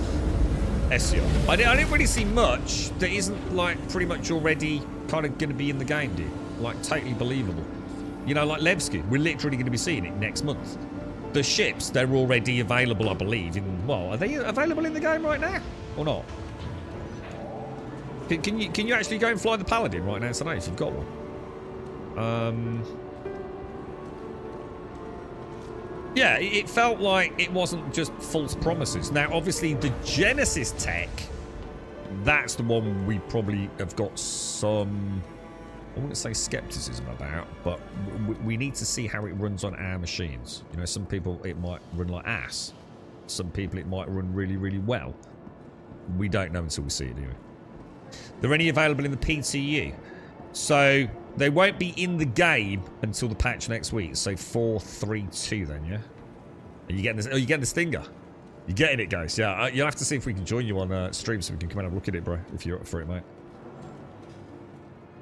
Not sure. I wish I could change the lilac colour on it. Not sure I like the internal. He didn't wait for me, boys. God damn it, dudes. I'll tell you what, bro. Come in here, Ghost. You and me, mate. I'll open the door for you. Hang on. Team's large anger, right? That's where we are, yeah. Come on in, bro. Come on in, dude.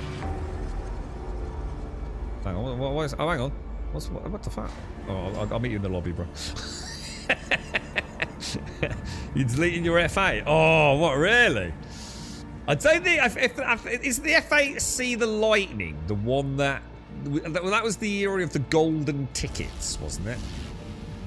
I'm going to be honest. If I had an F8, I wouldn't get rid of that. Just because it's like a memory of madness, you know? God, the old game was like so weird. Was that like 318? Something like that?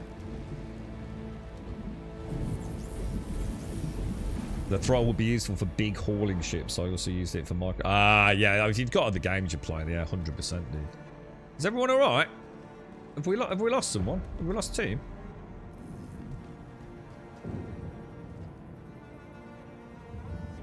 Who's flying? I think the team was, dude.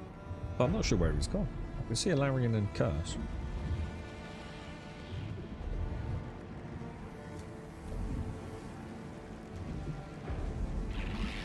There's team. No, there's no way I see. There's no way they're going to make the F8C. I mean, I don't know, you know, a couple of £100 to purchase and then give everyone that plays Squadron 42 it. People would be up in arms. I think there is something to do with Squadron 42 in the F8, isn't there? Like maybe you have to complete it to have the right to buy it, but there ain't no way they're giving away a couple of £100 ship. Jesus Christ, dude. You got some lag or something, Ghost? You've got 2 backpacks, so it's all okay. So if the Stinger is meth me, I'll go back to the F8. Oh, you got 2. What's a buyback? I don't even know what that is, dude. I don't know ships to know much about like how that works. Do you get a, oh, I've bought this, I've upgraded this ship, but now I want to go back to what I had? Is that a thing? Yeah, I don't actually know that, dude. If I've read that right.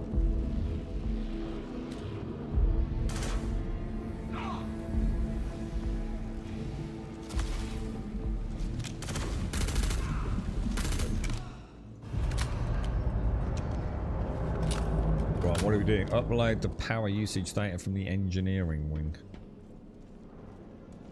Originally, it wasn't supposed to be up for purchase. Yeah, but it is, so it's a bit of a moot point, isn't it? I mean, I don't know how much it was, but you had to get a golden ticket somehow, didn't you? In fact, you could get a special ticket from a dev, couldn't you? If you could kill a dev, didn't you get a golden ticket that actually gave you the ship? What have I got? You know what? I haven't checked to see if I've got a tractor beam. Luckily, I have.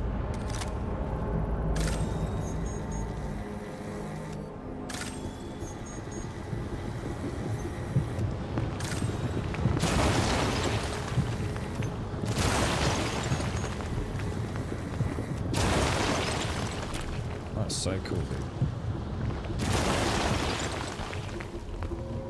You can buy back, restore cash. So 2 times a year or something, you can get 2 buybacks. Okay.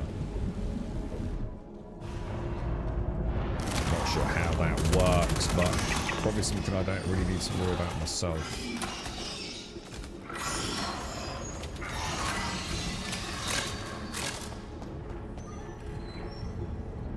So use the power usage data. Is this the one we did yesterday where we've got to go and put it in the core like at the end? Is this the one I did with Darth? Was it Darth? No, I can't remember now. I can't remember the F8C. I know we've flown the F8C. It was glorious. I really liked it. But then didn't they like nerf that as well? They always nerf the really cool ships, don't they? And just so they can sell the next big, sexy new ship. And, you know, look, we know that. You know the rules of Star Citizen. There's no point in getting butter over it.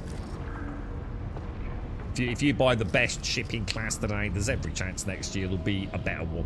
And, you know, that's your prerogative. Are we killing the worm, or...?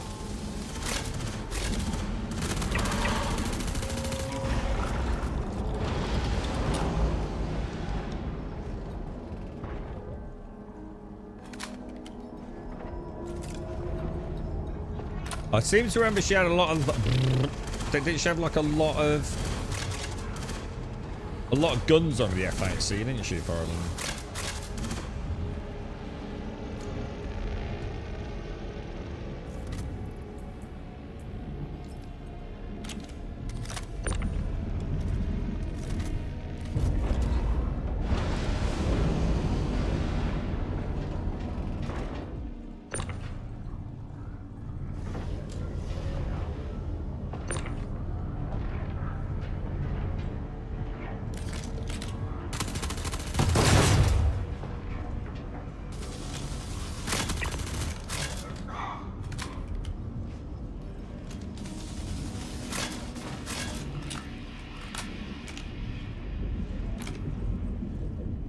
got to jump again, haven't I? It got enough like hell in PvP, but it's okay in PvE. Yeah, there you go then, you see. I wonder if they still got access to that wolf. I never really took the wolf out properly. We might not have access to it anymore. I'll have a look. I'd like to have another bash at the wolf. I think I was a bit busy doing something else at the time. Resource drive, wasn't it, when it came out, so... I never really,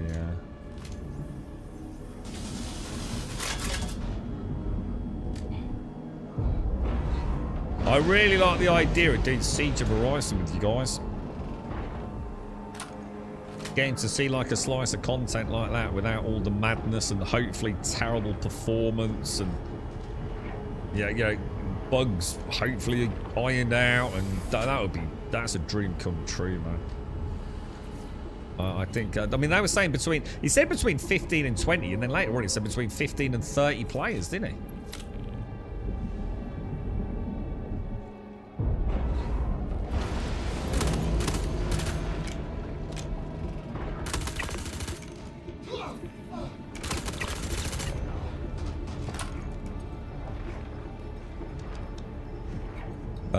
The instant zone is going to be good. Yeah, we can enjoy it, and you know, like someone can like shit. You know, I don't know, like your dog's yapping, or your kid wants a freaking lollipop or something. It takes the pressure off, man. You know, we can just enjoy the content. You know, we're not worried about like we gotta go. There's other players on the map. You know, and like later on when the game goes 1.0, we can worry about having more dynamic stuff, can't we? I think a lot of people are missing out on a lot of the content at the minute. Just because there's just so many people griefing. So many people that are bored. You know, and I get it. You know, I get that. You know, we've seen people doing like fun blockades at Dupree, but we've also seen people just being absolute assholes at Dupree.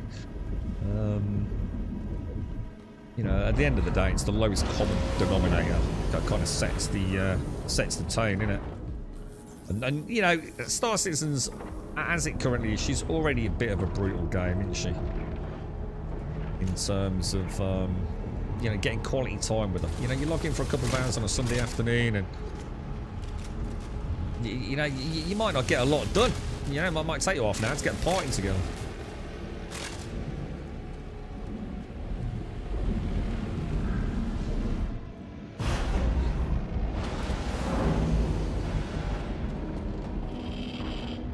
Let's go this way as well, Larian.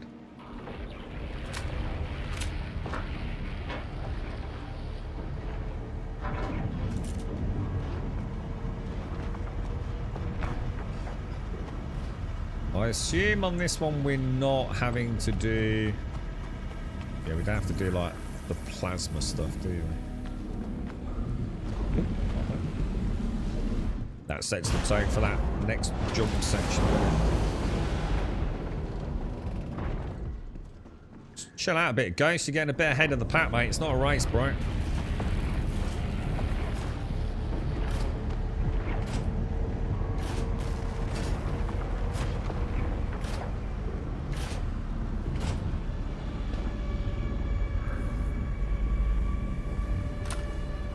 The Stinger has more DPS than the F8. We checked up on it last night. Yeah, I suppose it's not just about DPS though, is it? It's about maneuverability, you know, fun. There's so many factors involved in ships. It's not just pure aesthetics, isn't it, for some folks?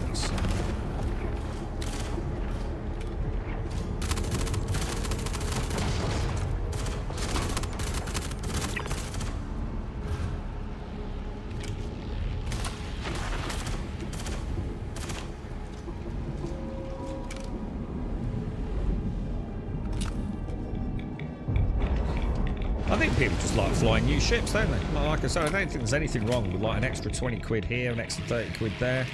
You know, if it's in the budget to jump from, you know, the Redeemer to, what is it, the Paladin, or...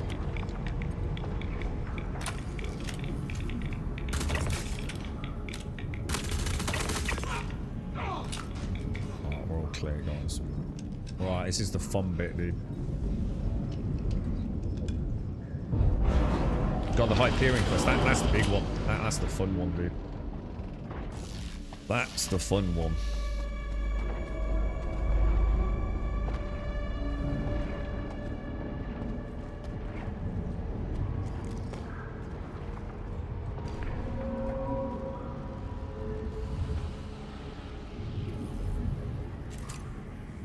waiting for the pulse, dudes.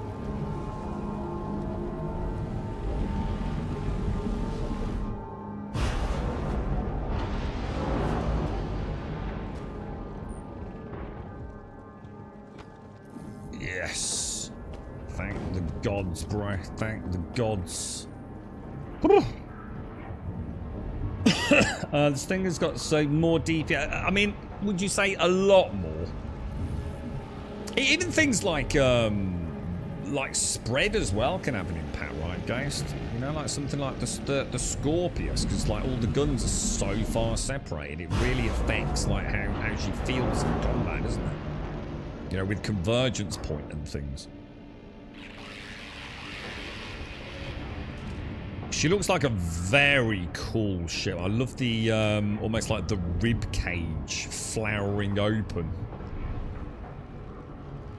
You know, they are. I've often said, you know, they are pretty much. Well, they are. It's not pretty much. They are digital works of art. The ships, aren't they? They are phenomenal. Like, I can't think of any other game that has that amount of functionality and attention to detail, to be honest. It's well played all.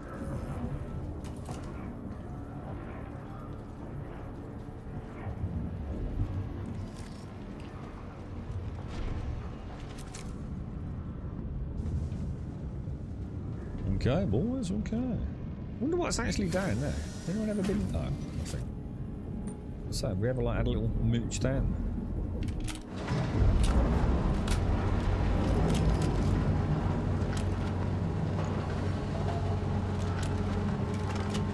What are you getting then, Ghost? You're getting the... Did you say you're getting... Hang on, what's Ghost getting? What are you getting, bro? The shiv?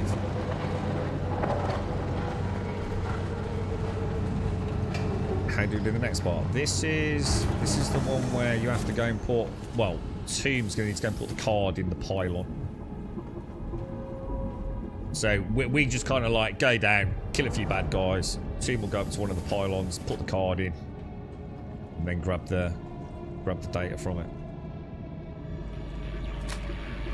This one's pretty easy, isn't it? I guess this is the sort of precursor to Hyperion. No, it's not the Levers one. No. I think he said he's got 2 missions left, so I'm going to assume this is the well, yeah, extract power usage though. Well, at least I think it is. Yeah, it must be, because we've not had to do like all the thermal condensers and all the pipes at the start with stalagmites. Do we not have a pulse then? What's going on? Oh no, she's about to pulse. There we go.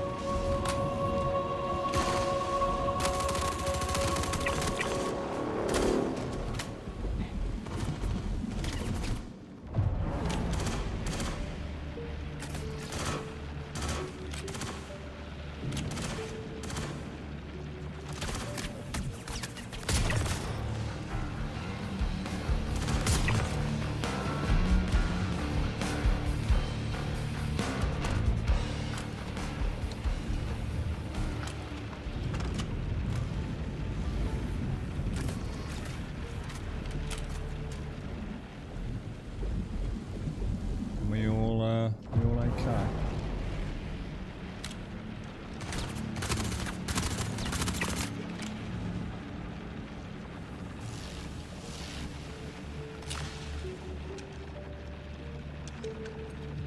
Two's clear.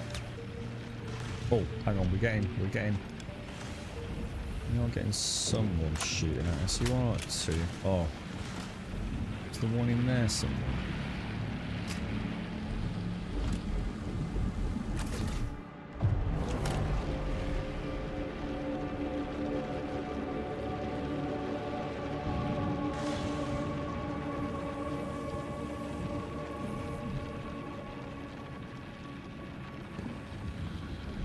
You're right, team. Yeah, he's got it. He's got it.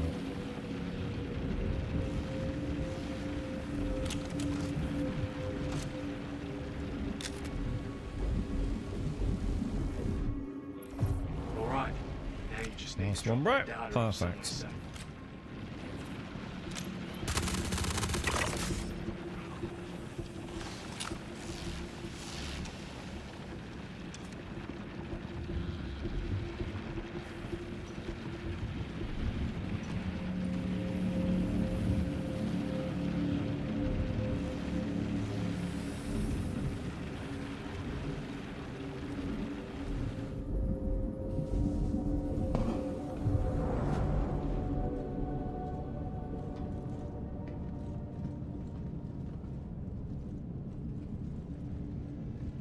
Fucking, this game is fucking crazy, dude.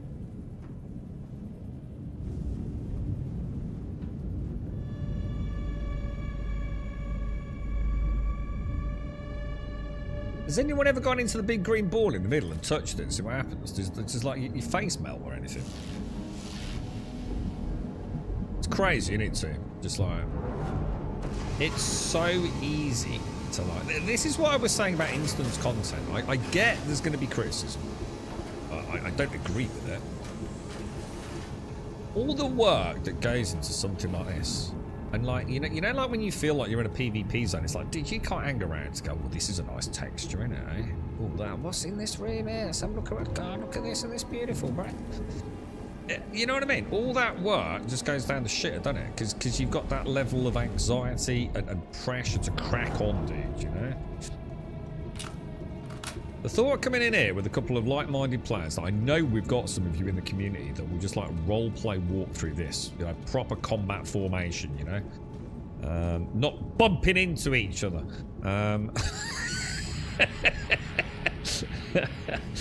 It's just like a dream come true, man. You know, it really is, dude.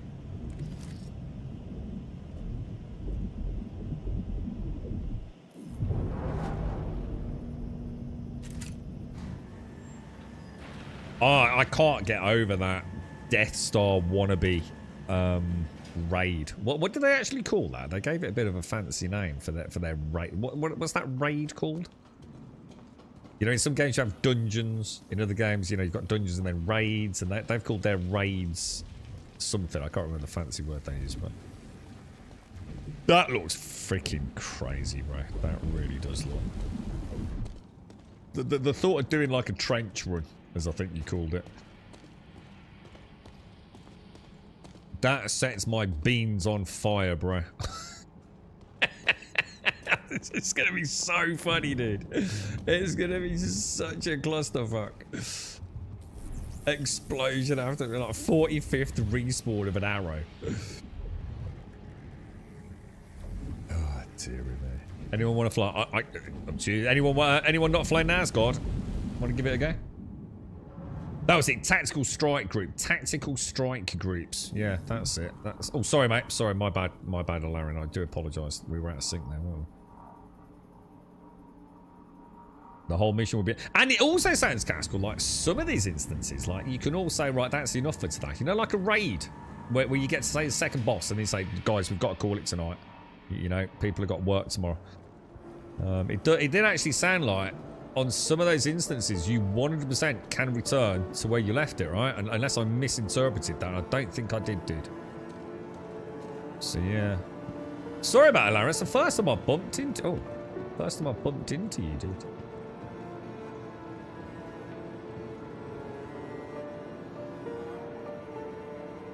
How's it playing for you today, Cascal? You right, Baked Bean? I'm looking forward to Siege of Horizon. I've never done Siege of Horizon and not had it a total fucking train wreck. Absolutely everything from just a total nightmare of friendly fire mixed with janky AI, mixed with terrible frame rates, met with bugs galore. The thought of actually doing Siege of Horizon, the way the gentleman created it and meant it to be played. We've got enough of us to do it, right? You and I did like little bits of like the sort of like small party thing, didn't we, Darth? Where we landed on platforms, killed a couple of dudes. So we've sort of we've done a little bit of like the PvE on those platforms, but that isn't actually Siege of Horizon, is it? That was just kill the bad guy missions, wasn't it? I'm not sure. I didn't get in the elevator, so go back to the elevator and go to Tomb's Hangar again. I did wonder. I didn't press the button, but is it Tombs? Is it? Oh, did I press the button? Oh, I don't think I did. When I tried to siege, it was broken and could not be finished. Yeah, I don't think I ever saw it in anything other than a total train wreck. Dude, one of you were in that other hangar. I swear I wasn't the last one here, dude. Dude, I swear one of you were in that hangar, am I? That's why I was waiting.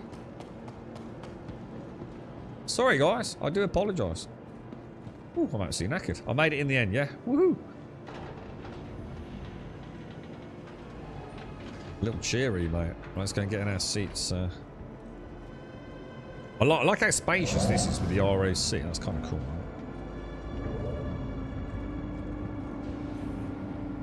There's two. Who's flying? Do you want to fly it, Larry? Are you flying an Asgard? Or do you want me to fly it? Just let me know.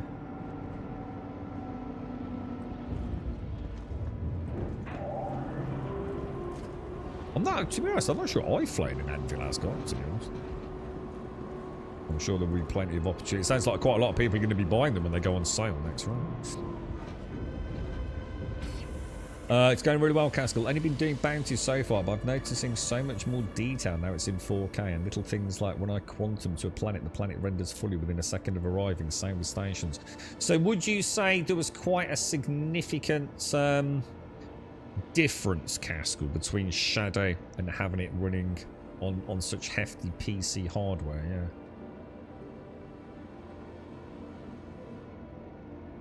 Oh yeah, he's not going to be able to request hangar departure, is he? Because it's not his ship and it's not his hangar. Very unlikely, anyway. Tell you what I will do. I'll just have a quick top up. Right? Yeah, all these doors opened when you did open all ports. I'm gonna guess. So one thing I'm surprised that wasn't at CitizenCon was engineering. Now I know they made light of it, and Jared sort of coughed out engineering or whatever it was. So you know. Is there any way to zoom in without pressing down the F button? You know, like when you do that, the only way to do it is to do F, isn't it? I'd like to zoom in on that, but if I press F, it's going to just click the open button, isn't it? Is there an alternative way to zoom in?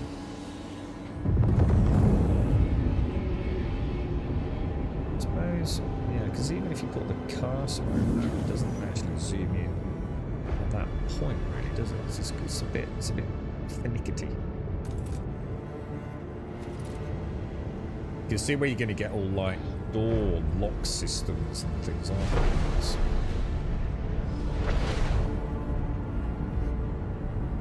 I think they have had to postpone that in the verse, or they have other things working better. No, engineering's hot, man. Engineering's imminent. Yeah, engineering's going to be way sooner. In fact, I wouldn't be surprised if we start seeing some of it even in the next patch. It's not been postponed at all. Engineering's the next thing, isn't it? We'll be getting Nyx, and I would imagine that's the reason we're not getting the tactical rain strike until the middle of next year. They said mid-2026, isn't it? Because that is going to be our first piece of capital ship versus capital ship curated content, which will probably necessitate engineering being a thing, right? That will be the showcase for engineering, you know? You've got an Idris, but the Idris is like fucked if you don't start actually fixing things.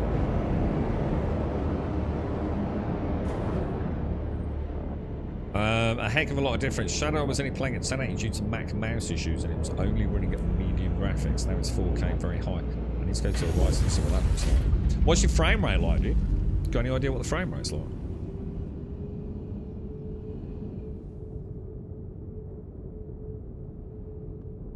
But yeah, I think engineering's the next thing, isn't it? You know, there's not base building, not the inventory. As far as I know, engineering is pretty much like that's the hot potato in all the weekly stuff, isn't it? I don't see how they're going to do it personally. It's so open to interpretation what engineering is, you know. All this, you know, using fuses, physicalized modules, you know, engineering terminals, you know, how the hell does it work, dude, you know? Shields are going down. What does that mean? You know, how does an engineering, how do you fix the shields? How do you route power? How do you repair something, you know? It's like, it's mind-boggling to think what engineering could or couldn't be, right?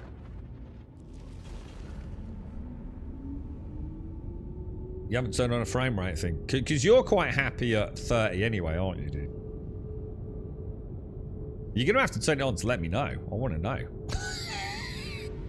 It's a fucking 10 FPS.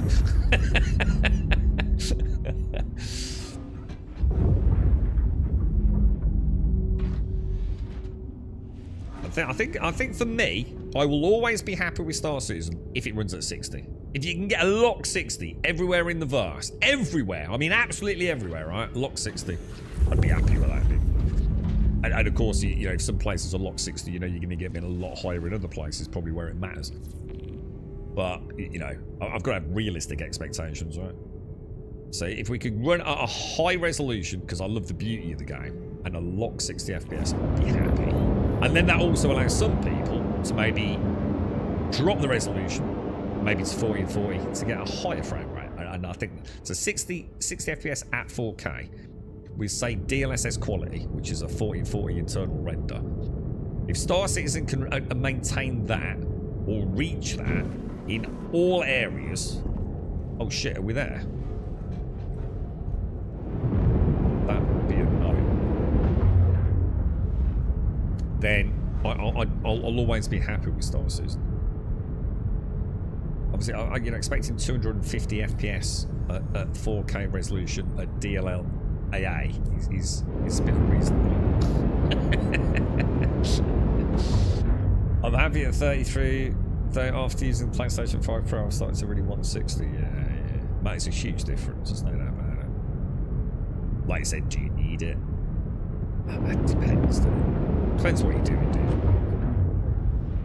If you can't get a hangar, you can just land on a pad and we can run to a hangar to put the drive down. Should be alright requesting going back in, right? It's only getting out of a hangar that's an issue, isn't it? Yeah, when you open all doors, it opens all components. I noticed it on the Aegis Saber.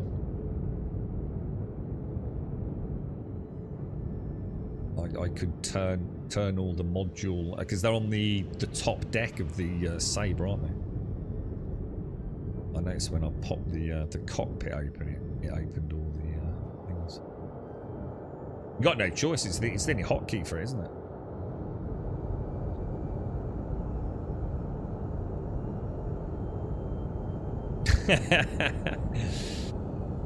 Have you just noticed it too? Yeah, I saw it. I saw them all open up. It's kind of nice to see them actually.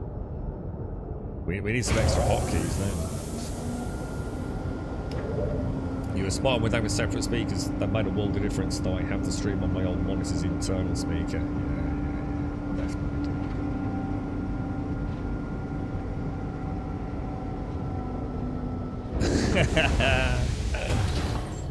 What were your thoughts on your first CitizenCon then, Caskell? I assume you watched it last night. What were your but I've not looked in Discord yet. I don't know if any of you had a discussion. I saw there were posts in there. I'll have a little flick through later if I get a chance. What were you all buzzing, or was it kind of like, nah? You and SCR, was it? Yeah. It did. It looked. I really enjoyed that. That was nice to watch it on stream as well with some of you. Thanks to everyone that came along. That was good, man. They did a good job, dude. I would have liked to have seen a bit of Squadron 42. That's the only thing I'll say. I think all CitizenCon should have a little slot just on Squadron 42. Even if it was just to show, you know, a piece of tech or, you know, something that is just like finalized. Maybe even just like a 3-minute little mission. It's a slice of a mission. Just a little teaser, you know. But it is what it is, right? I still don't think she's coming next year. 2027 for Squadron 42. I have no idea where we are, guys. Are we coming in for landing? Or? Well, that actually sounds like a hangar, doesn't it? Oh god, are you guys? Hang on a minute. Perfect. That data from Have I been seeing that? We've been docked all this time. Fuck me, dudes. You can fucking let me know, bro. I was sitting in there waiting to get out. What a bunch of fucking knobs.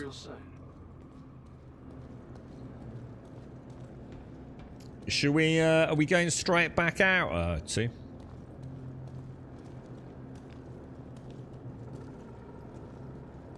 Next time, pilot, let me know when you fucking landed. Alright. Fucking 1-star Uber shit fucking delivery service, bro. No, yeah, I don't need anything. I'm not really... let's check ammo, actually. No, we're fine, dude. Should we go back, yeah? This thing's freaking huge, bro. It's actually, like, ginormous, isn't it? Look out the window. How can I look out a window when there's no fucking window?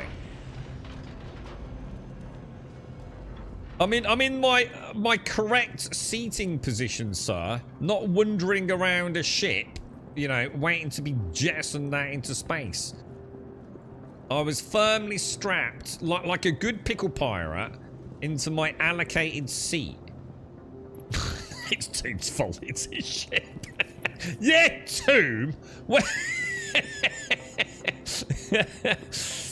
Where's the peephole, bro?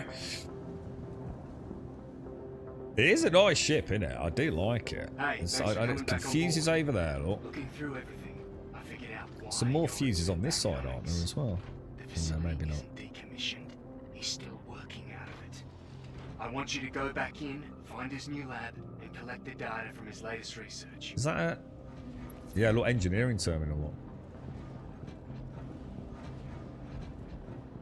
Do you reckon engineering will just unleash? It will just be, there you go, there's engineering. Good luck, lads. Or do you think it'll be like incremental? Like they'll add a little bit, you know, you can now do this, and then a little bit, and now you can do that. What do you think?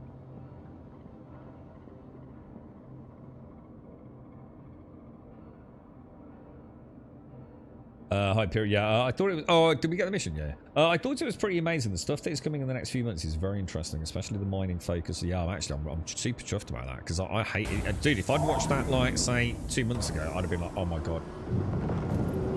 Well, actually, no, I tell a lie, I'd be excited, wouldn't I? Because I'd be thinking, finally, they're actually going to do something interesting with mining. But I've actually quite enjoyed mining again, prospecting.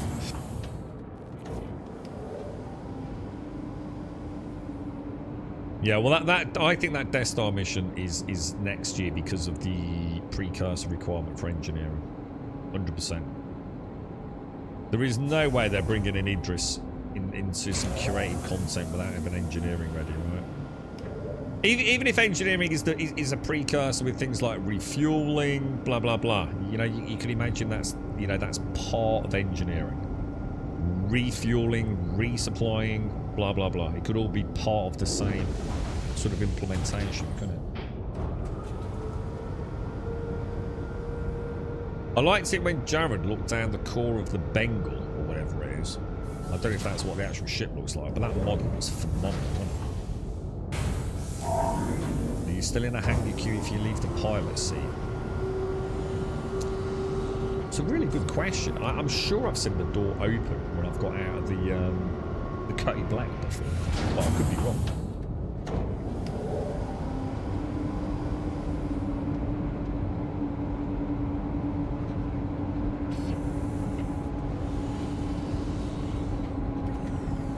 Look at all the also the detail in the door locking system.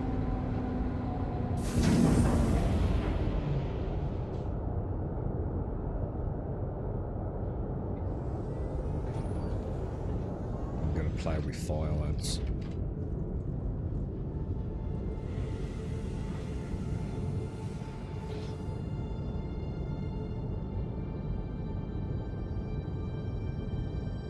That door will probably close when we do go quantum, won't it? I would have thought. Do you remember when you would never have gone up a ladder in a moving ship? And you would never have gone in a lift in a ship in quantum, would you? Like, not in a million fucking years, bro, right?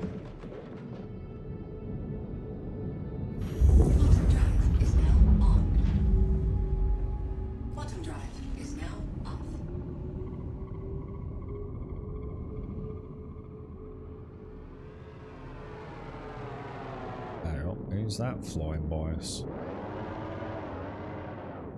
Quantum drive is now on. I'm quite surprised when you move. I'm not seeing your Quantum drive is now off. your joysticks move. I'm actually genuinely quite surprised by that. I thought they did. Is that just in some ships? But this is a new ship, so I would have thought they wouldn't. I've got my NXT HOTAS all set up and am ready for adventures in the verse. Oh, Bean! So, presumably, I don't know, I'm not sure what's your history with the verse, Bean? And thank you very much for the 18 and the Prime. You're an absolute angel. Thank you very, very much, my friend. Thank you. Cheers, my dears. Why are we seeing Tomb and Alarian over there?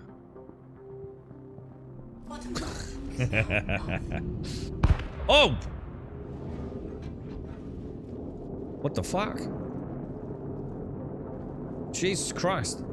That sounded terrifying, bro. What was that all about?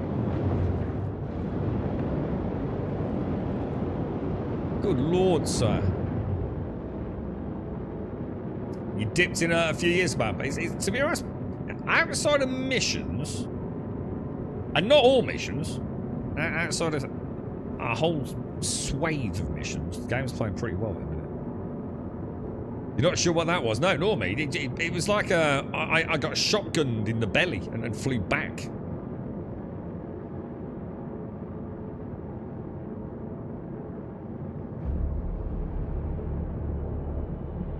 Do you reckon you'll jump into this, Shane, and have a little look what it looks like on your super duper PC? Well, it sounded like a QT, didn't it? It sounded like a QT drop it. Shields online. All right, let's get in there and see what Yoren's been up to. Let's get in there, Watch boys. yourself. The more I learn about this guy, the less I like him. Are we, that looked fucking dodgy as fuck, dude.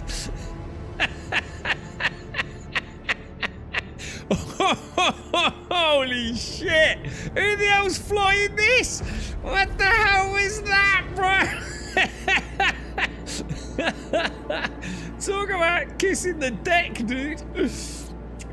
Oh my god, by the hairs on my bally bald balls, bro. Oh my god, dude.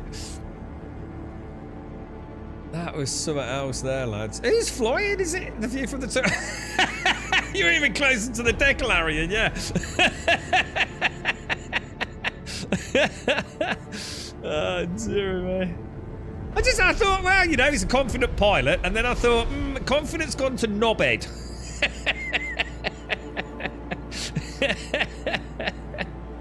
Oh, Jesus. Oh my god. What will be the first one, Shades? What will be the first one? Oh, that was funny, dude. Alright. Let's go, boys. I like this. This is a nice little multi-crew ship, isn't it? Is that glass, or can you just jump off when it's glass?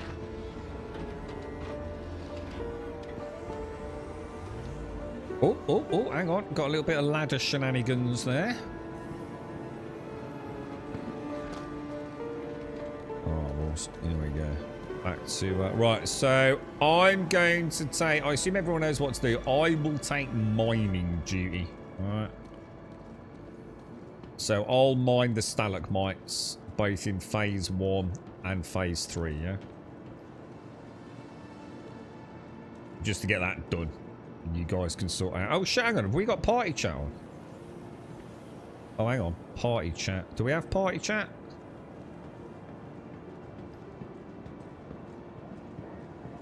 Let me just check when I get to the elevator. Well, what do you think it'll be, Shades? I mean, what options have you got? What do you think you're going to have a gander at? PAX? You're going to have a look up... Because PAX is out on Tuesday, isn't it? Right, hang on. Oh, yeah, there we go. Oh, Ghost had to... Oh, shit, did he? Oh, fuck, is Ghost not here? Oh, shit, we could have brought someone else. Oh, fuck. Oh, should have said, guys. Might have had someone else wanted to join us.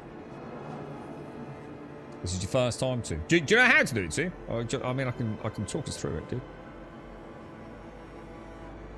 It's not complicated. You've heard it a lot, Tim, yeah. So, phase 1, there's 4, essentially, there's 4 pipe systems. So, one person is going to be on the cambio, repairing the pipe and pulling the lever. And we'll do them in sequence, 1, 2, 3, 4. We've got to do it fairly quick. And another person, which will be me, I'm going to be on mining duty. So, I'll get rid of the... Yeah. What I'll do is I'll show you the first pipe, too. Can you see the stream simultaneously, too, or not?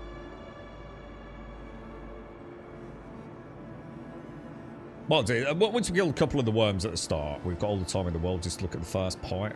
And we will do them in sequence, 1, 2, 3, 4. Obviously, you know, we're on comms and...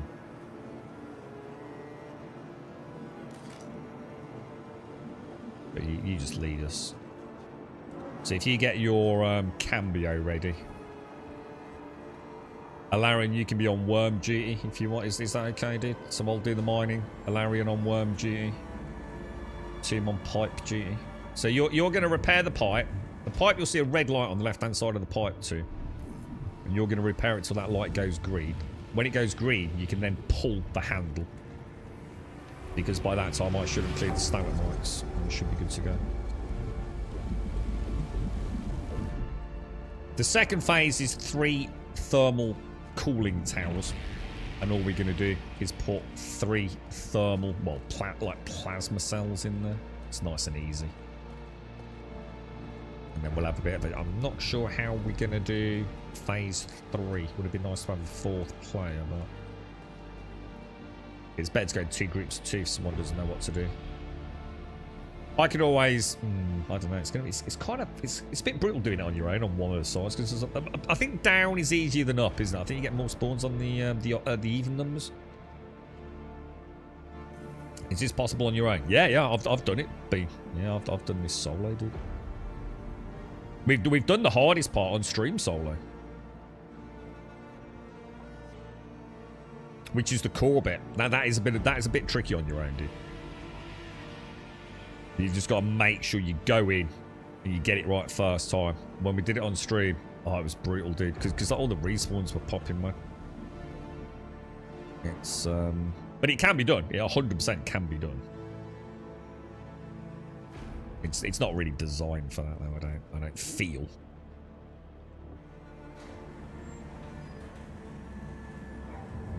We got the Onyx loadout knots, yeah. If you want to do it, though, Bean, at any time, just give us a shout, dude. I'll do all the missions with you if you want. Yeah, you're going to try PAX, yeah. PAX Star Citizen Soul Front. I'm really looking for I literally, I don't know if you saw the start of the stream, Shades. I reinstalled Prelude.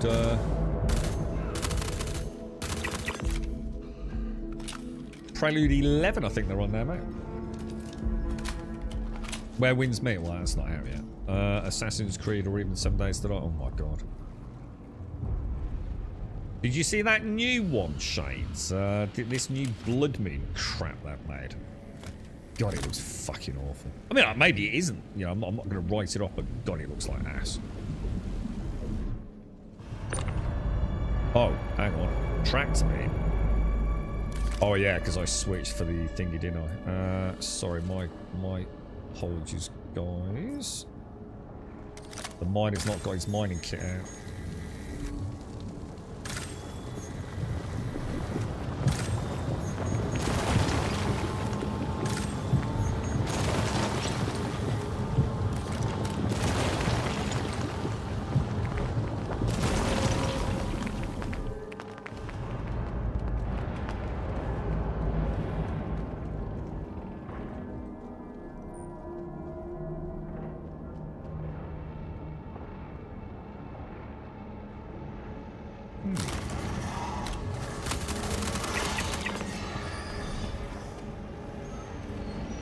So you can see there's 4, right, team? So we'll do them in order, bro.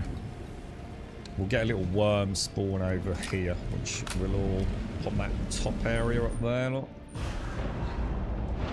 Someone can come over here. Everyone just kill the worms and we'll have a couple of seconds then. I'm not sure if it's a proximity spawn. But yeah, you can see the pipe. When that light goes... Oh, hang on, dude. I've not done the stalagmites, dude.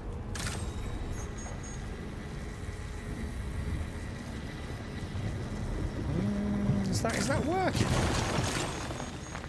Yep.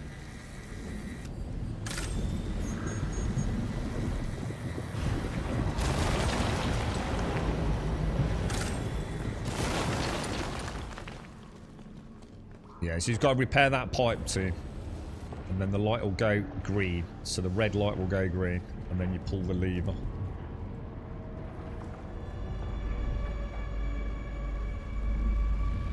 Yeah, I thought I saw him actually repairing it. Have you got a Cambio SRT module? And then you also need the actual,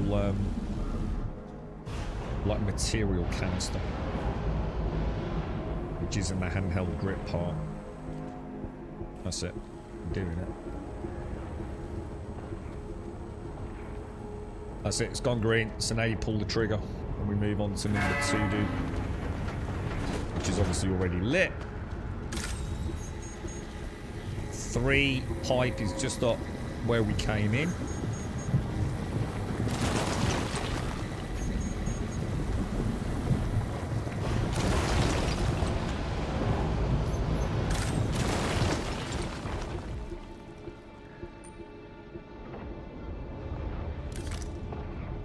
Perfect. Now I'll pull it as soon as we're right, then on to 4.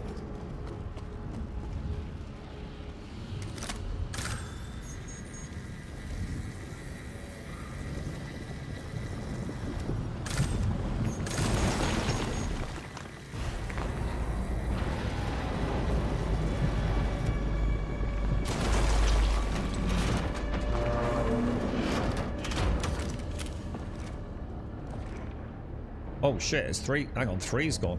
Oh wait, what happened there? 3 pipes broken. Probably gonna go. Oh, hang on, 3 and 4 are down.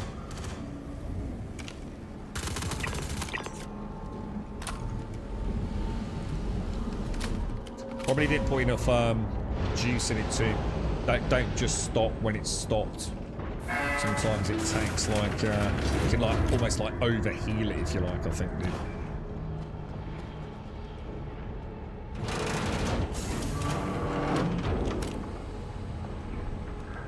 Oh shit, we've got a fucking... Hang on, that's my bad, dude.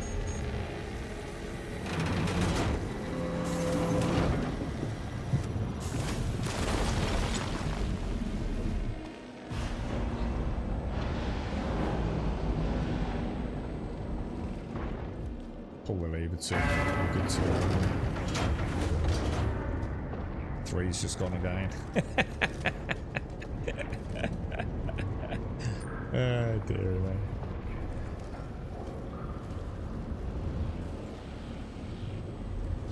That's 3. Grab the phone, just gonna grab it, guys. Good work, lads. Right, so in the big Valakar worm area, then in front of us as you come up the stairs, that is where we're going to be bringing 3 canisters. Just when it spawns, if you bring in a canister on your tractor beam, yeah? Just try not to, like, cock block everyone's line of sight. Don't just stand in the middle. If you're going to be on the platform going towards the worm, stand left or right.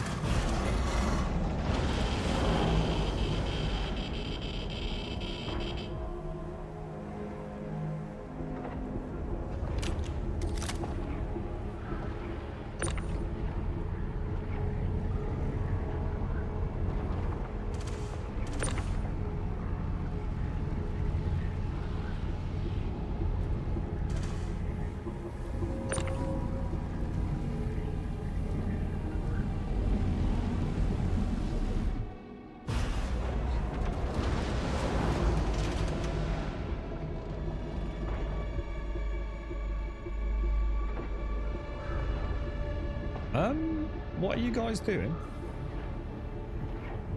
Do you want me to bring them over?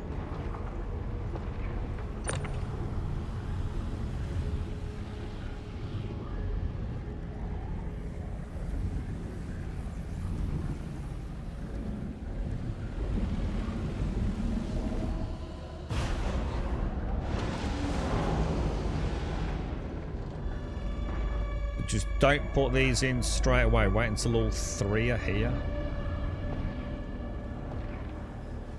What? Why are you going? Oh, Tim's gone AFK. Oh, sorry, dude. Sorry, I didn't realise. Oh, I'll bring these over. Sorry, guys, I didn't realise. How the fuck do you know? Did he say it in chat? Oh, he might have gone AFK. Oh, might have gone AFK. Yeah, don't worry. I'll bring them over, and then we've got all 3 ready. Just don't put 1 in and then wait for number 2, because I think it can reset, can't it? Ah, right, got it too. You need to make sure it's holstered. So, if your pyro multi-tool is holstered, then you can just double-click on the required module in your backpack. That's the easiest way. I mean, yes, we can do it in the wonderful roleplay weapon inspector mode, but I do tend to find that is like the most reliable and efficient way of doing it, to be honest. Right, if you both get one, and then we'll slot them in. I'll come up behind you. First person goes left. Second person goes back right. Third person goes for the closest. We shouldn't get in each other's way too much, should we?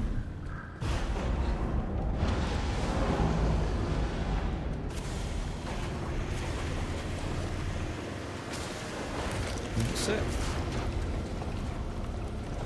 Beautifully done, boys. Beautifully done.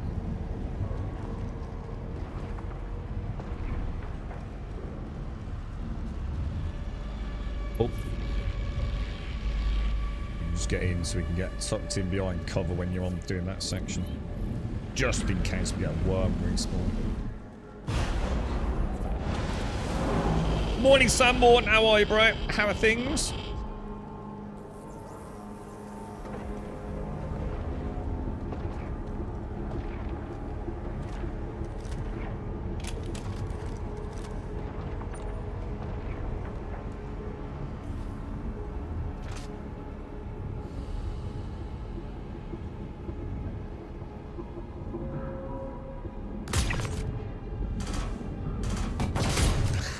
Nice shot, dude. Nice shot, bro.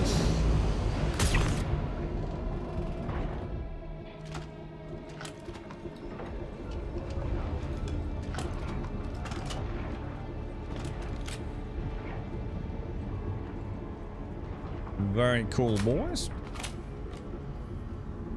Getting prep for the northeaster storm tonight. Hang on. Where's this in then, Samboard?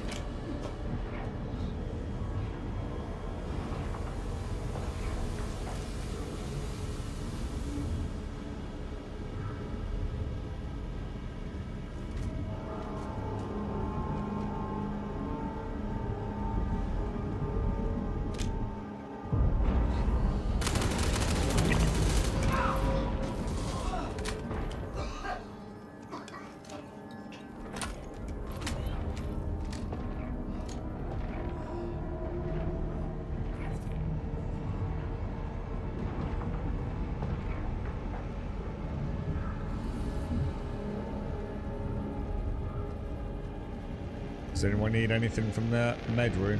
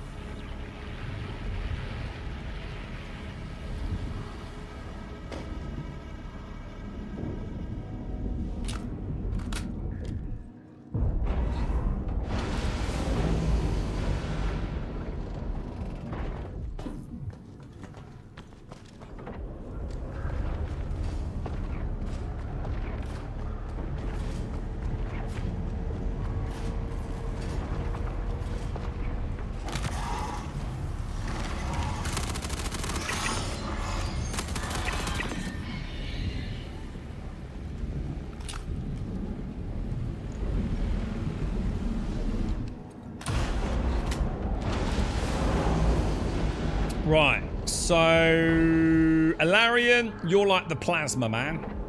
Team, you'll be the pipe man, and I'll be the orbit again, yeah? So before we do anything, Team, you and I are just gonna wait. Alarian's gonna bring the plasma cell up. If it's there, which it probably won't be. In fact, it isn't, is it, Alarian? So we'll have to repair the pipe first, right, Alarian?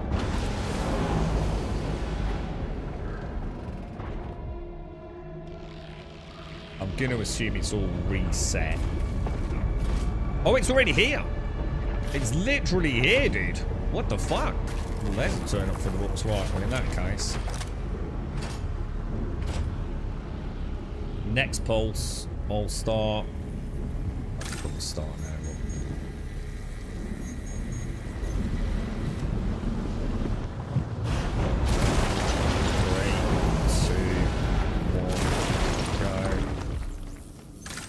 We're clear, dude.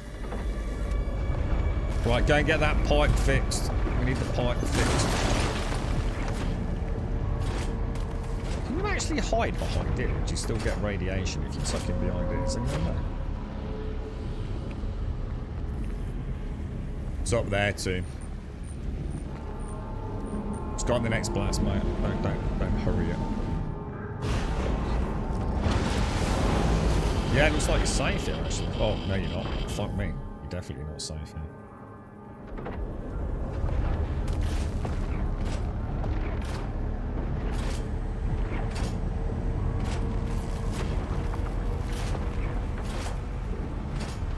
I'm gonna get out of your way, Alarian.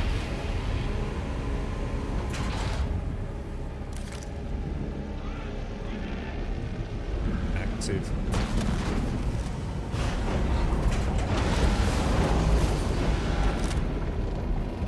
There's no fucking stalagmites.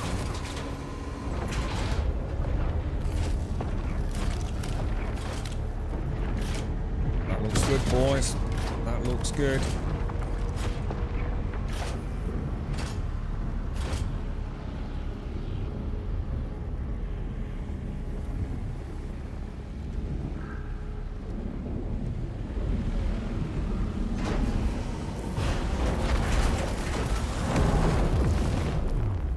Didn't work. Oh, it did. Oh, it did. We didn't. I didn't see the button press. Sorry, that's my bad. I thought we'd fucked up there. So, oh shit! Hang on, we got.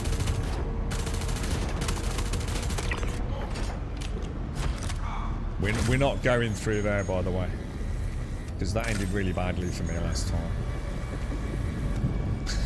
Do you remember? Get around. Oh shit, that was close.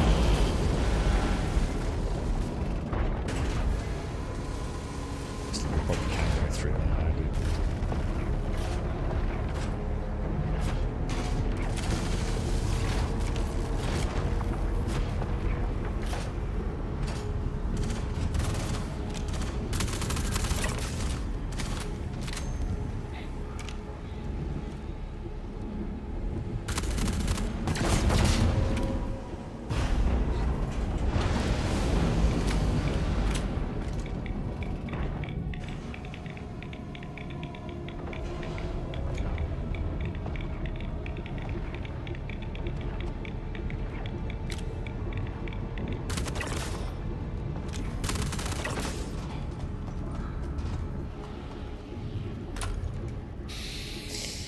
So far, so good, boys. So far, so good.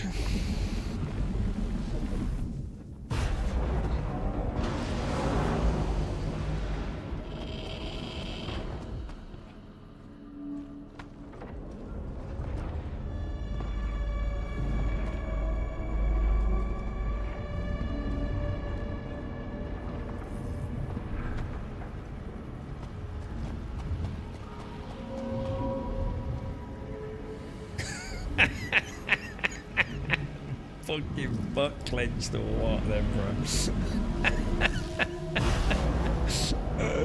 Getting cocky now, lads. This is where it all goes to shit. I've got to have a piss before the next final section. So in that room, I've got to go and have a Jimmy Riddle, dude.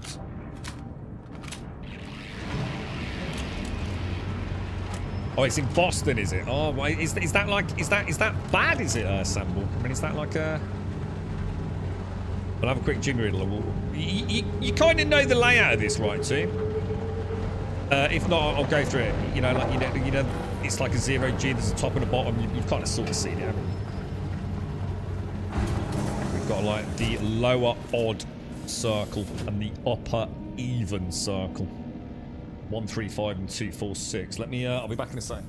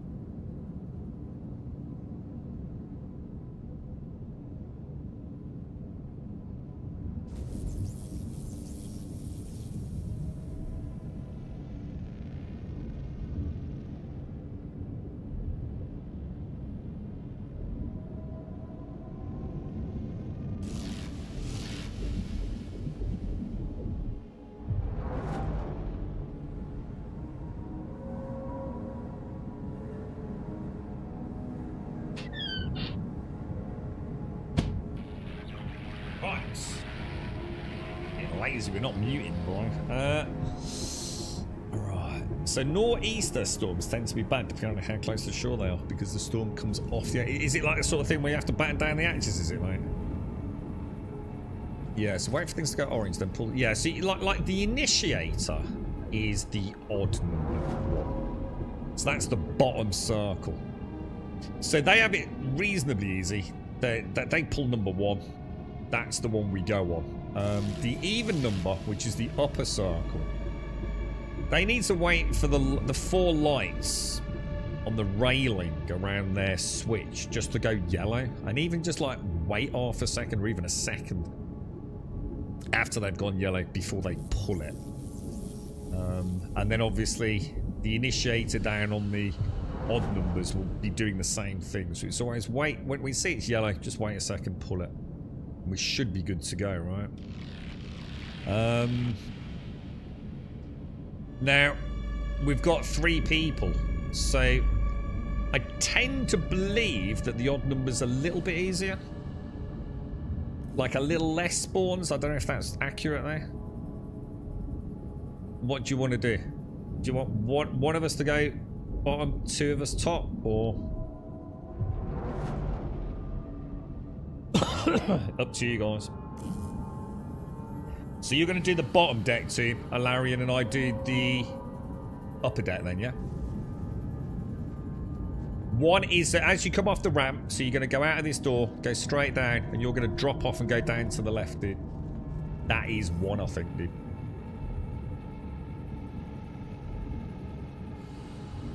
I'll go top and go in front to the last platform. But we're going to clear it together, Alarian, yeah? Am I coming up with you to clear the top deck, yeah?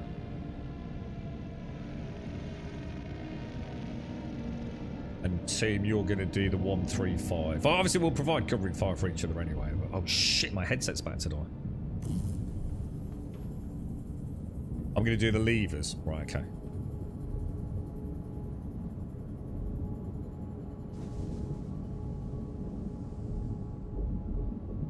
Let's go and clear them fast.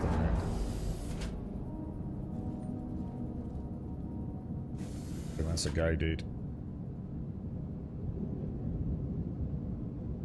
Oh no, don't worry. No, it'll probably go in about 10 minutes. We should be alright. Sorry, mate. It is about to go.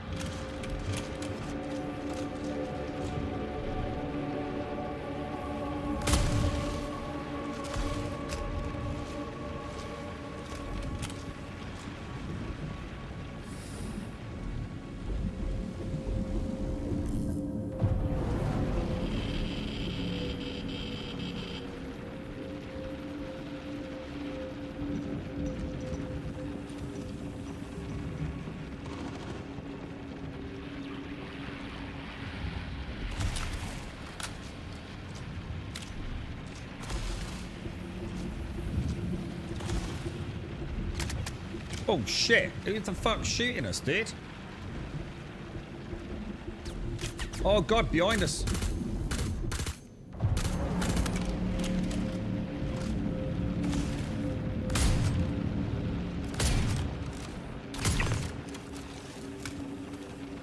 Cheeky fucker.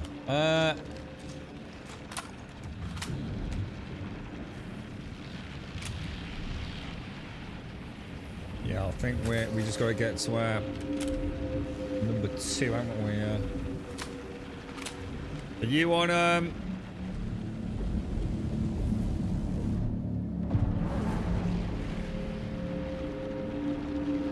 2 months to get on 1. We need to get on 2, right, Larry? You're gonna stay there. Which one's 2, dude? Is it the one over there? Just flash which one's 2, dude. That one over there, yeah? Okay, mate. Yeah, got you. I'll go next pulse, don't worry. Alright, team. I'll be there in a sec. So after this pulse, mate, I'm gonna pretty much pull it. Or should we wait for the next pulse? A bit earlier, didn't I? Shit, is that a... Oh my god! 2's full of dudes! 2's full of dudes, Hilarion. I need cover. He's right on the switch, bro. I'm on 43%, so we're going to have to,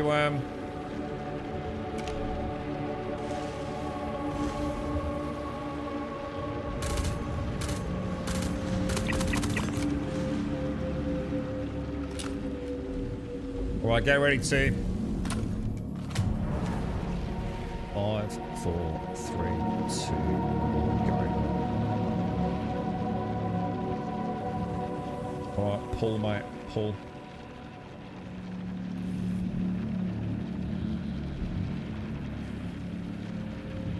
I think I'm gonna die. That hasn't pulled. There's no yellow light. Shit, it's just gone yellow. This is gonna be tight. Are you ready on 3, 2? We went too late, man. I'm gonna go.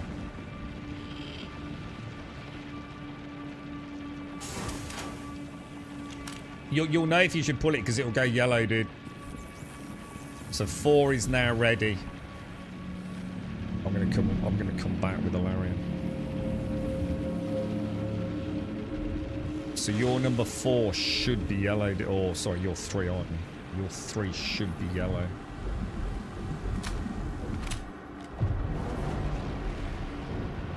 Yeah, because I can see my 4 is yellow.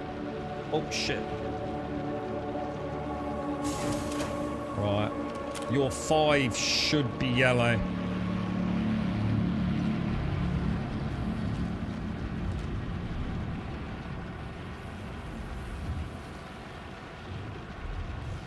Alarian, you grab the data, dude.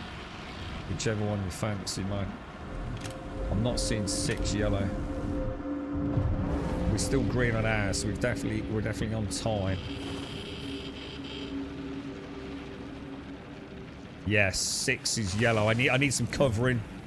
Fire, dude.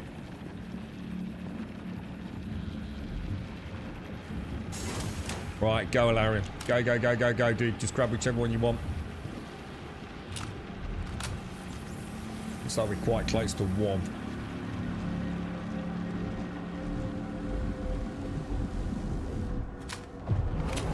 Oh, shit. Oh, God, it's 2. Jesus.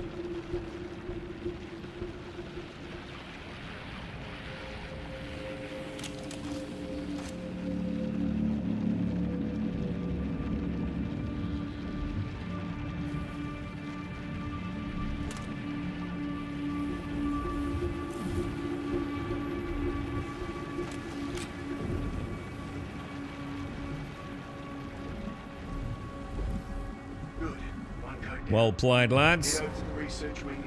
Well played, boys. Very well played.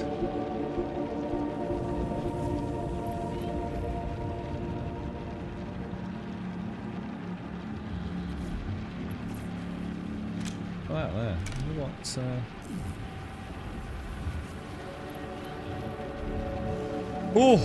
What did we get? Number 1?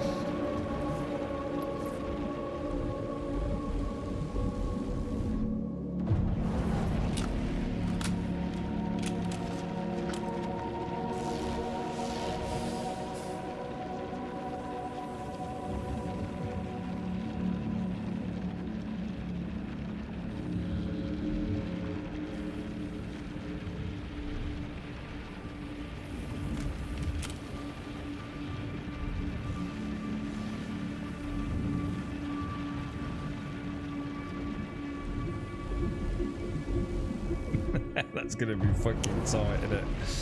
Oh no! I knew you were right behind me, Larry, and I wasn't sure like if we were gonna. I had this horrible image that we were both gonna get like wedged in the fucking door there, bro. Well played, team. Well played, Pickles. My cheeky little Pickles. Well played, team. That was fantastic for your first run there, mate. Assuming that, I assume it's your first run, dude. Very well played, man. We've certainly seen it go a lot worse, haven't we?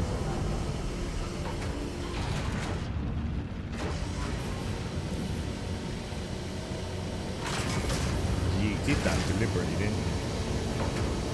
You just pulled an Indiana Jones on me. Oh, really? Like, I was behind you. I tucked in, like, so I was like, I thought I was taking a slightly shallower route, and I was getting closer and closer to that internal lightning strike. I thought this is going to end badly here, bro.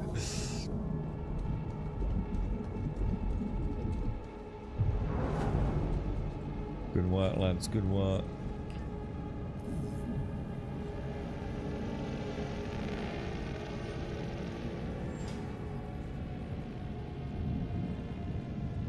Oh shit, am I in the wrong one?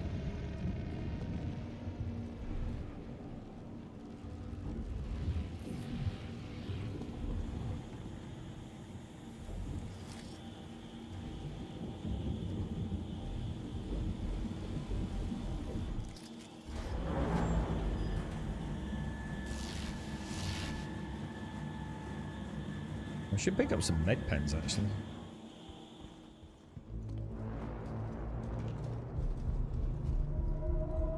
Right, now which one do you want to do, dudes? We've got 3 choices here. We can either do zombie, anti-grav, or squishy squishy.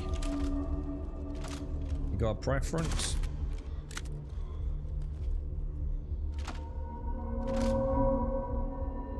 Oh my god.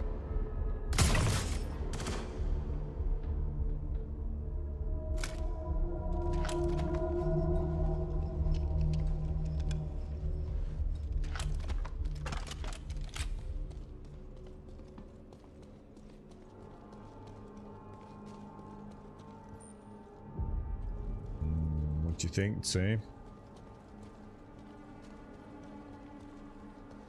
This He actually bowled it. He's dropped his weapon and everything, hasn't he?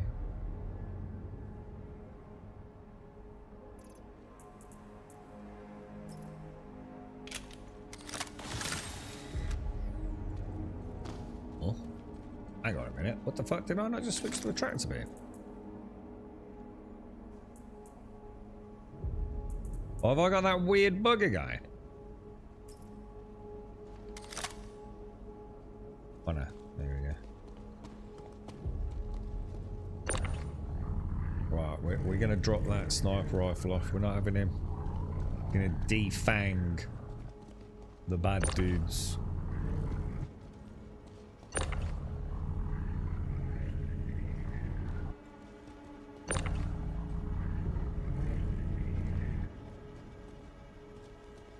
Jesus, how many fucking guns are out here, bro?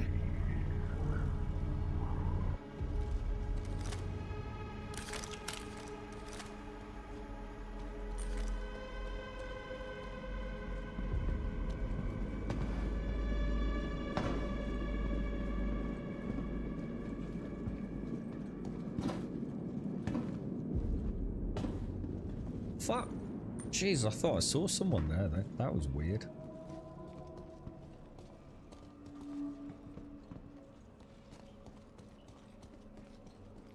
So which one did you want to do, dude? Have you got a preference?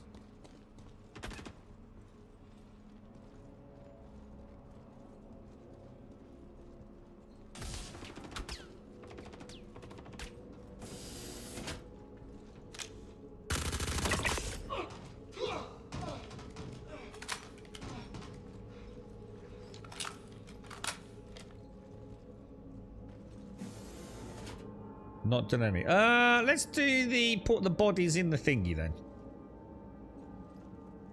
Because that's downstairs. We have a bit of a fight down there, can't we?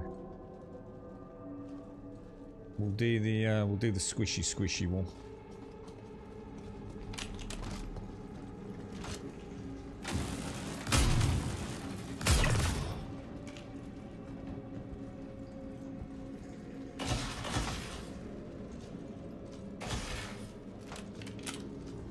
I'll go around the left side.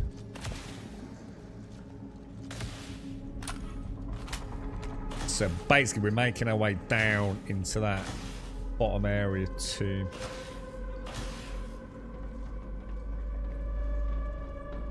And then we've got to get 4 or 5, I think it's about 5, isn't it? 5 corpses we need to tractor beam into the crusher.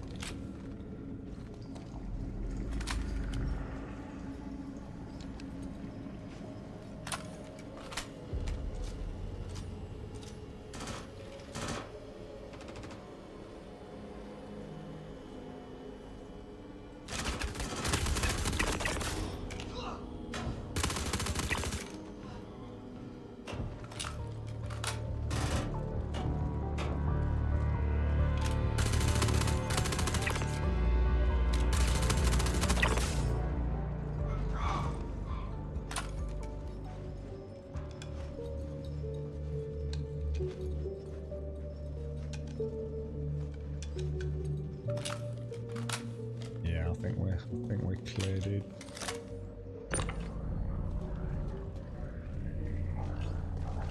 Start bringing some, you can't use the bodies that are already there. Dump them here for you to put into.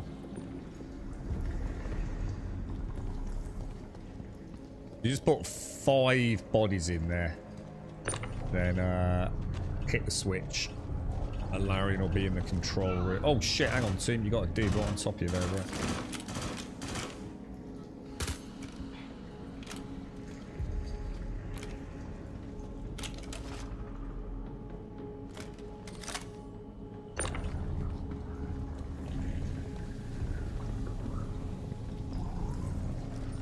There's one there. One there. Oh, you got it? Yeah, I'll put one in.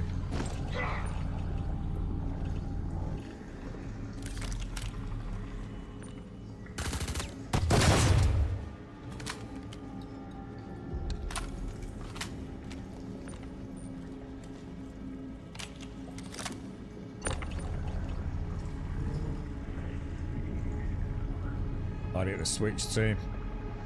I reckon that's probably enough, bro.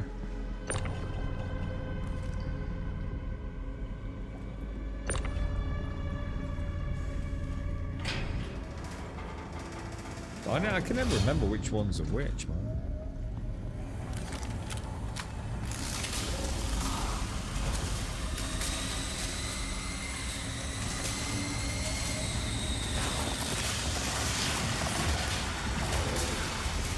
That is neat as hell, bro. Head back down to Yorick's lab and see if you can get the experiment running so we can download his research. Alright, boys. Alrighty, righty. That's pretty much everything done, really, isn't it? It's just a case of grabbing all the sexy loot now.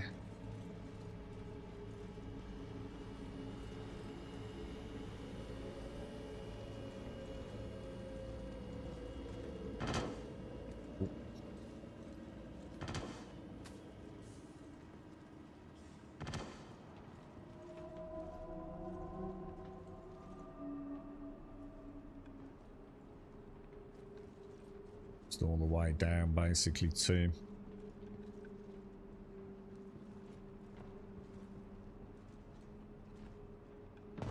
Oh, that was cool. Although it did a huge amount of damage to me. Jesus. I just did like a little skateboard slide, dude.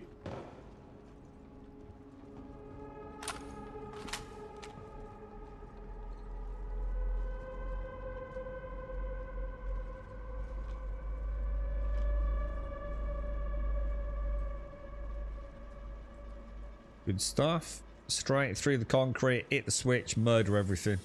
I'll wait back here because we know we'll get the elevator spawn.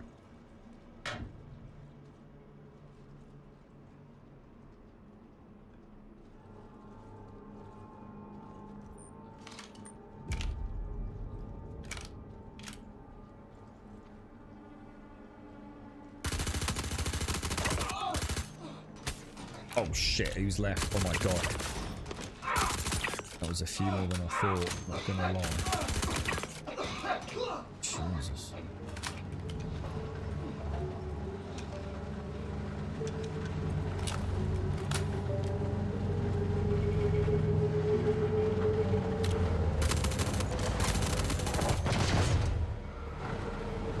You gotta go for the red barrels in you, you know what I mean?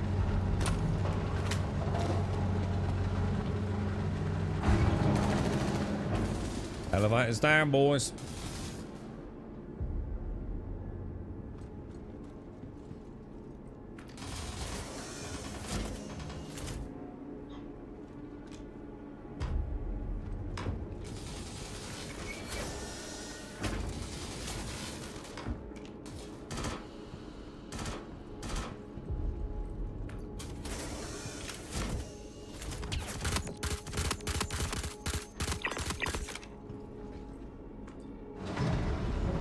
Well played, lads.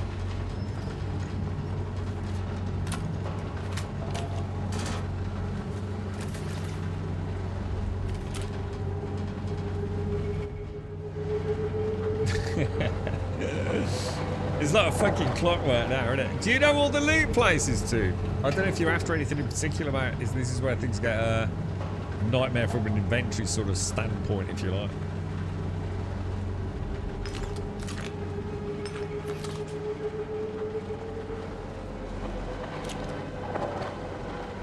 How'd you get to side B?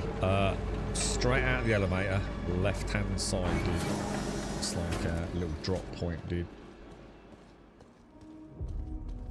Just through here, look. And it's like a double drop down.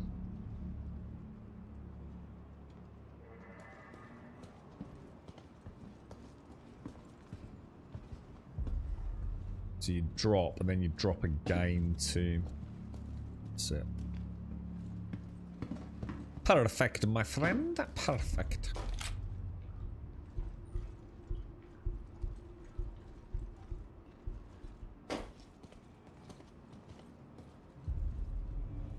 And it's the elevator.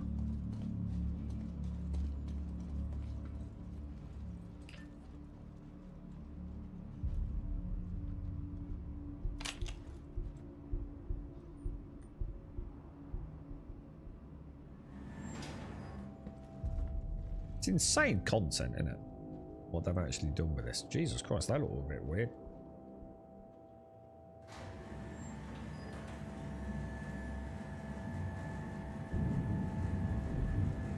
Do you reckon you'll jump back in then, Bean? I need to get a drink, actually. So we'll try and show you all the loot spots if we can too. There isn't one right back at the start there, right, Alarian?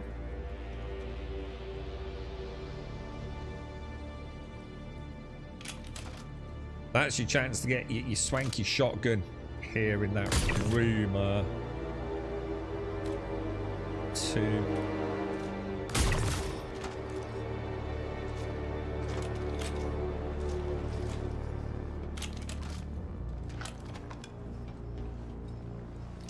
LMG. So I always say shotgun or something that it isn't.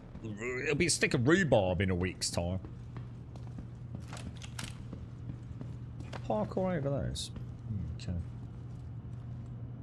You got any grenades, my friend? You have, and med sticks. I'll take those. Very nice.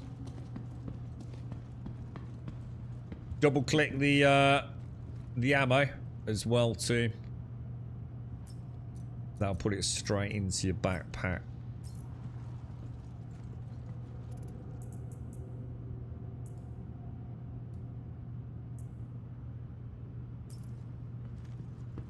Probably you can actually just equip direct, can't you?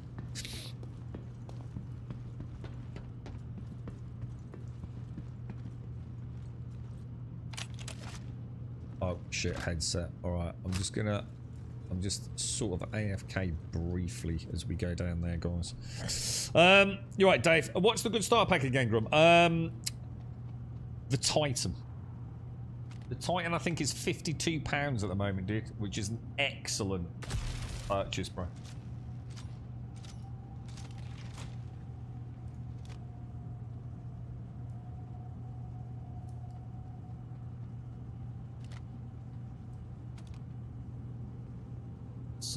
It's I just don't think there's a better starter ship. Certainly not for that value, dude. Yeah, it's kind of weird, isn't it, SCR? It is. It's pretty... I know it's a lot of money, but it isn't, because when you think about it, all you've done is bought Star Citizen, right? That's it, that's all. That's all Star Citizen's cost you, 52 quid, same as any other game, right? You never need to spend another penny, do you?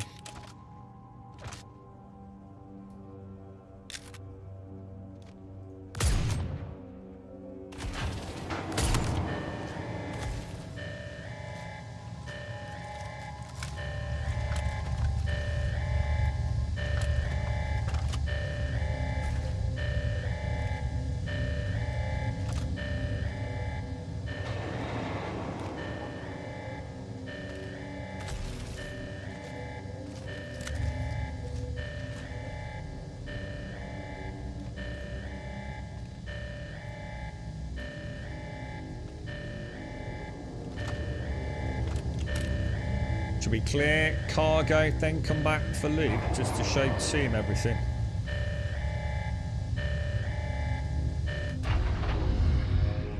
I'll go left.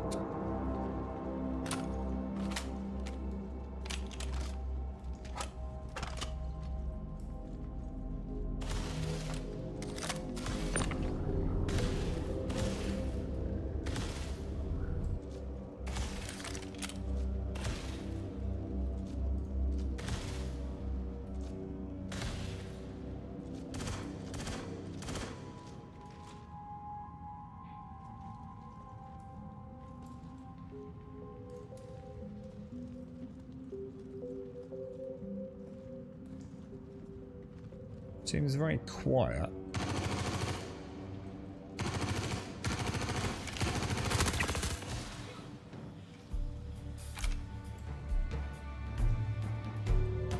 Good work, lads. Good work. Right, so box 1-2 is just inside the cargo area here.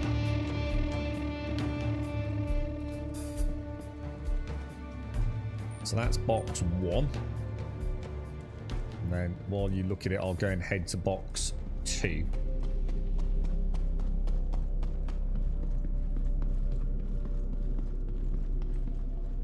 We always like to clear it first. You don't need to, but the thing is, if you're in like a pug, the trouble is sometimes it's like someone bum rushes to this one when everyone else gets like, you know, there's a pretty hefty spawn down there if you're caught between the two. I think that's it for you, right, Larry? That's the two, isn't it? And then it's Alarian's favourite bit, the tram ride. Yeah, if you can't fit everything to, choose what you want, leave what you don't want in the box, and we'll take the surplus.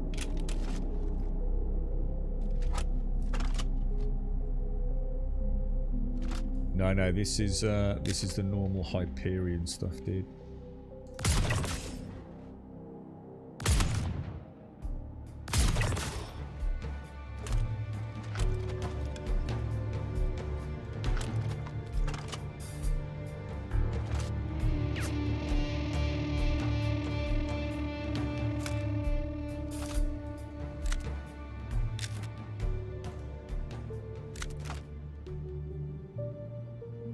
So we'll go to the end, we'll clear it, and then we'll come back on what is our current left-hand side and get that one.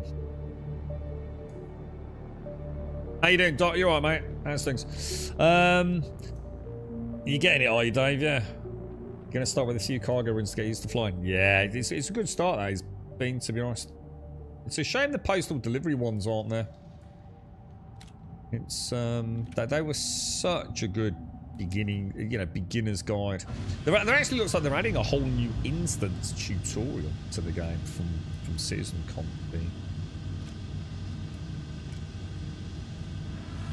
Which will be really nice for new players, I think.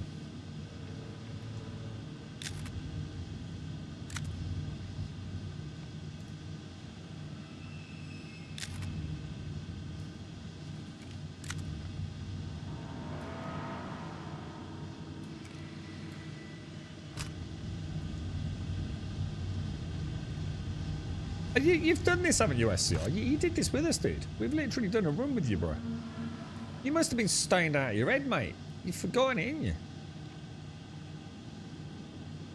And unless I'm stoned out of my head, which I wish I was, but... and it wasn't you we did it with, bro. This is way too quiet, lads. Why is this so fucking quiet? That's weird, bro.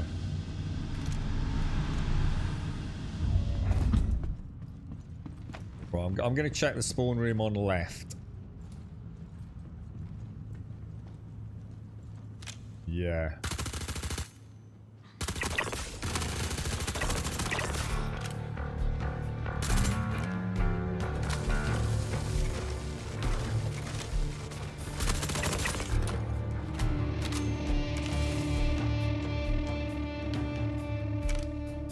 Right, if you follow me back down here, Tim, now watch your right hand side, dude. There's a lot more than it looks.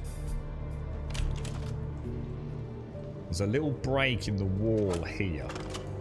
Just in front of it is an orange box. But there's also quite a lot of dudes sniffing around in here. As well as on that balcony behind us, so...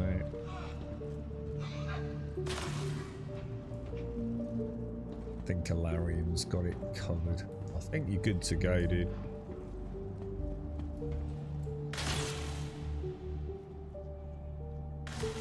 Sometimes they try and get up that ladder there, don't they? Nice covering, Alarian.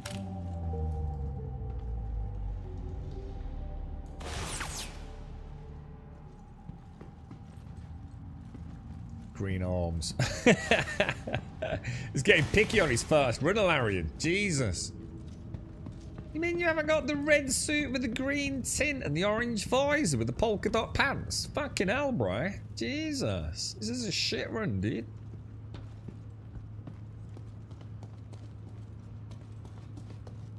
Have a go on that gun too. The mounted gun at the end of the railway track, man. It's fun. Alright.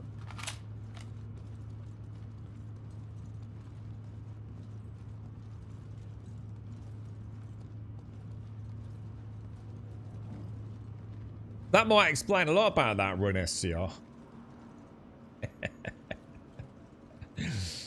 I'll wait in the hub here, guys. Don't worry, I'm not racing forwards. I'm just take your time. Mine's literally used as an instant respawn taxi ship. That's what I use mine for, SCR. I think the Pisces are great as a little shuttle, but the Titan kind of just, you know, it's a nice one, isn't it?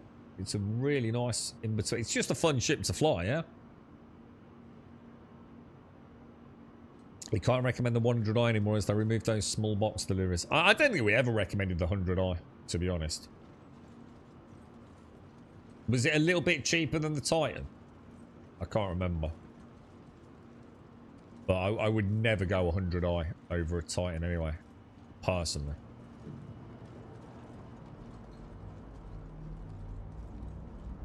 Well, we're going to go back around here and into there too. Try not to engage the ones at the end at this point, because it just starts to spawn, I think. Oh, we've already done it.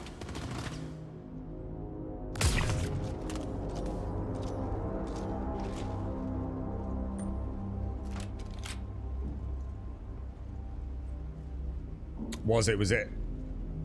Did you get a good deal on it? I mean, don't get me wrong, it's a lovely ship. I've always liked the door on it. It's like an aircraft, like a normal aircraft, commercial aircraft liner, isn't it? Got that wonderful chunky door on it.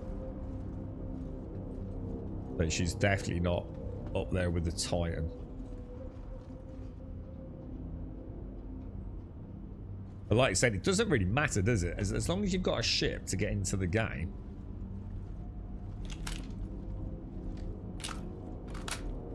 Who cares? You can't get the Aurora anymore. I think they've removed it from the star packs. Oh, you put the green arms in there, you full with legs. I'll come down then, bro. Might as well take it all back. Right, I've got the green arms. Coming up the ladder too.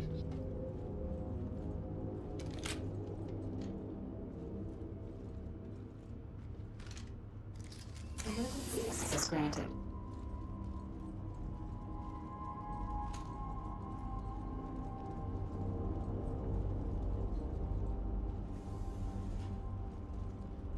So it's basically back where we came from. You just watch the left in front as we go along the oh my god.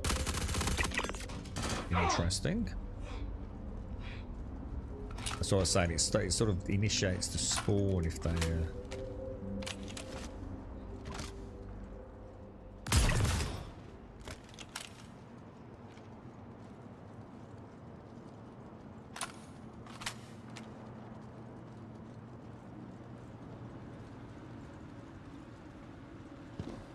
In that far left-hand corner too, you'll get quite a lot of dudes spawning in over there.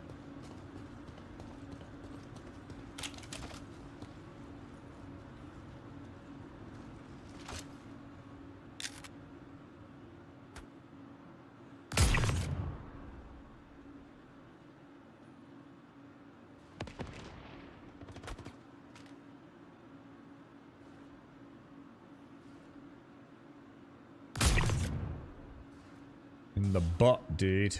In the butt.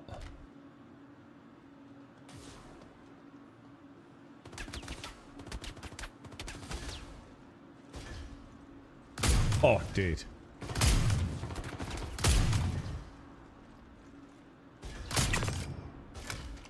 That was cool, dude.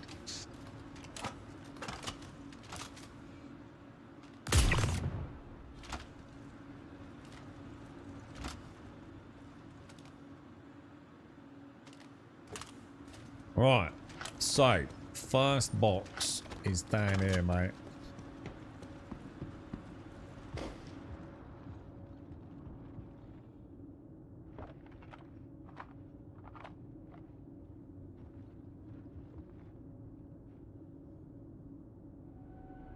You want to get it too? Oh, you full? Let me grab it then. Let me know. I've got red pants. Red pants, dude.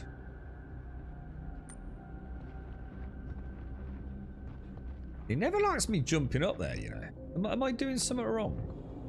Just that one section there. It always seems to have an issue getting up. I always put my gun away and it works, but I'm not sure if it's because I've then readjusted my position, to be honest. I have a feeling we've missed one.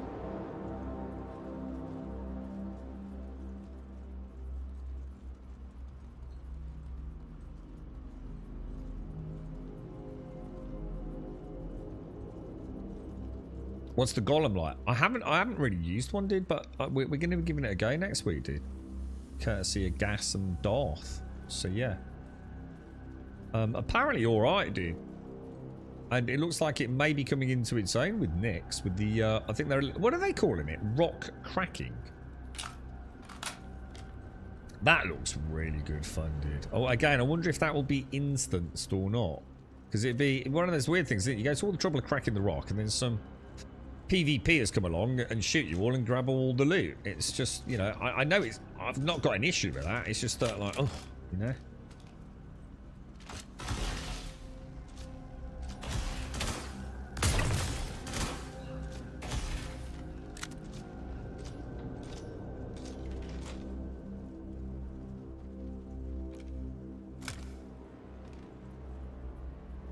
This is weird spawns in here, Larry.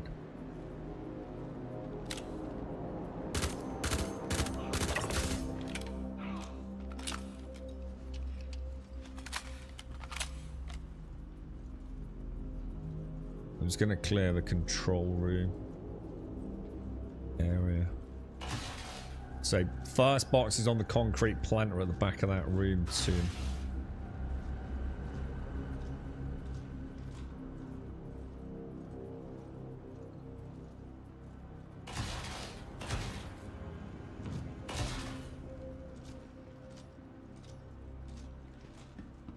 Control room on that left side as you came in is clear.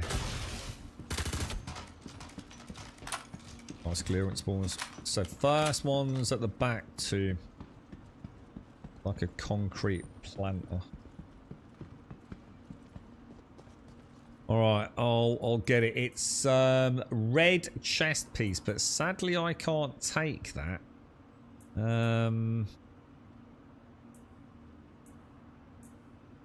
Yeah, I'm kind of fucked. What about if I just lighten a very small amount? No. I can't take it, Larry. There's a red chest piece in there, bro. See, what I'm going to do, dudes, is what I'm just going to have a very quick drink. Oh, he says. Yeah. Where's my hand on?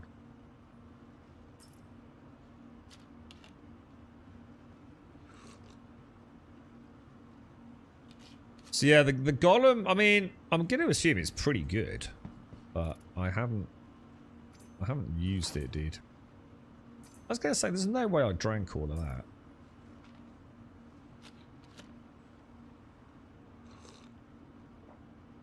He seems, I don't know, he seems to drink more if he's standing up. I think drinking when you crouch, I seem to have minor issues with that for some reason. Throw that back in there, which you can't. You have to stack it after you put it in the inventory. Helmet back on. Good to go, boys. Right, control room then.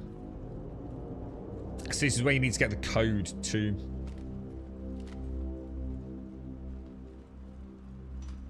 And then tap it into the big red door. I'm sure we've missed a box, you know.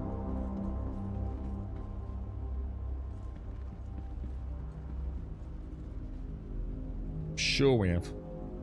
Helmet, I don't know if that's a hotkey. Yeah, I can't remember what it is. Anyone know for helmet? I just know what I pressed, dude. Is it like Alt-H? I think it's Alt-H, Jaboshma.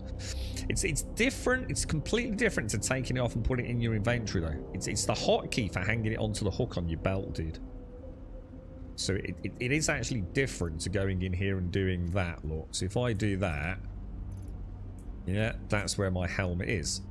Physicalized in my inventory. If I put my gun away and then press Alt-H, you can see that my helmet's off because the minimap's changed.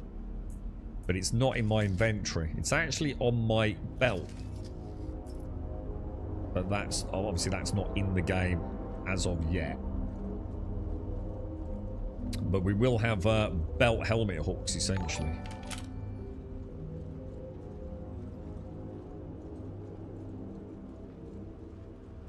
So it's kind of nice that it's a good habit to get into, because then you sort of can't leave your helmet behind or have something weird happen with the inventory side of things. Ah, here we go. See, down here, mate. This setback is a minor annoyance at best. I will not stop pursuing our ascension. Humanity can be so much more than we are, and I have finished being constrained and deterred by small minds with no vision. I will remake us, and you will thank me. Pile Drive, how are you, bro? Thank you for the raid. How are you? How are things? How is life? How is the verse? How is CitizenCon? Ooh, space potatoes. I didn't know that. But yeah, I'd seen that one, but Marine reminded me about that one. That was the one that I think I've actually missed on several runs, to be honest, bro.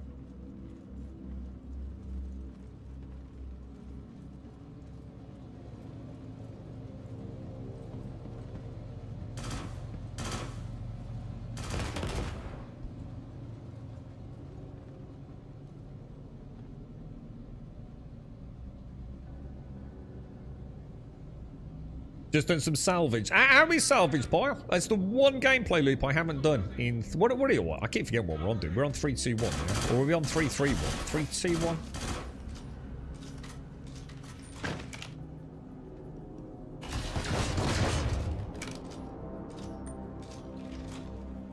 Yeah, it's the only gameplay loop I've not done. We've done a bit of pretty much everything, including prospecting, which I fell out of love with prospecting quite considerably. Well, I think I found the magic again, dude. Even to the point where I actually, quite often I used to do prospecting and not even bother delivering the goods. And we actually delivered the goods from like, I think something like 10 work orders yesterday, Pile. Got a million plus credits out of it. What do you reckon, Shay? It's about 1.2, 1.3 million. Which was a nice little haul, you know, considering we did it very casual.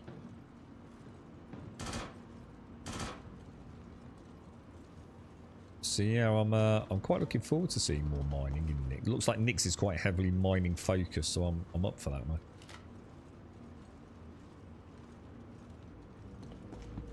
I'll go around the top left if someone circles round the other way.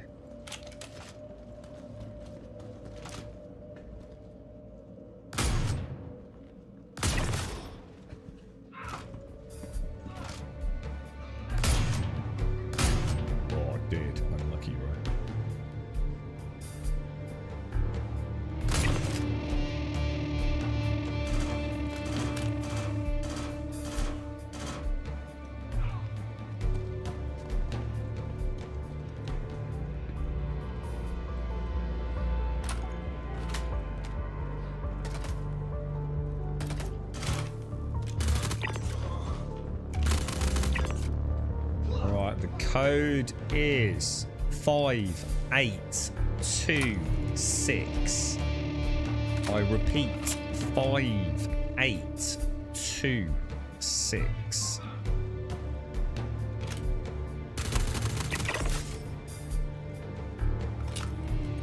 My side covered, Larian.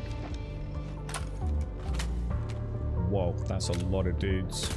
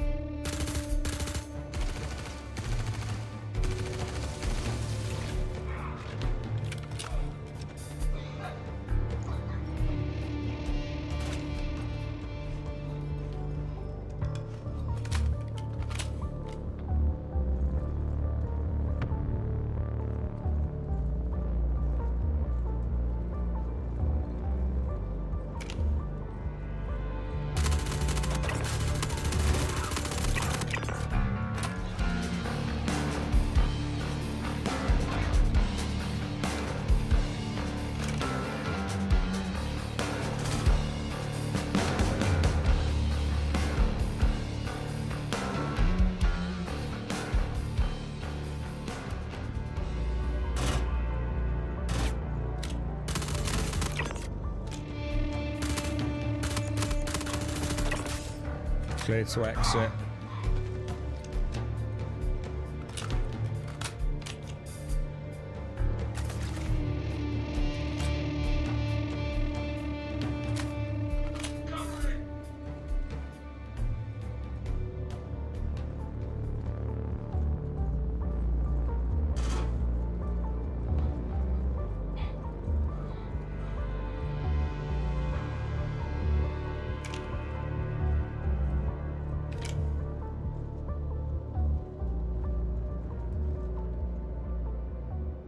Nice, boys. Do you want me to come up and get a backpack, or we,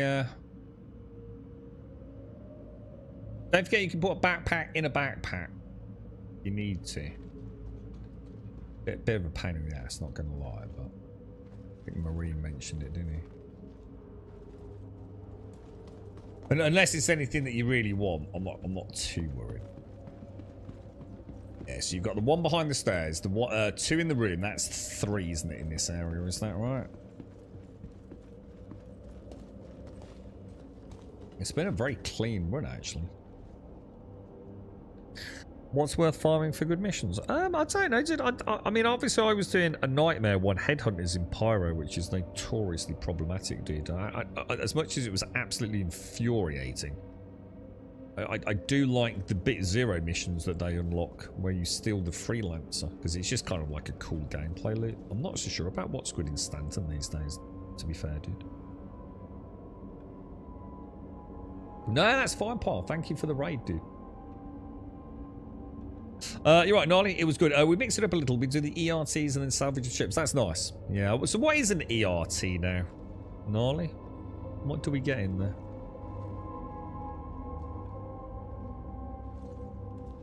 Is that you know, we up against some, like, you know, Polaris or Hammerhead or something these days? It's all changed since I last did the bounty mission. Oh shit, I didn't mean to do that. Sorry, Tim. I thought it was an elevator.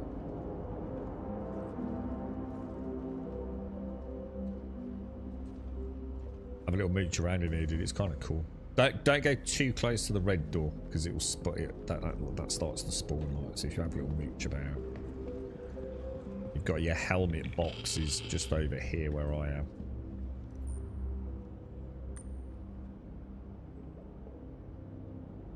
We were getting a hammerhead escort, and with an 890 jump or a smaller ship. And what were you taking it down with, Gnarly? Are you taking out like a big ship and then bringing in the vultures or reclaimer, or?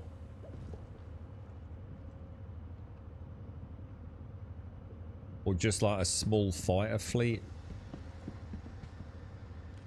I'm up for that, actually. We should do that. I've always liked salvage. I prefer salvage when it's done as part of a combat mission. Like you said, yeah. So you take the Polaris out, nuke the Hammerhead down.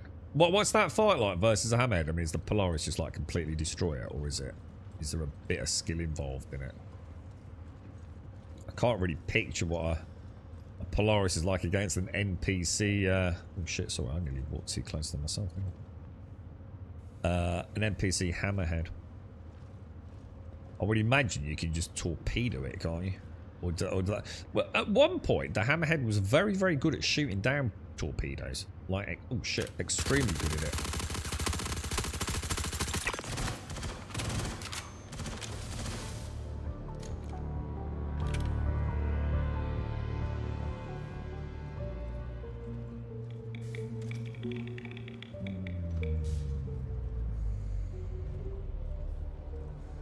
Dude, I would have put money on that dude still being behind there,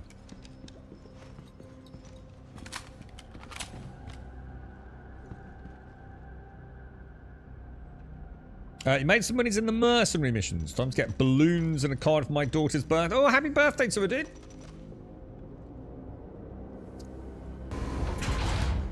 How come you've not got the card yet? That's playing with fire a bit, isn't it, bruh? Jesus.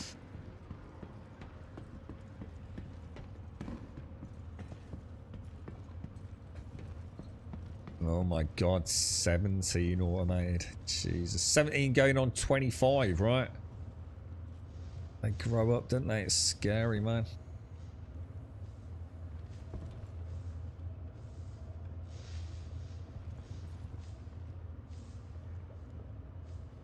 It's such a cool mission, dude. Such a cool mission, man. I love getting to know it as well.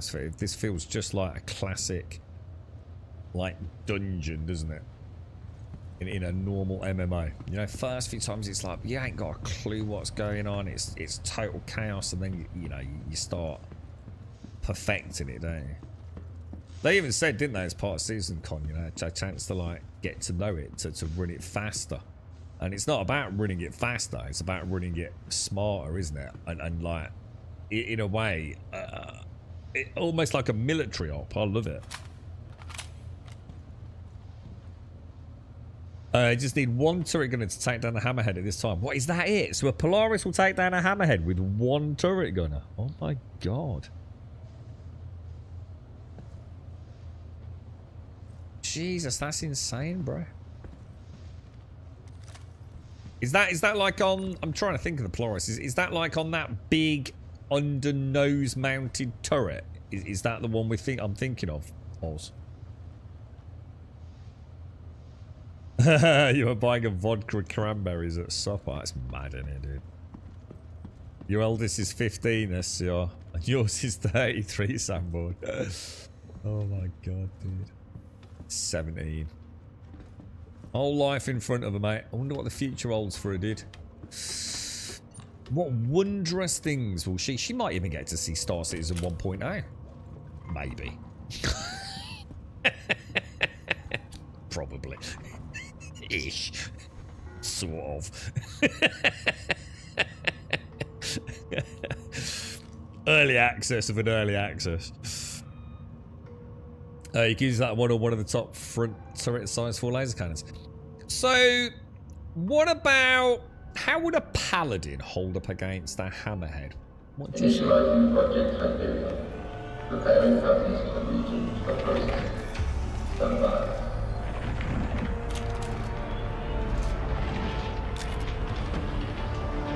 Commencing inference recombination.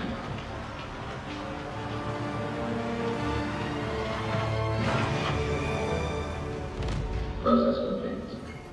Power down. Data results compiled and ready for download. Recombinant sample has been delivered to freight storage for collection.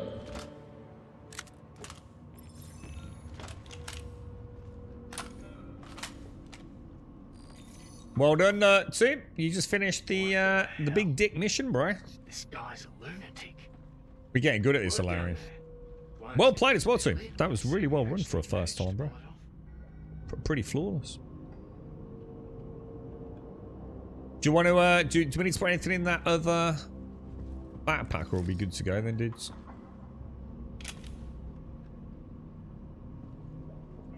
Very well done, mate. Very well done. We'll get a little chair, look.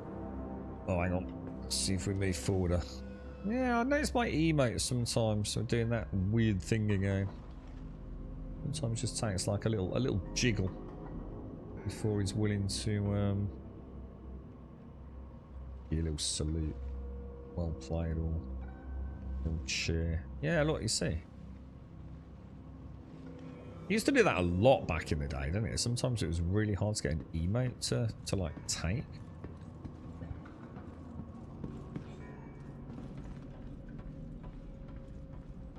Yeah, let me know. I've only got 2 people. I've got red legs if you need it, and green arms.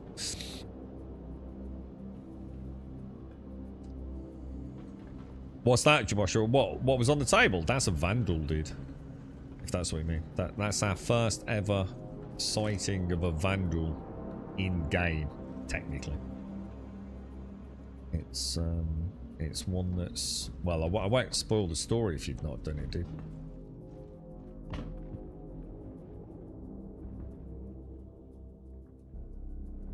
No tracks, a big chance it clips through. Yeah, we've been bit by that a couple of times. Well, once in particular, haven't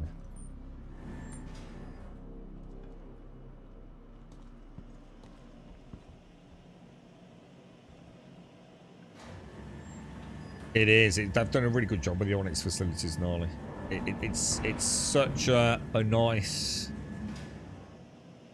It's like so many of their mechanics, you know, all point to one area, isn't it? I mean, you know, just general environment interaction.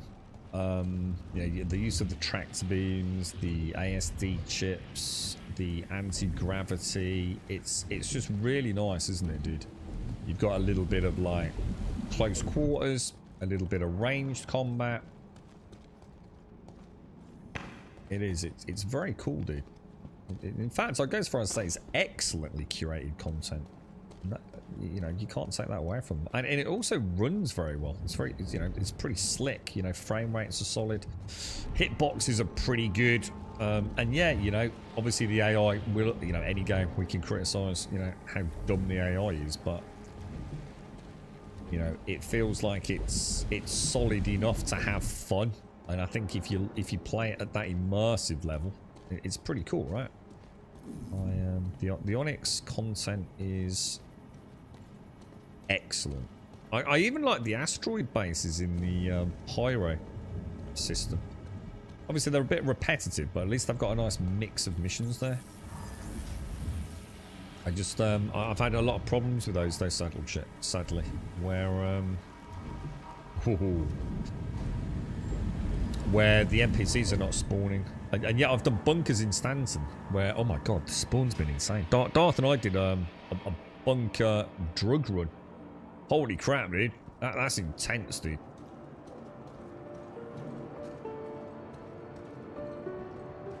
Was it an experiment? Yeah, there's a whole chunk of lore. In fact, the reason we run it, well, I don't really worry about Wicklow too much, but yeah, there's like a whole slice of lore about what they're up to. I'm wondering if we will get Vandal Pirates next year. I wondered that. Like, so if you destroy one of these Vandal ships that are starting to encroach on Nick's sort of space, will we actually get to see, you know, like sometimes you blow a ship up and you've still got the pilot inside it, soft kill, or even if you see him floating off into space.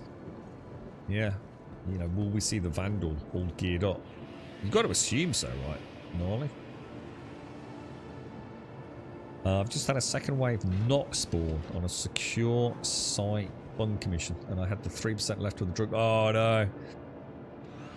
I've switched to like single shot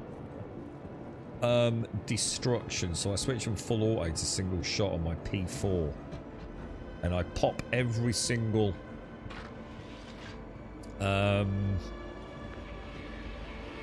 drug box. Just nice and slow. I tried it with a grenade, and I'm sure it was the grenade that caused one to fly over the balcony. So, I've got to admit, I didn't think we were going to pull it off, but we did, didn't we? But you had no luck, SCR. See, if you got 3%, I bet there was some down there. But did you get to the point where it gave you, like, the markers, and the marker was, like, unobtainable? Because, like, when you get to, like...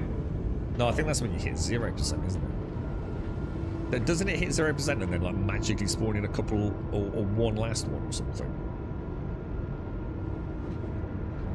Because I think Darth popped, so I wasn't sure if it had, like, spawned in one last, like, drug bag on the preparation table, you see.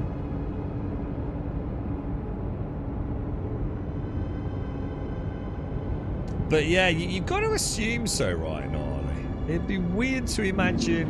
I mean, I suppose, like, you know, we wouldn't be dissatisfied if they just had, like, human pilots as a placeholder. But it would be kind of cool, wouldn't it?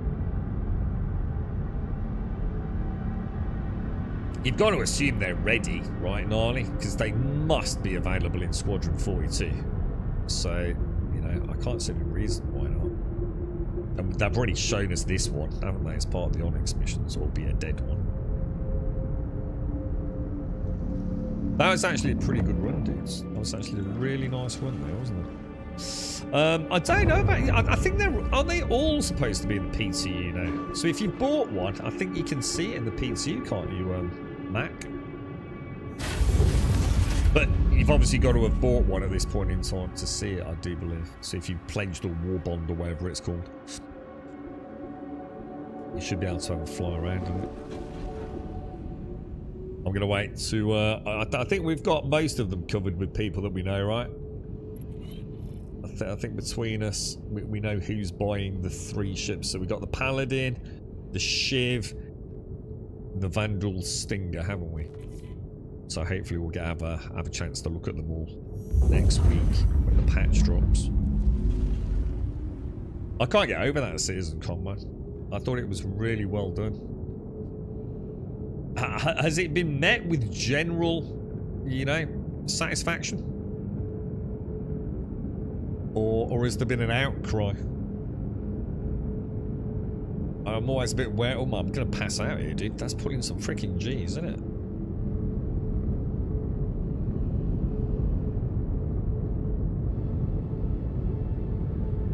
You know, it's hard to gauge the Star Citizen community at times, isn't it?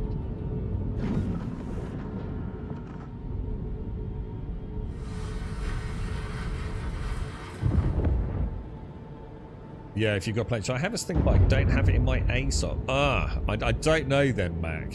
I'm not sure then, bro. I can't help, I'm afraid, dude. I was under the impression that if you pledged for it or war bonded it, whatever it is, it should be available right now. Maybe not then, dude.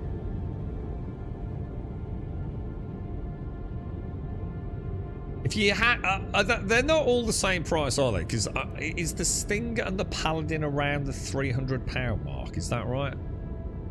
And the Shiv's like around the same price as the Cutty Black, about 120, is it? Maybe a bit more than the Cutty Black.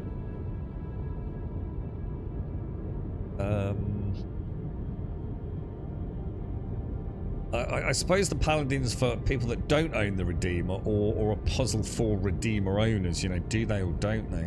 It's only a £20 upgrade, isn't it?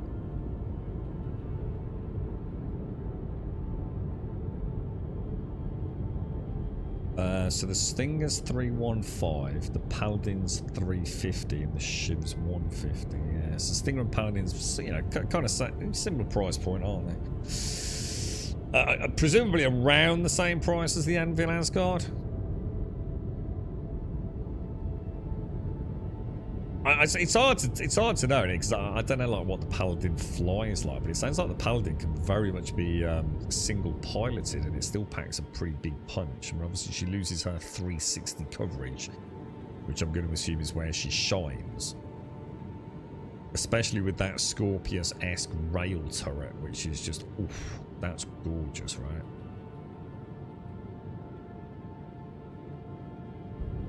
$290 for the Stinger. Well, hang on, it can't be 315 and 290. It's got to be one or the other. Or is that just different exchange rates? I mean, either way, it's about 300, isn't it? I'm sure if you drop in 300 quid, you can find another 15, right? Thing is, like, what do you... I still find it weird. I still find it weird, like, at what point do you have so many ships that all have so many different roles? Like, what do you use them for, man? I'd love to have this big fleet, but I also can't help but imagine, like, if I did have a big fleet, which I do actually have a big fleet at the moment. I obviously won't for all time, but we do have access to quite a lot of ships. So the thing is, I don't use a lot of them. I do tend to just use, you know, the basic ones, don't I? I'm forever in the Cutty Black doing a bit of rock mining. I would consider treating myself to a Prospector or a Vulture as an actual purchase. Oh, obviously too expensive for me at the minute, but I would, because they're actual gameplay loops, right? They're not just another fighter, you know, whether it be a light, a medium, or a heavy. But I think to pair a Prospect with a cut. Oh my god! I just fell through the ramp. Was that still coming down? What the fuck, dude? That could have ended a lot worse, couldn't it? Do you want all this, too? Do you need anything, dude? Do you want the red? Let me have a look. What have I got? Do you want the red pants or the green arms?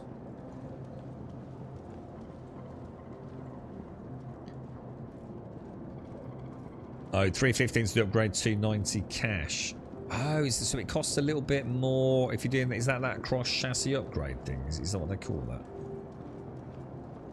This thing's going to be in my hangar at in your hangar at IAE. I have a nice CCU chain that it will fit, but I can't complete it right now. What do you need, Norley?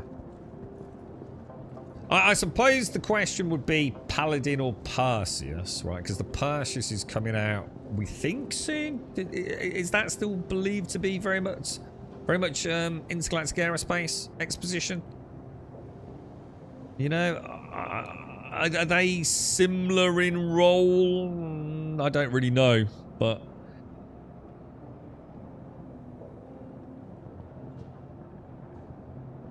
I'm seriously thinking about upgrading my Redeemer. It's neat but old, and they don't revisit old ships. Oh, they will revisit old ships. Because it makes financial sense for them to revisit old ships, because so much work's already been done. It's so easy for them to say, okay, here's the Redeemer. Yeah, you're totally wrong there. Here's the Redeemer, which we've already got, but very few people are buying it now. Here's the Paladin, which lots and lots of people are buying now. Let's just do another pass on the Redeemer, and now the Redeemer's better than the Paladin, and the cycle of Star Citizen continues, dude. You'd have to be mad not to think that that's how it's going to work.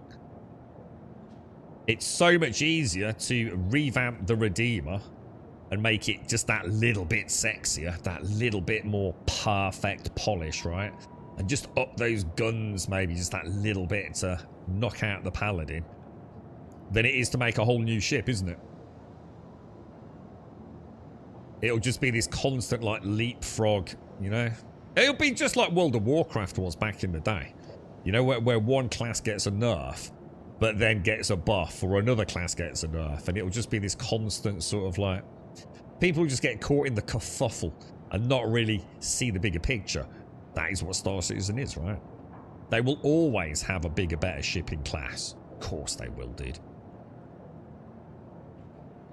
It's the way the game is, right? And it'll be like that until the end of time. And you know, there's nothing wrong with that, is there? There's nothing actually wrong with that. You don't have to buy the latest and greatest, do you? Doesn't mean your ship's suddenly defunct just because there's a slightly better one out there. And let's be honest, when it comes to better, it comes down, half of it comes down to pilot. Some of the worst pilots in the goddamn verse have probably got some of the biggest fleets in the verse. Just because it's a better ship don't mean it's going to make your gameplay any easier, does it?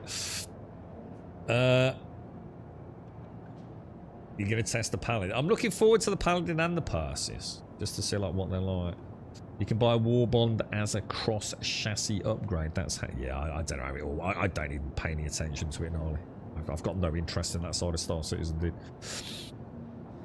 I'm not about to start buying loads of ships and looking at fantasy upgrade paths. It's miasmic weirdness to me.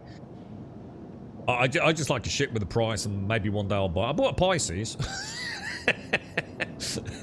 I bought a Pisces C8R. That was simple. It was on sale. Cost me very little money.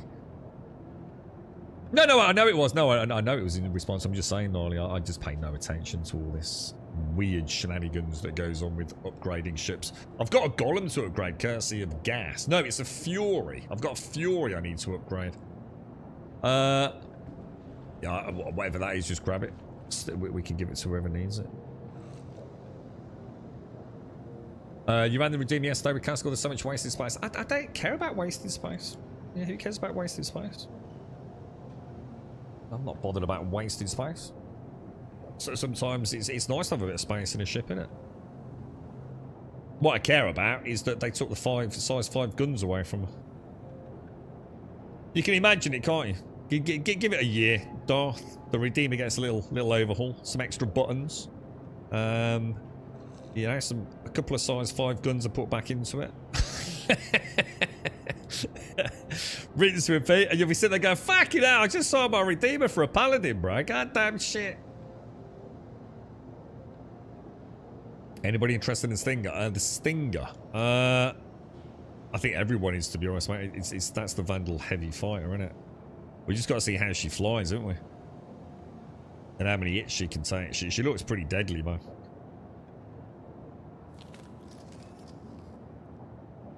The chain guns are gross. The chain guns. What, on the Redeemer or? It can get quite complicated, can't it, gnarly? Like, isn't there like a website or somewhere you can go where you can like plan like the most efficient upgrade route from like one ship to another? It's kind of weird, isn't it? I can't be dealing with that, bro. I just can't handle it. That's in like the realm of like mobile gaming shenanigans. She outguns a Hornet. Hang on, what does?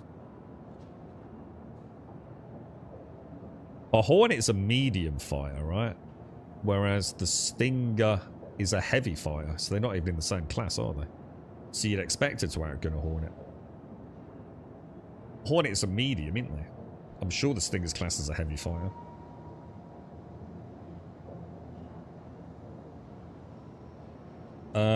They spin up. Yeah, but you can switch them out, can't you? You don't have to have those on the Redeem. You can put repeating blasters on it, can't you?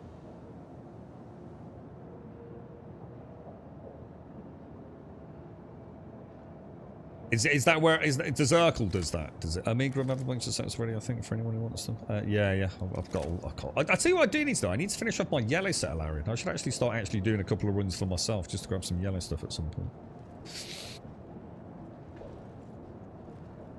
What's the Stinger going to be up against in the heavy fighter class? I mean, Scorpius is an obvious one, isn't it? It's almost like X-Wing Scorpius versus, I know, different franchises, but almost like a Klingon Star Trek-esque sort of bird of prey or whatever they are, right? Yeah, the Guardian and the Guardian MX. Oh yeah, and the F8C. Yeah, I'll have a look at some point, Larry. And I suppose one thing we should do, I wonder how much... I think most of my stuff's already back at primary, isn't it? We had a patch since we started running Onyx, Larry. I should really check, shouldn't I? I've probably got to load back at primary. How did that go then, see? That's alright, innit? They're a really good run they are, dude. I like all the different elements, you know, the repairing of the pipes, you know, the tractor beam, you know, the cores, the zero-G floaty shenanigans. The zero-G gunplay is really fun. I do really enjoy that. And it's a nice payout too with three of us. I think we all get like 200,000 credits, a little bit more to be honest. So you know, it's not bad for a, you know, I know it's nowhere near what you're going to make running haulage and things, but it's a bit of pocket change. You get something out of it, don't you? You've got a normal Guardian. What's it like, Sue? You moved it yesterday. Yeah, I should really do that, shouldn't I? The Stinger outguns both the Guardian fighters quite significantly. And it reinforces what I was saying to Darth, isn't it? You know, you've got a new heavy fighter.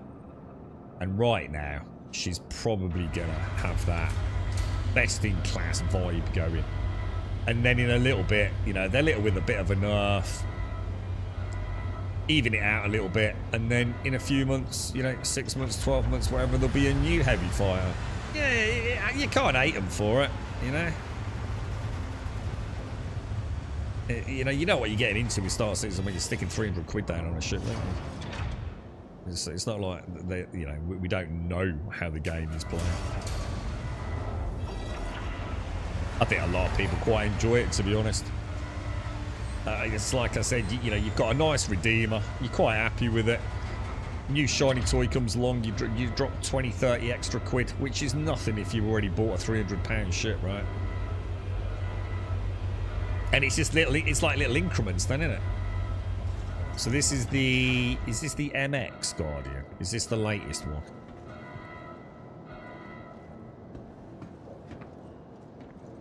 Or is that the normal? Hang on, I'm confused. This is the new one, right? Is this the MX? Is it any good? I mean, does she actually pack a hit, or is she just like so sluggish? I don't think I've ever flown one, to be honest. Oh, this is the normal. Oh, I thought the normal had like a different butt. Oh, so hang on. What's the difference between this and the MX version then?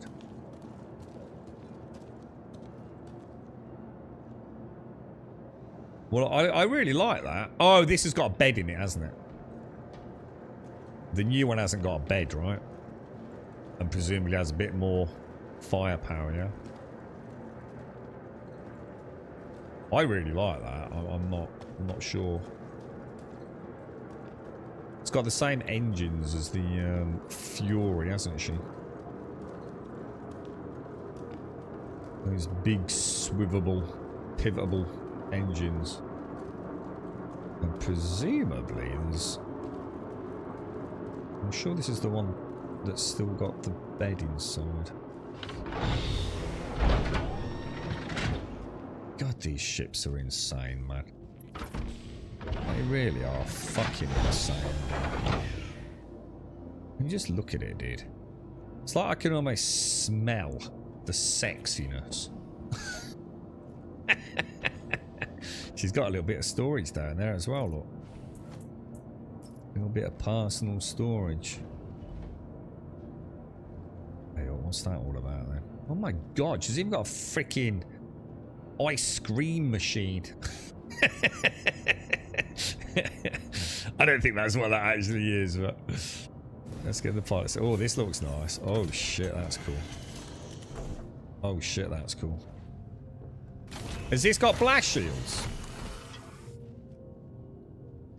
What's oh my god, she's very colourful, isn't she? Jesus Christ. Oh, she reminds me of one. Oh, what is it? What's that thing that streamers have? The sound one. What was that sound board? They've stopped making it now, haven't they? Much to the upset of people that bought one. It looks just like that. Jesus, look at those missiles down there. So hang on then. If I... Let's just drop this down because this thing's going to be weird, isn't it? Oh my god, look at that.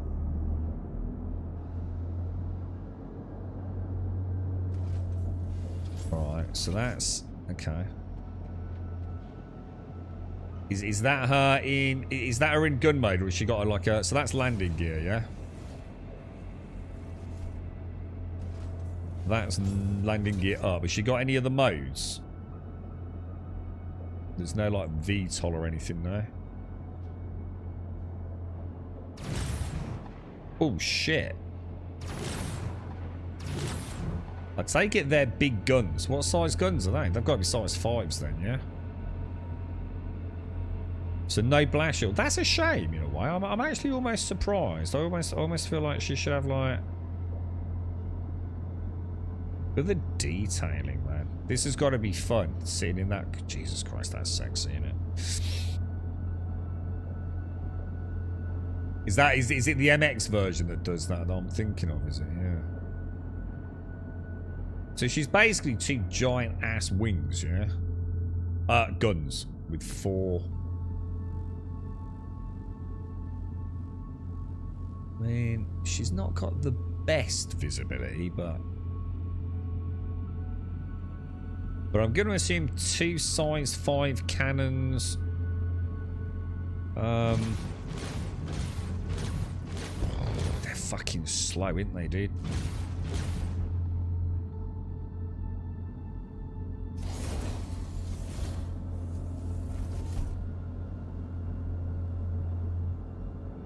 Let me just put my camera back.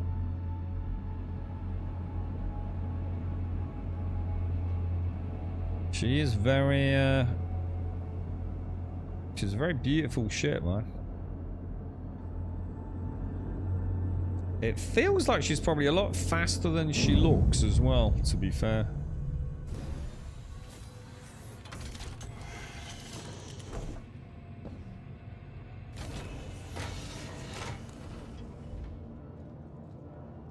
I like all this. This is nice. It's even got a bathroom, man. Jesus, good God.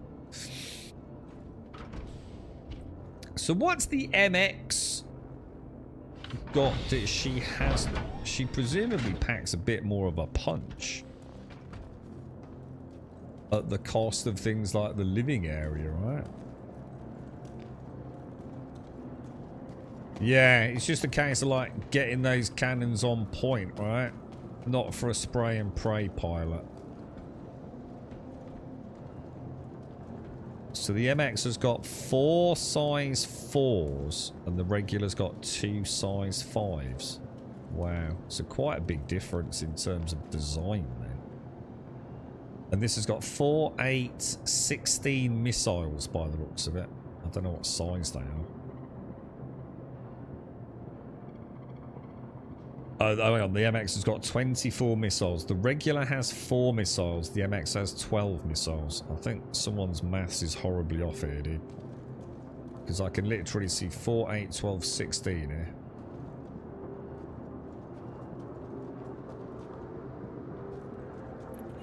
The MX, yeah, the MX has got 24. This has got 16. I mean, is there much difference between them? You know, it always just comes down to personal preference. You know, 2 big size 5s slow hitting versus, you know, the 4 size 4s. I suppose it just depends on what you're fighting, really, doesn't it? Would you recommend a soundbar or speakers? Personally, I think soundbars are pretty good. It depends on setup. I think the easy answer to that isn't one isn't necessarily better than the other.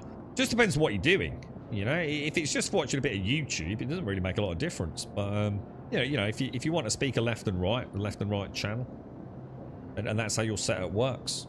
Some people might not have room for a central soundbar. You know, obviously, it's better to have a central speaker and 2 sides. I mean, at that point, you know, you go full surround. But these soundbars these days are pretty good. You know, I mean, like I said, I just watch a little bit of YouTube on my stream rig once in a while, but not very often, to be honest. And I bought like a Creative Lab soundbar, which I actually stand up vertically.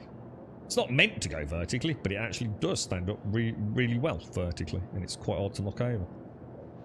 And it just means it's just tucked away, and it provides really nice sound. But just depends. You know, you might not want something underneath your monitor centrally. Mine's not even central. Mine's off to the side. But for a little bit of YouTube, it's glorious sound. You know, I don't really need left and right. So if you're going to use it for gaming, I think it's important probably to go left and right speakers. You know, for positional sound. But most of us use headsets, don't we? So you're probably using it more for, you know, day-to-day shenanigans, aren't you? Like I said, for YouTube. If you're going for game sound, I'd definitely go left, right. Personally. At that point, you might as well go central, left and right. If you're genuinely going to be using it rather than a headset. The MX is a much better fighter, but as an exploration defense vehicle, the regular will do. Yeah, I suppose it's the bed, isn't it? At the moment, the bed just doesn't matter. It just doesn't matter, right? Whether the ship's got a bed, it just doesn't really matter in the game. But I think as the game expands, having a bed obviously will become potentially quite important, won't it? Yeah, I mean, you know, the beauty of that is, Shades, if you go left, right speakers, you straight away you've got a little bit of decent positional sound, haven't you? It's easy to then start adding, you know, a central speaker and, you know, even a couple of rear speakers at some point. Build on it. Can't really go wrong either way, to be honest, mate. You love bed logging. Yeah, I just never seen the point. Just never needed to bed log. I'm always like one up away. I mean, how far? I mean, Pyro maybe, but very rarely have I felt the need to bed log. I think it will change. I think as the verse expands and distances, you know, we know that it's going to have to involve refueling. You know, some of these ships are not going to be able to get somewhere without a refueling ship or being, you know, ferried on into the ship, are they? I think right now it's... But by the time that becomes an issue, we won't be talking about the MX and the Guardian, will we? There'll be another new kid on the block by then. It'll be the MX Mark II variant, or 6 variant, probably. But that is nice. So when's the earliest we're going to see in the PU? Not really worried about the PU. How soon are we going to get to see these 3 new ships then? This thing's freaking gorgeous. This thing's actually really, really nice. It's almost like it's a fighter, but it feels more like something like Ferrari would build. Oh, what the hell? You can get in the pilot seat from the front. Holy shit. All right, I didn't know that.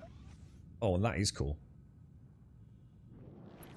So it is. So it's just like Fury. Holy shit, that's neat. I like that. That is kind of cool. I like the heads-up display. I must admit, I really like that. Can I turn that? Dude. Holy shit. Look at that. That's the standard display. That's the advanced heads-up display. Fucking hell, dude. This looks old, doesn't it? And that looks all sexy. God damn, dude. Doesn't that look really old? Like, oh, what game's that from, bro? That's like from the 1990s or something, yeah? Because I thought that always looked really cool. And look at that compared to that. Oh, dude.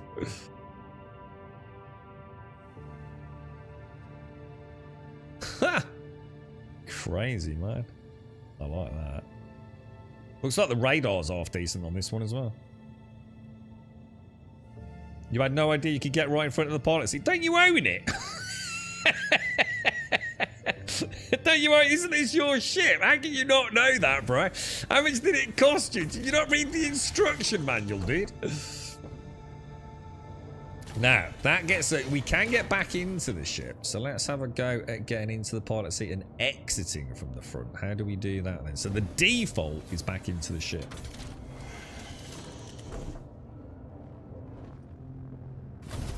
So how would we get out? There's got to be like, is there like something we can... Anybody own a Guardian? Is there something we can click? Open, oh, open exterior, presumably. Oh, what did that do? Oh, that'll be the ramp at the back, won't it? Does anyone know how you... Not seeing anything. Did anyone know how you get out of the front? Open exterior, power off, engine off. Landing gear. None of that's going to be anything, is it? Not sure how I get out the front, dude. Oh, exit to rear. Oh no. We want exit to front. Exit to rear. That doesn't do anything. Not sure, dude.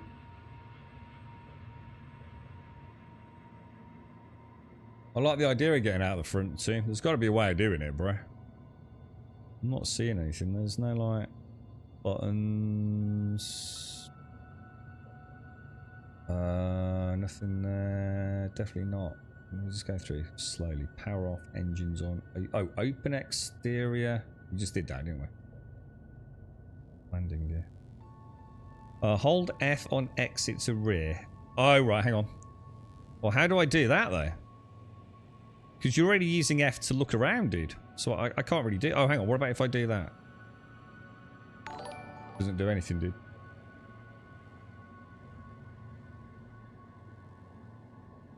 Can't hold it, right? Doesn't do anything.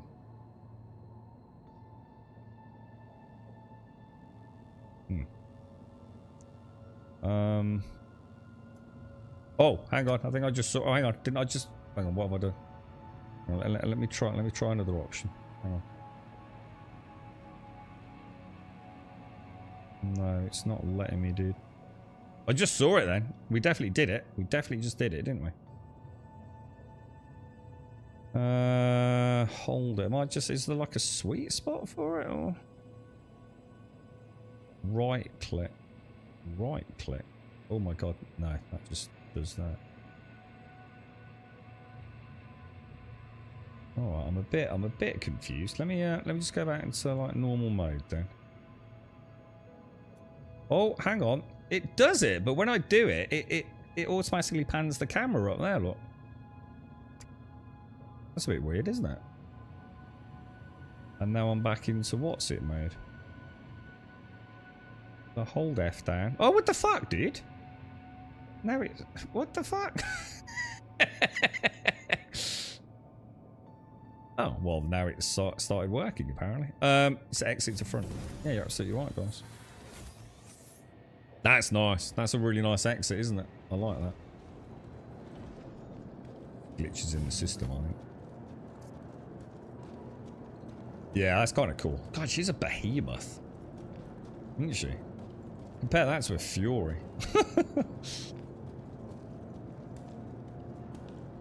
I love the engines, man. The engines on this is like, oh god, they're just absolutely beautiful, bro. Even the guns look sexy. I feel like there should be more articulation. You were saying the MX, right, Darth? That's got a little bit more where the wings fan open, do they? Just look at the detail in that, man. Jesus, good god, dude. I remember when I was impressed with the Normandy or whatever it was called in Mass Effect. You know what I mean? I thought, man, that's insane, bro. Look at this shit. Look at this stuff, dude. It's freaking crazy, bro. Oh, thanks, James. Yeah, we got there in the end, shenanigans, yeah. I tried everything at that point, shenanigans. Left click, right click.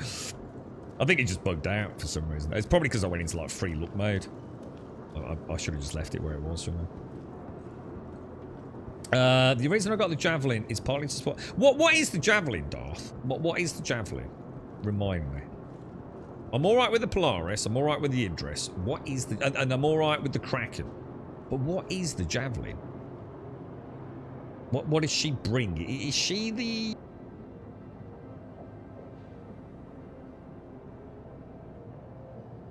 I just tried a bunker mission and failed. Every time I killed enemies, the remaining count went down, then back up again. Oh, I've never had that. Oh god, that's a new one. You have to come out with me, Kelsower. One of the greatest things you can learn in Star Citizen, Kelsower, is the 3,000 different fixes for the 5,000 different bugs that the game has. Yeah. But to ask also, I've been through the ringer with missions in Pyro. Oh my god, dude. Back to back 5-6 fail states, mate. NPCs not spawning, jump points not working. Oh, it's been a freaking nightmare, bro. Yeah, got to take your helmet off, wipe it 3 times, put it back on, have a piss in it. Yeah, you know. The Polaris is about the same size as one nacelle of the Javelin. Have we got a size-by-size comparison of the Polaris and the Javelin? Because that's ridiculous if that's the case. But what is it? It's the big boy capital ship, biggest in the game. They've announced an unknown bigger, probably the Bengal, but she's twice as big as the Idris. But what does she do? So like the Idris I can understand. She's like a small fleet carrier. You can get quite a lot in the hangar.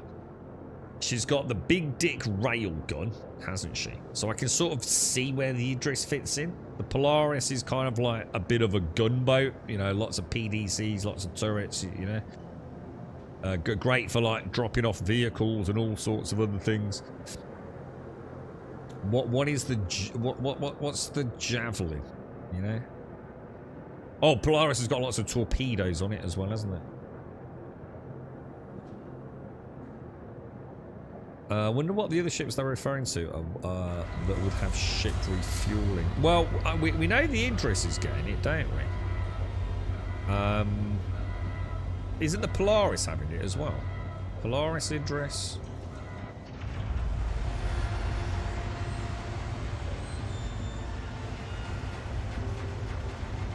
No, I can't buy a replacement P4 because it's in the shop, but there are insufficient of them. What? What the hell? It won't let you buy a P4 from the shop? I've never seen that. There's got to be something wrong there, right? I was expecting some big dick ship then, team.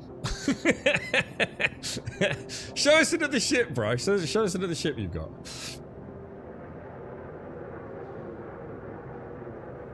That's really weird, Kelso. It sounds like you got some awful bugs happening there. I can't imagine like going to one of the weapons stores and it's saying like, oh no, sorry, we're out of P4s today.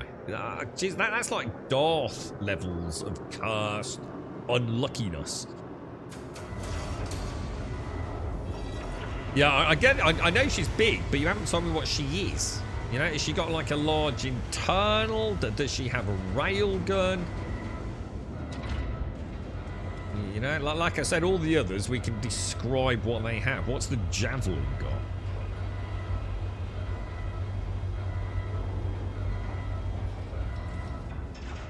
Different Hornet. Oh, we've seen that. We've seen the Hornet, haven't we? Is this like the Mark or the non-military version? I think I accidentally pulled one of these out the other day. We had a very nice... What the hell is that on the front? It looks like it's got a Zimmer frame on the front. What's this? This looks like ass. This looks like total dick sauce, bro. What is this? It's awful, bro. That gun on the top looks absolutely stupid, bro. What's this? This is terrible. This is awful, dude. You need to get rid of this, mate. This is trash tier, dude. Is this what you were trying to get me to do? Is this attritions? Is this what you're trying to get me to do to that Hornet Mark II? You can sod off if that's what it looks like, man. That looks absolutely stupid as hell, dude.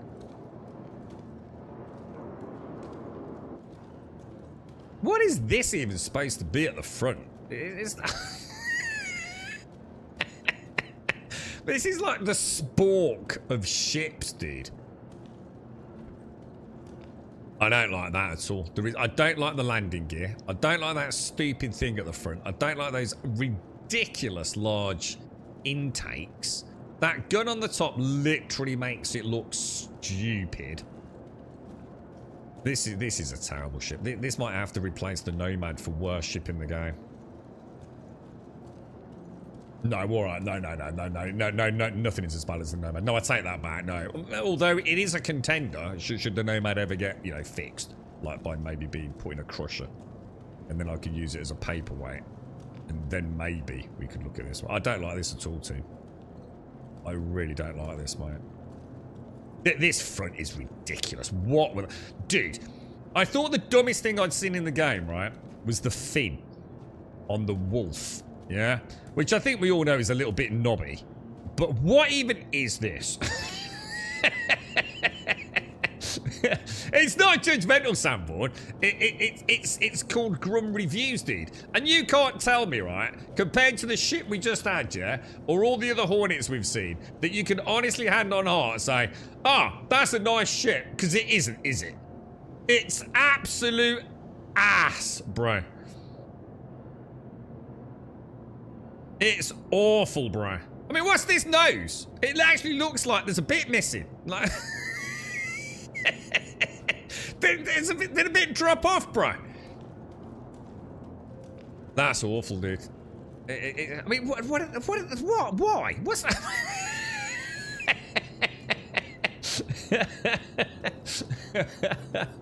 Oh, that is rough, dude. That is not a cool shit, man. All right. I can't. God, that's just awful, dude. That's terrible, bro. There is nothing good about this shit, man. I don't know, mate. I think this might be a contender again. I'm not sure I wasn't right about the Nomad. Have you got a Nomad? Or they banned in our org? Turning rods, yeah. It's what this ship really needs, right? It's like a couple of, like, you know, those things getting like swimming pools, mate. Stick a couple of them on there, like a little fin, like, it'd be nice, wouldn't it? It looks terrible, bro. And this gun, it looks. Do you remember that Simpsons episode where Homer Simpson made that car that had a little bit of everything? That's what that looks like, mate. Oh, that's dude. Get rid of it, bro. Put it away. It's ruining the whole vibe of today, man, after CitizenCon. Go away. I never want to see it again, bro. Next up in Tomb's fleet of the day. It sticks up like a bad camlet, yeah. On a serious note, it actually does look like ass. Deadly serious, bro. That is not a nice looking ship. That looks like a lot of afterthoughts there, man. That is easily the worst looking ship I've ever seen in the game.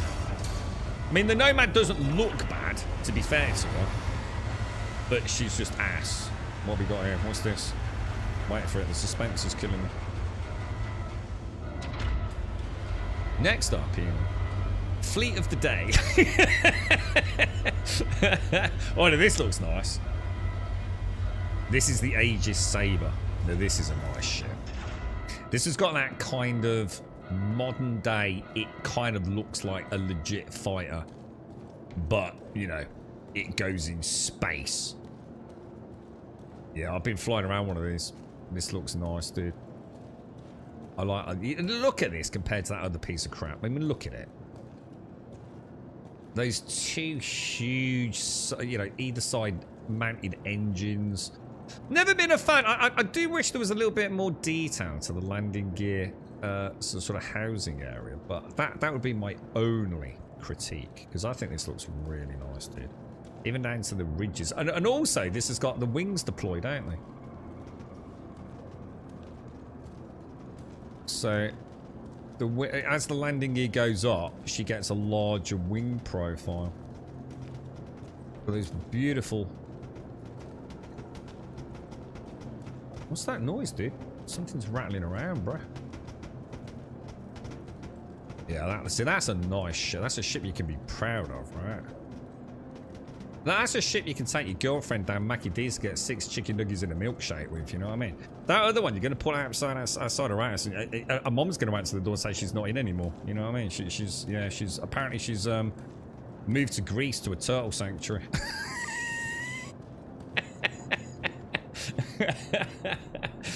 She's not. She's just hiding in a bedroom because she pulled up in a fucking shitty Hornet. But yeah, this is the kind of thing you pull up in and shit. That's it, mate. Ooh, I'm going to share 6 chicken nuggets with you.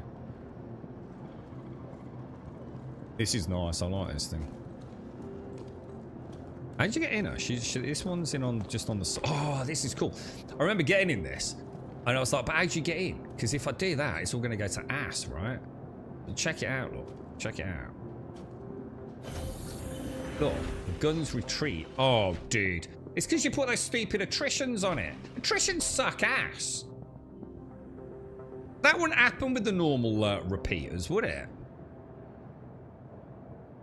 Let me check these engines out, man. Look at that. Just look at that, bro. You look so little down there, too. I've decided I don't like attritions. They're too big, man.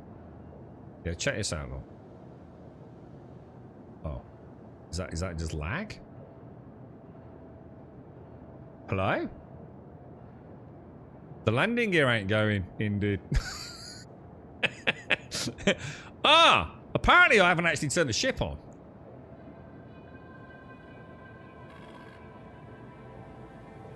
Is that a thing? Apparently that's a thing. I didn't know that. Yeah, look at that. I mean, check this out. Check this out as well. The trouble is the camera won't normally let me get it. Let me try. Check this out. Check this out. This is awesome, dude. This is cool. Look at that. How cool is that, bro? That's really nice, isn't it? I was like, whoa. Even like the articulation on those. That is just sexy, bro. Also a bit of a weak spot you've got to think, right?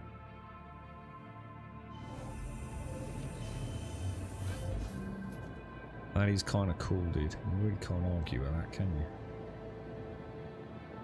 It's a very, very nice ship. Well, apparently my screen's going to auto-power. Right, let's put her back then. Let's have a quick look. Yeah, she's got a really nice underbelly as well. She's a really nice... The first time I've ever flown one was this week, dude. I've never been in an Aegis. So, I mean, in fact, it was you that inspired me to try. I didn't even realise we'd got one or two. Very nice ship, man. Very, very nice ship. Yeah, the attritions are too big, look. On the default loadout, they retract far enough for the ladder to not be blocked.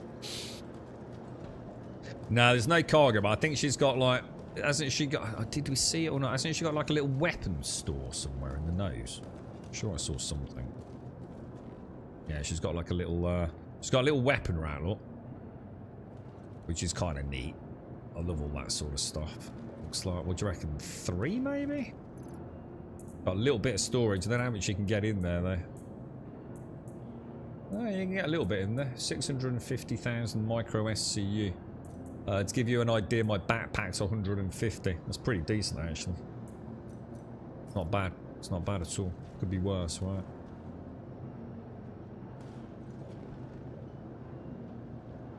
That's cool, man. She's a nice ship. And she's also crazy fast. Like, crazy fast, dude. The fixed wings? Have I even got a fixed wing saber? I don't know then. I lose track of what we've flown. This is nice. I had a lot of fun in Pyro with that. Very different sort of style of ship to obviously the Hornet we were flying, but...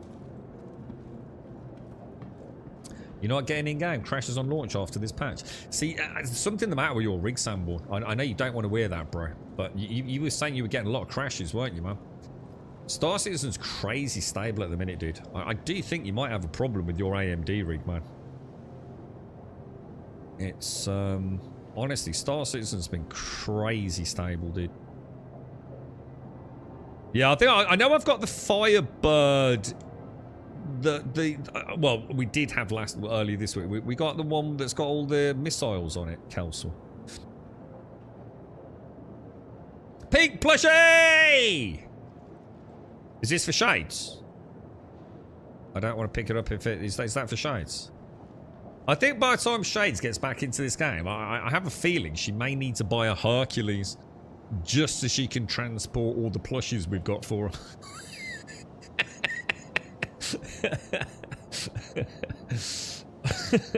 we have a ridiculous number of plushies. Oh, isn't it cute? Isn't it cute? Yeah, it's going to cost you about 500 quid, Shades, to get these back into your primary inventory, mate. Thank you very much, team. Add to Shades plushie collection. The Firebird, yeah, the Firebird, yeah, because that's like a stealth missile. In fact, that's awesome because that's the only ship I've ever flown where I can salvo 6 missiles together. I think all the others are only 4 at max, aren't they? The OG, I don't think I've seen that one. Well, as in, I've clearly forgotten Kelso. Yeah, you need to look into that, Sandball, because like I said, you seem to be having, I don't know if it's in other games, but your AMD should be running this really nicely, dude, because you got a really nice rig, haven't you? And the one thing I will give Star Citizen, you know, the amount of I hate saying this, Sandball, because you feel like you jinxed yourself, haven't you? Yeah, nice one too. Thank you very much, bro. She is crazy stable, man. And she always has been for me, to be honest, man. I had one period where we were getting crashes, which were really weird. We knew other people weren't getting them quite as voraciously as I was. And it turned out to be my IQ software for the Corsair keyboard they sent me. I immediately looked into it and heard the terrors across the internet of the IQ software fucking about with your RAM fucking speeds and clock settings. So uninstalled it, like immediately purged every trace of it, and my rig was humming again.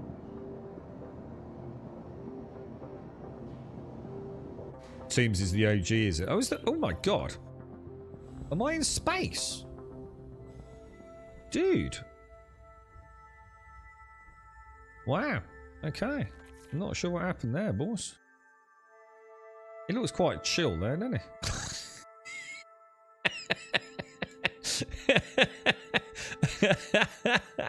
And on that note, fuck Star Citizen. Did someone just remove Seraphim? Hey, what? Seraphim? Where have you gone, bruh? Jesus. That's a bit lonely out here, isn't it? Anyone else pick me up?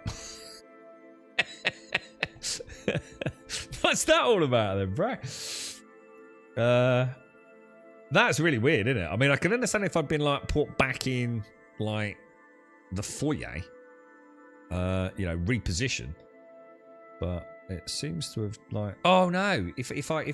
Oh, dude. I've got all this stuff in here. why that happened? Did you log out to while I was in your hangar?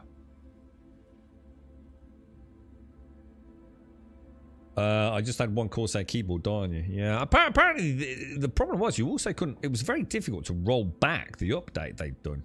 Because it was something to do with firmware or something as well. You had to jump through a lot of hoops, mate. And to be honest, I've never reinstalled the IQ software since. So. You went in your hangar? Oh. Oh, right. Did you vanish as well, or...? Oh no, I've already done the plushie shades. No, I put the plushie in storage, mate. So when you logged out, I was just jettisoned out into the ether, was I? It could be an easy anti-cheat / AMD issue. But there's loads of other people playing the game that are not having that issue, right, Sambor? Because that anti-cheat thing was an issue. It turned out to not be an issue, didn't it? In 3.2... What are we on? We're on 3.2.1, aren't we? 3.2.0, wasn't it?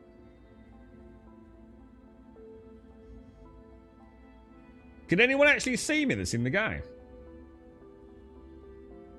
Is there anyone in the game that can sort of try and pick me up? Or not?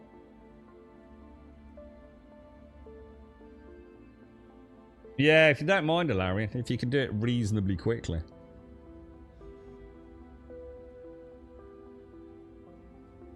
Yeah, I think there was a lot of finger pointing at that point, Sanborn. Oh, wow, yeah, look, you're on the other side of Crusader by the looks of it, dude. Isn't that weird? Wonder why it put me there, of all places. Wonder how it decides to just, like, put you out in some void in space. Can understand, like, if it had put me back in the foyer. You know, when you go in the wrong hangar and things like that. Kind of strange, isn't it? I suppose what it was, Tim, we'd been in a ship of yours in someone else's hangar. And it's probably just completely freaked out, isn't it? Yeah, Casco, yeah, good point, yeah. Like we were in an Onyx facility, and yet when you respawned, you didn't respawn in the Onyx facility we were in. You respawned in an Onyx facility 14,000 Maltesers away, didn't you? Yeah, strange shenanigans with respawns. That's what I was thinking. That's what I'm thinking, Kelsma. If you can come out and just see. Oh, hang on, can't you nav point 2 people in the party though? You can actually quantum jump 2 players, can't you? Know? I'm sure you can. Well, it was something we always used to avoid, Kelsma. Because it would often result in you crashing through a fucking planet if the player had moved from the point where you'd positioned. It didn't always happen, but yeah, as soon as I'm out in space, we should be fine. Maybe. One of them is some friends and pie. I'll come get. I think Alarian's on his way to you back on Tuesday, bro. Thank you, mate. Can't join back on the server; it's full. Yeah. QT to party members team. Yeah. At least I think you can. You used to be able to, didn't you? You can QT to players, but you have to select them on the map. Yeah. Like plot a course, dude.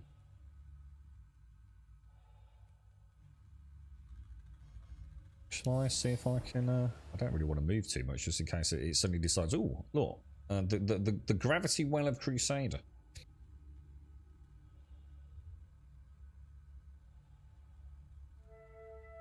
That's what I'm saying, Sample. There's lots of people on 9800X3Ds that I know that have got no issues with the game, dude. In fact, the game's absolutely humming for them on 9800X3Ds. So I don't know why you're getting issues.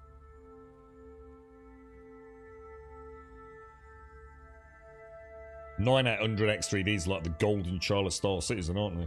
Although, to be fair, from what I've seen, there's very little difference between the 7800X3D and the 9800X3Ds. The difference is, you know, pennies on the dollar in it, and does it really matter? You know, if you're getting like 200 FPS or 190 FPS. I think the most important thing is not dropping below 60, isn't it? 7 clicks out, Alarian. Thank you for the collection, my friend. Thank you for the collection. Wait, I like this. Not because like I really care about the loot, but because it's kind of cool, isn't it? It's one of those weird things that about the verse. It's like, whoa, holy shit, dude. Kind of like that weird So it's like not making excuses for the game. You know, we'd rather it didn't happen, right? But it's kind of neat, isn't it? That you're out here, like in this void of space, but your mate can actually come and find you. It's sort of what makes Star Citizen, isn't it? You know, like I said, please don't think I'm trying to make excuses. Oh, ha ha, what wonderful content. But if you pull up close, and then I'll do the final run, dude. We should have a rule, right? When we do these pickups, right? You get to where you're happy. The other player always stays. Then you flash twice to say that's it. I'm not moving. You know, and then because otherwise it's very easy for a player to like come in. I'll take you opening the door as my cue to start moving. Yeah, exactly, Starkey. We've had some disastrous pickups, haven't we? If we sort of have these rules whereby the pilot and the pickup are on point. Because if you're both moving, it can cause all sorts of issues, can't it? How cool is that, though, man? Like, that is just like fucking sexy as hell, yeah? Look at that, dude. Perfect, bro. Absolutely perfect, mate. Oh!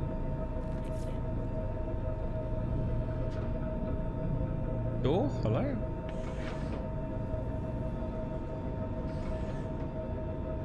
And the good old Cutty Black. Everyone banging on about that bloody shiv. Don't you worry, Cutty Black. I've got your back, mate. You'll never be forgotten. That filthy Cutty Black wannabe.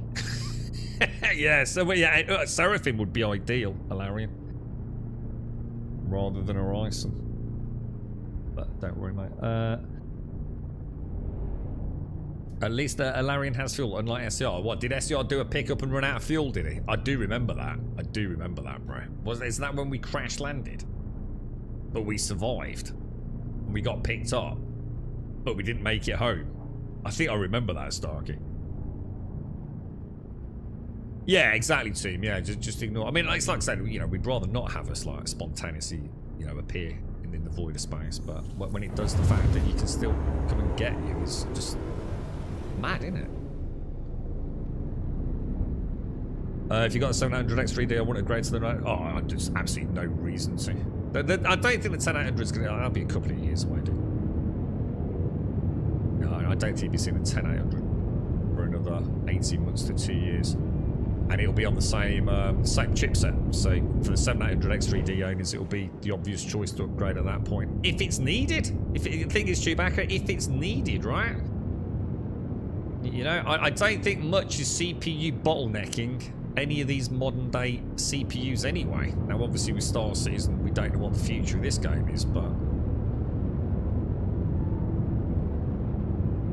I definitely would not upgrade from a 7800 to a 9800. Well, like I said, you're talking pennies on the pound, aren't you, in terms of performance. Star Citizen.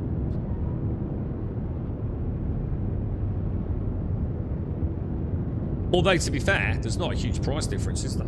The second-hand market on the 700 X3Ds is pretty solid in the UK at the moment. So you could upgrade for... It's not like you're actually spending another 500 quid, is it?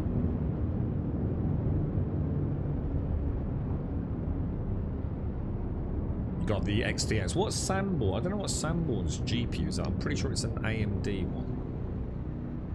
I've switched over to the DLSS transformer model in Star Citizen, and it's fucking so much better. So much better, dude. The image quality is just like in a league of its own. Both DL88 and quality with 1440 render on a 4K monitor. It's just, oh, it really is. Very nice, Larian. Very nice indeed, sir. Thank you for the lift, my friend. It's a good job I had my helmet on, bro. I love the K Black. This thing's like just awesome, dude. Cheers, Larian.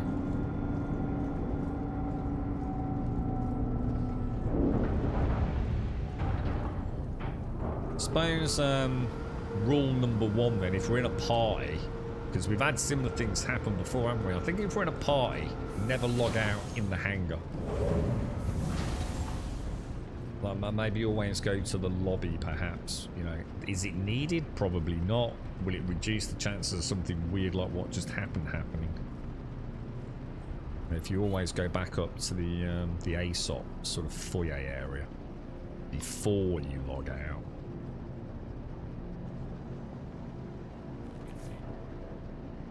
Oh, I didn't think it was that soon, Chewbacca. Oh, in that case, my information's out of date. I thought we were looking 2027. Earliest for the 10800. Lobby we want there. Well, that would be even better then. I just don't see how it can be Q1 2026 for the 10800 when the 9800 hasn't been out that long. It just seems like it's directly against AMD's general rollout sort of pattern. Do you know what I mean? If that's what AMD are saying, though, fucking glorious, dude. Because that'll fit in really nicely, won't it? With, what is it? NICs. So NICs will come out in November, yeah? So maybe we'll get NICs 1 with that new Genesis shenanigans at some point in the first... When did they say when NICs 1's due? And maybe at that point it's time to upgrade to the 10800 Chewbacca. Just to get a sweet 60 FPS on those glorious planets we saw. I would get to imagine that. No, it's not 2. No, the 10800X3D is exactly the same. That's why I didn't even entertain the notion of thinking about getting a 9800X3D. Because it's pointless. There's no benefits from a 7800X3D, dude. Like, absolutely no reason to whatsoever, mate. I'm not going to see any significant changes in how Star Citizen runs. But obviously, what we don't know is how much better the 10800 is going to be. We know it's the same chipset, so we know we're compatible with it. That's confirmed. And what we don't know is what the CPU changes will be in Star Citizen once we see 12 cores, 24 threads, percentage up to 140. It's that L3 cache, isn't it? Fucking hell, dude. We'll have to see if we need it, right, Chewbacca? What's the name of the dude? The Star Citizen dude. He always gets all the latest chips and things, doesn't he? Does all those wonderful benchmarks. He's a lovely, lovely guy, man. I can't remember his name. I should have it like bookmarked somewhere so I can always give him a shout out. But yeah, he's been invaluable to me to sort of like investigating like how to get the best out of Star Citizen. Not in terms of like tinkering, but I mean like as in, you know, benchmarking of, you know, new GPUs, CPUs over the years. But I'm going to be honest, I can't see me upgrading for a long time. Hopefully Vulkan API, which we're led to believe could be later this year, right? Could make a nice difference anyway, but I'm not dropping below 60 anywhere at the moment. Even in New Babbage, it was glorious. Horizon, definitely. I definitely still have issues in Horizon, but to be fair, I've not tried that outside of DLAA, which is obviously, you know, at 4K native at DLAA. That's fucking hammering the GPU anyway. But I would imagine if I dropped to DLSS quality with the Transformer model, I wonder how Horizon would fare. I might try it next week. I can't see how it can't too. But it's like I said, I mean, look, we never know with Star Citizen, but they can't have put that Genesis tech out just for all the players that go to Nix 1 to have 3 FPS. It just seems mad, right? But then again, Star Citizen is a mad project. You know, or have they? Have they just thrown...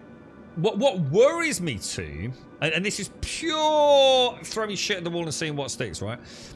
What worries me is that Genesis tech that we've seen future-proofing Star Citizen for the next like 5-10 years. You know, it's absolute state. Gravity-enabled grass, right?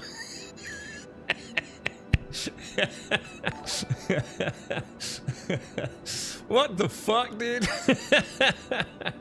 Is that tech like so far ahead of anything else, right, that you will not be able to run it, dude? It's not meant for like, you know, your shitty RTX 5090. You know what I mean? It's for the 8090 in a few years' time. You know, is that how they're rolling it out? I don't know, dude. We're gonna find out hopefully fairly soon, aren't we? watch this space, but fingers crossed, right? Fingers crossed. If you can run the game nicely now, hopefully, if anything, it will get even better with the Vulkan API, right? It seems to be very much streamlined for that, doesn't it? They've been banging on about the Vulkan API for long enough, let's be honest. Anyway, look, lads, to everyone that's joined us tonight, big shout out to you all. Toon and Alarian and Ghost, thank you all for the Onyx runs. To everyone that joined us for a post-CitizenCon watch party, fantastic. Thanks for not dropping any spoilers in chat because it was the first time I'd seen it. Big shout out to the Star Citizen crew. Big shout out, they'll never listen to this, but big shout out to the guys and the lady that actually did participate in that CitizenCon. Because you can tell with some of them, they don't like it, do they? They're not people on camera people. It must be awful being told it's in your contract, you're doing a one-to-one with Jared, and all you want to do is get back to sorting out crappy bugs and future tech in Star Citizen. It must be absolutely just so anxious and you know, inducing for them. And it is. I think if nothing else from CitizenCon, it's lovely to remind yourself it's human beings, not these faceless devs, you know, your personal slaves to create Star Citizen, you know. They are real people, man, and it's nice to see them, and it's nice to see them, you know, being honest about the journey they're on. You know, they can't promise everything, but they seem to be trying, don't they? And they certainly seem pretty passionate about it. It was not that was nice. That was nice to see. So everyone, stay safe. Enjoy your Sunday. I will try and get on tomorrow normal time, about 8:15 here in the UK. Point of reference 3:37 in the afternoon here. So yeah, 8:15 in the morning if I can, and we'll carry on. But yeah, have a top one. Yeah, that was cool, man. I actually did really enjoy CitizenCon this year, guys. I feel like I shouldn't go on Spectrum for at least a week, because I have a feeling there's probably a lot of angry people out there. I'm not sure why they'd be angry, but I think the instancing in particular. Oh, and the fact there's no base building, right? I would imagine that's a hot topic. So yeah, I think you're right, Tim. Just stay the fuck away, right? Stay safe, all. Stay safe.